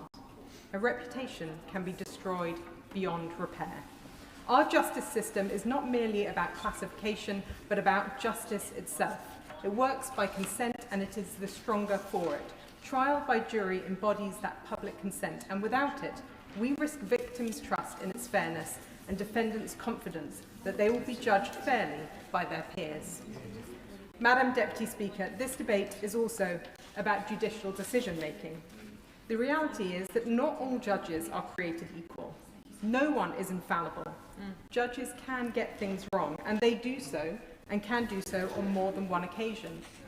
The strength of the jury system lies in renewal. Each case is considered by a fresh group of citizens. If a judge becomes the sole arbiter of guilt, there is a risk that errors, conscious or unconscious, can be repeated. The jury system makes our criminal justice system more robust, more resilient, and ultimately more trustworthy. Madam Deputy Speaker, jury trials also play a vital role in ensuring justice is done because they are drawn from the communities they serve. That's a point that was made to me by Daniel and Grace Robinson, who are constituents of mine and who are experts in addressing modern slavery and criminal exploitation. From the hundreds of cases they have seen that juries often recognise indicators of modern slavery much more than would have been done without them. And that's because they bring a broad range of experience. The government seeks to justify these changes on the basis of the backlog reduction and also on cost, but we must not weaken a system that is respected across the world. Order. Lewis Cocking. Thank you, Madam Deputy Speaker. As we have heard, trial by jury is one of this country's most fundamental rights. Only months ago, this government was elected and ministers were saying that jury service is an essential part of criminal justice, that it underpins impartiality and fairness that runs through our legal system. I would have thought that every member from right across the House would agree with that statement. Not a single one of us stood on a manifesto at the last general election to abolish jury trials in this country. So why would ministers be so keen to abandon this important tradition of our great country? Madam Deputy Speaker, the fact we are asking that question will come as no surprise to our constituents. From abolishing local councils, cancelling elections, to imposing an authoritarian digital ID scheme, it's all part of the same pattern. Again and again, this Labour government shows they are more than happy to curtail the voice and freedom of the British people. If the Ministry of Justice had exhausted every possible route to get that backlog down, their proposals on jury trials might have a bit more credibility. This government could remove the cap on sitting days, ensuring courts can work at full capacity and ensure they work day and night to eliminate inefficiencies in the system which waste hours of court time. But they have not, Madam Deputy Speaker. Having seen the justice system up close through my work with Hertfordshire's Police and Crime Commissioner, I know huge amounts of time is lost before a case even reaches court. A recent study from the University of Leicester found that on average it takes 130 days to charge a suspect after a crime has been recorded. Issues between police forces and the CPS when cases are submitted can add at least 72 days to a case's length. Communication between police forces and prosecutors could be vastly improved. Digital evidence, such as body-worn cameras, CCTV, is widely present today. And the study notes that cases with digital evidence were submitted more quickly to the CPS than those without. But investigators do also warn about how time-consuming handling that sort of evidence can be. The government should therefore be focusing on ensuring police forces, prosecutors, the courts, and of course victims take full advantage of video evidence so that it accelerates justice rather than slows it down. This is just one example of the actions that ministers could be taking instead of embarking on this policy that abandons such an essential component of justice in the United Kingdom. I urge this government to start listening, use all the tools available to them and drop this disastrous policy. Stevenson. Thank you, Madam Deputy Speaker. Can I start by saying how extraordinary it was to hear the Minister earlier say that she'd be pursuing this even though there wasn't even if there wasn't a backlog to deal with. It suggests that this was planned all along, but it's absolutely nowhere in the Labour Party manifesto. I'd like the Minister, in summing up, to explain why that's the case. There is absolutely no mandate to reduce trial by jury. It is a profound constitutional shift, one that strikes at the heart of the relationship between citizen and state. Trial by jury is a centuries-old safeguard designed to ensure that an individual can be judged guilty only by their peers and not by the machinery of the state. It is the ordinary person's shield against arbitrary power, and yet, astonishingly, the government now asks us to believe that this ancient protection must be curtailed just because ministers don't want to do the hard work to reduce the backlog. The Bar Council, representing the very professionals who keep our justice system functioning, are correct to raise alarm bells. There is absolutely no evidence whatsoever that restricting jury trials will reduce the backlog. None whatsoever. The government has produced no modelling, no data, no analysis to justify this constitutional gamble. This work should have been done before the announcement was made, especially for something of this magnitude. Around 3% of criminal cases currently reach a jury. To claim that reducing jury trials further will magically clear the backlog of tens of thousands of cases is just implausible. It defies logic. It makes no sense whatsoever. This is a complete distraction. No honourable members supporting the government position have been able to explain how this will actually shift the dial on reducing the backlog. But the concern is deeper, and that's been explained by honourable friends on this side. Every time this government faces a crisis, its instinct is not to work out how sensibly to fix the system, but to take things away from British citizens. Examples have been given by honourable friends. Digital ID, Chagos, for example, and now taking away the right to be judged by their peers because they can't get a grip of the criminal justice system. Judge-only trials may be quicker, but they're not fairer. They concentrate power in a single hand of a single state official. Did it cross anyone's mind to pilot just juryless trials in Crown Courts? And if not, why not? They remove the diversity of experience, the collective wisdom, and the democratic legitimacy that juries bring. How many judges are under 40? How many are non-white? How many were educated in state schools? How many have personal experience of the issues? Now ask the same question of juries. Alistair. Thank you, Madam Deputy Speaker. For me, the key question in this is what would be the impact on public confidence in our legal system? And I'm going to answer that question from my professional life, which was spent as a criminal barrister practicing in our criminal courts. And I also answer it from the perspective of someone who practiced in Northern Ireland, where we had both jury trials and judge-alone trials, called diplomat courts. So I've seen them both. I've operated them both. I know what the resulting public confidence level is from those respective types of trials. And I have absolutely no doubt that the public have far more confidence in 12 peers making a decision than in a single judge making a decision. It's not that our judges aren't intellectually adequate. It's not that they don't have massive legal experience. It's the fact that they do not have the lived experience of 12 individuals who are deciding the facts of an equal person in respect of what is charged against them. And that is the genius of the jury system.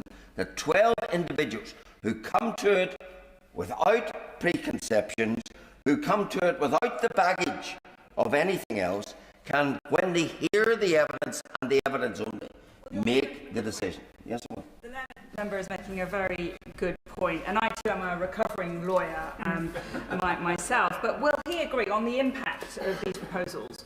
That because of the lack of confidence, what we're likely to see is not a cut in the backlog, but an increase in applications to the appeal court to overturn unsafe convictions, hardly a way to fix the justice system. Indeed, I would remind the House that because of concerns about the diplomat courts, there was in Northern Ireland an automatic right of appeal, so as to try and build some confidence. But that automatic right of appeal would not exist in the main in these proposals. What we're told, this will save time. This will not save time. What time are you saving? An hour to swear in a jury? A day, maybe, that a jury deliberates on? But as the Honourable Member for Kingston upon Hull East pointed out, a judge who has to make a decision might give an extra a decision there and then, but he has to go away and write it up. He'll spend a lot longer writing it up, knowing it has to go through the fine-tooth comb of a court of appeal, perhaps, than a jury will spend in reaching a decision. So there saving. The loss of time, the delays in our courts come primarily, in my experience, from delays in providing disclosure, from delays in witnesses not being available. None of that will change under this system. But what will change under this system is a body vote to confidence in the judicial system and the legal process. For me, the government lost this debate today when the bottom fell out of their case, when the Justice Minister when the Minister had to say, effectively, this is not about delays. This is about an ideology. It's an ideology which ill fits this House, and an ideology that this House most convincingly should reject. Thank you, Madam Deputy Speaker. Since the 1220 trial by 12 good men, trial by jury have been taking place. Juries are a key way that citizens consent to and participate in one of the most significant powers the state holds, to convict and imprison subjects. According to the Secretary of State's figures stated in this House on the 15th of December last year, only 3% of all criminal cases are heard by a judge and jury under the current regime. He also claimed that jury trials will remain a cornerstone of the British justice system. Delayed justice is justice denied. And yet now he is choosing to bring to an end almost 1,000-year system in the name of efficiency. This is a complete red herring. There are remedies already available that will help solve that backlog. In November, the Institute for Government stated that the major drivers of poor productivity are not having enough criminal lawyers, badly maintained court buildings, shortages of court staff, and poor technology. Whilst none of these are quick or easy to overcome, maximising productivity is a far more practical and measured step than the controversial and nuclear option of introducing judge-only trials via the introduction of a new intermediate court, the Crown Court Bench Division that has neither been piloted nor thoroughly modelled. And I heard the Minister there chuntering from a sedentary position about who started that. Well, the government's doing nothing to address it. They could do as we do on these benches and suggest that starting providing adequate sitting days. Lady Chief Justice Carr's already said that currently there are 2,000 days going unused. Rather than abolish a significant part of our system, I would advise the government to stop the backlog by allocating these. The IFG's identified that between 7 to 8% of the into Crown Court jury cases. Abolishing practice, which such a small percentage of cases use, shows this government is more focused on the same tinkering at the edges that the Justice Secretary stated we can't afford to do, as opposed to using pragmatic, clear solutions that can help fix the issues. It also represents yet another long range of examples of Labour wanting to take power from citizens and further encourage the state. The Justice Secretary did not only listen to me, our council's leadership issued a statement that made clear their position, that they are against the curtailment of jury trials, stating there is no evidence we have seen that it will significantly reduce the Crown Court backlog. However, there is evidence that diminishing the constitutional principle of trial by jury will erode trust in our criminal justice system.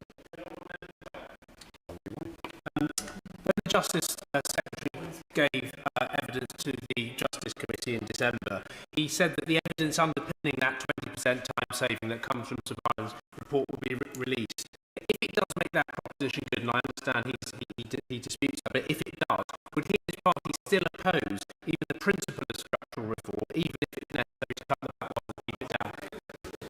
Sorry, I'm just grateful that the honourable member only walked into the chamber about 5 minutes ago.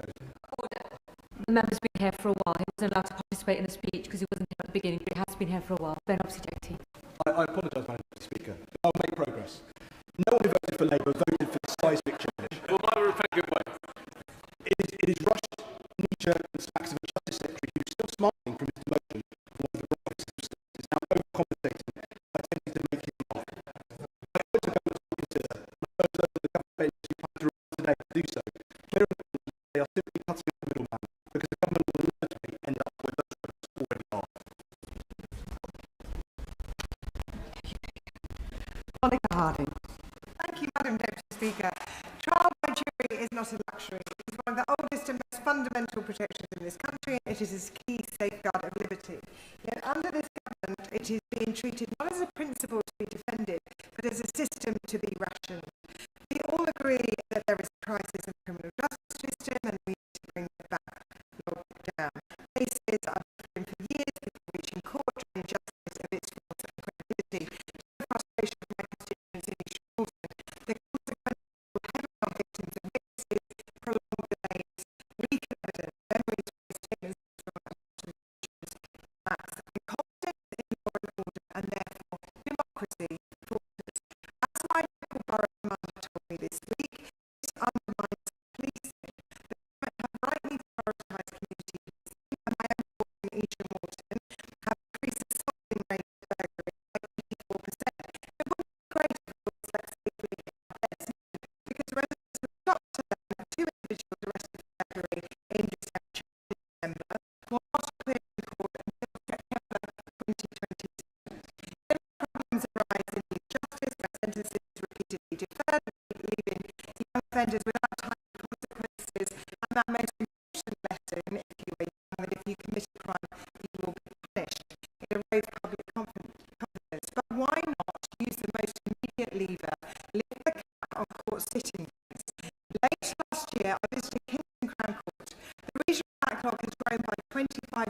yet courtrooms sit unused. Staff described to me the frustration of having judges, clerks, ushers, spaces, and cases ready to proceed only to be blocked by centrally imposed limits on sitting days. Government imposed caps. It's nonsensical. It makes no sense to pay the court bill and judges and staff and then prevent them from operating fully. That is a false economy which is cost to victims, communities, and public trust. Government have only marginally increased for sitting days, barely touching the size of far short of what is needed. And this goes back to the priorities of the country. Surely they must prioritise law and order first. Instead, government has decided to treat jury trials as a nuisance. They seem too costly and inconvenient. They disagree not because they're but because cutting them is easier than rebuilding the system around them. This is a political choice, and it seems like an ideological choice from the conversation earlier, not an inevitability. The Liberal Democrats have set out a serious alternative to the cap, invest in court buildings, limit the capital city days, courtrooms effectively, fix broken contracts and cancel hearings, including in favour of prisoners transferring to court online, invest in rehabilitation to reduce offending. This is not a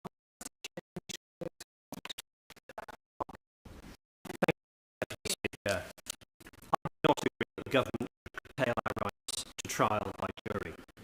Trial by jury is an ancient right in England. It is the very essence of our criminal justice system. Combined with the government proposals for digital ID, it reveals a very authoritarian attitude. It marks a significant shift in the balance of power between citizens and state. And there is a crisis with criminal justice.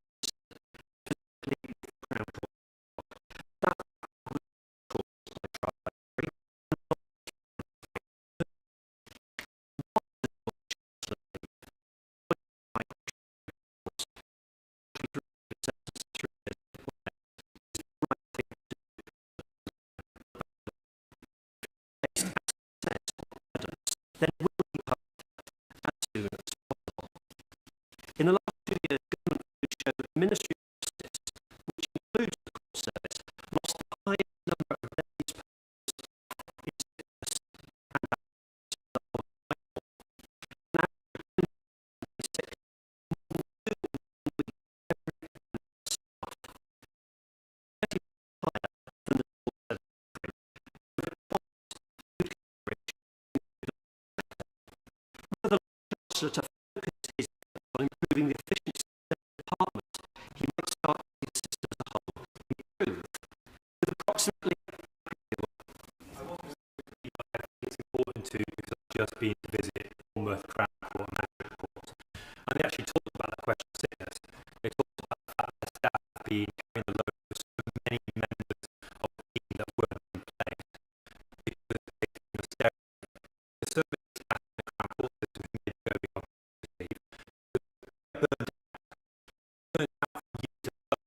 He recognised that Crown Court system in order to get back on the can also staff absence is normal cost and the result of poor management. And I suspect the Ministry of Justice is managing its staff significantly worse than the rest of the civil service. Staff is 30% above public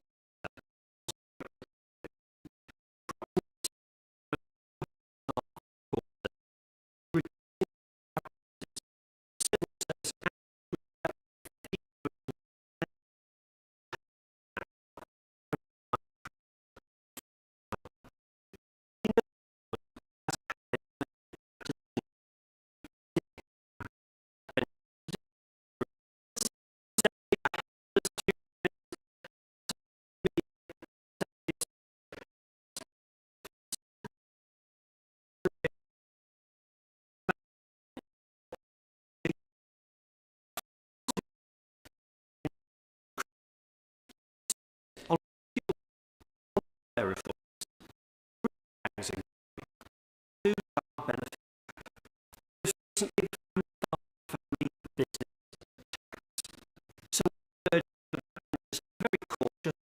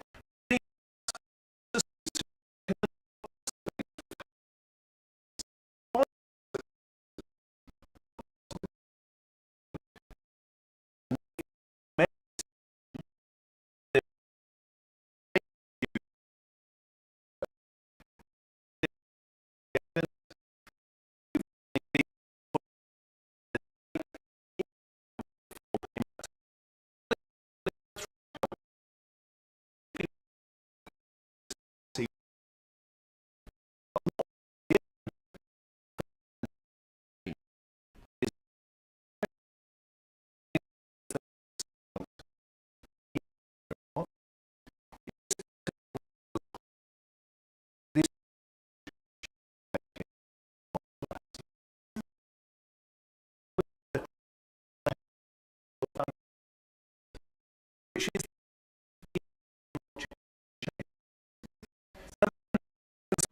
paradox.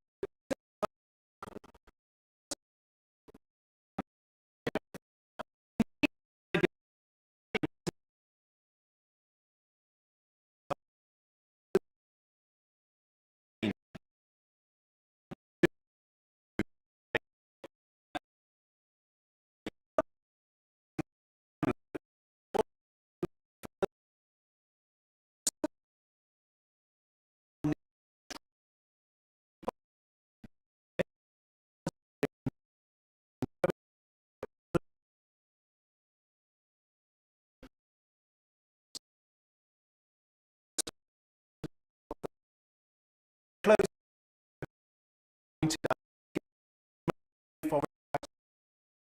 I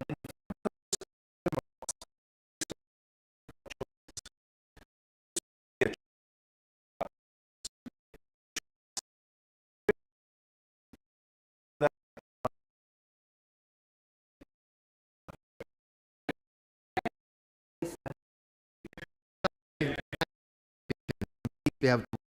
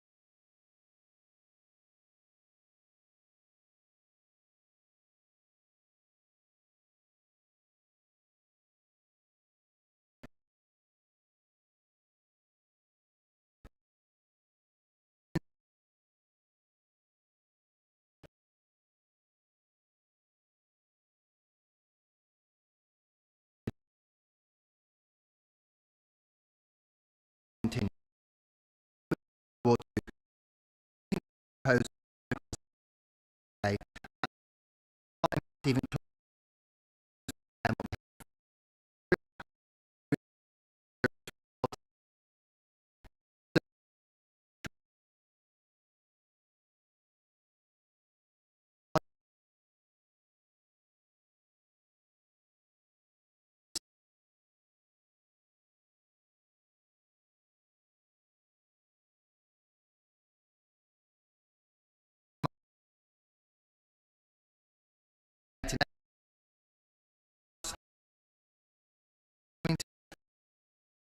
the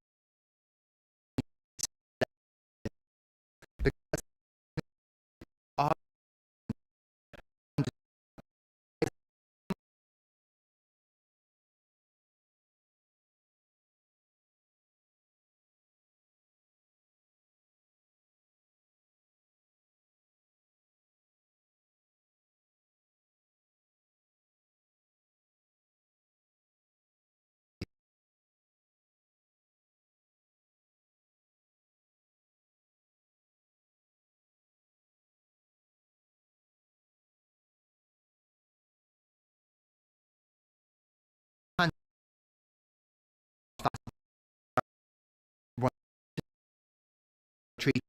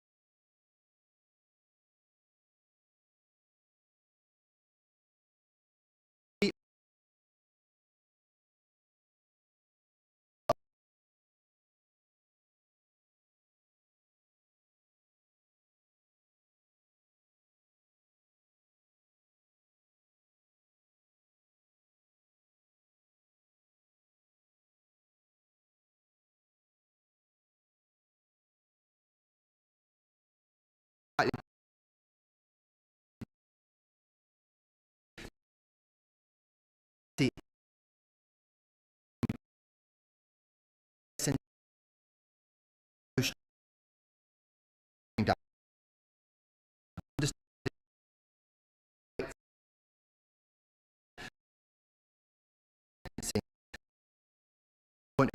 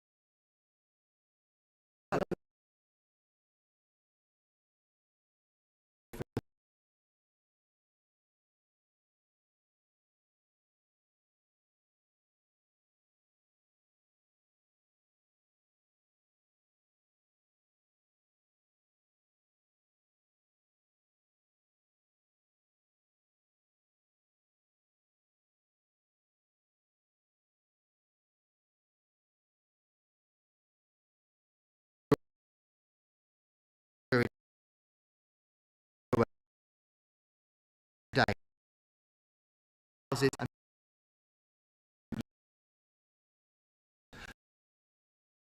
purely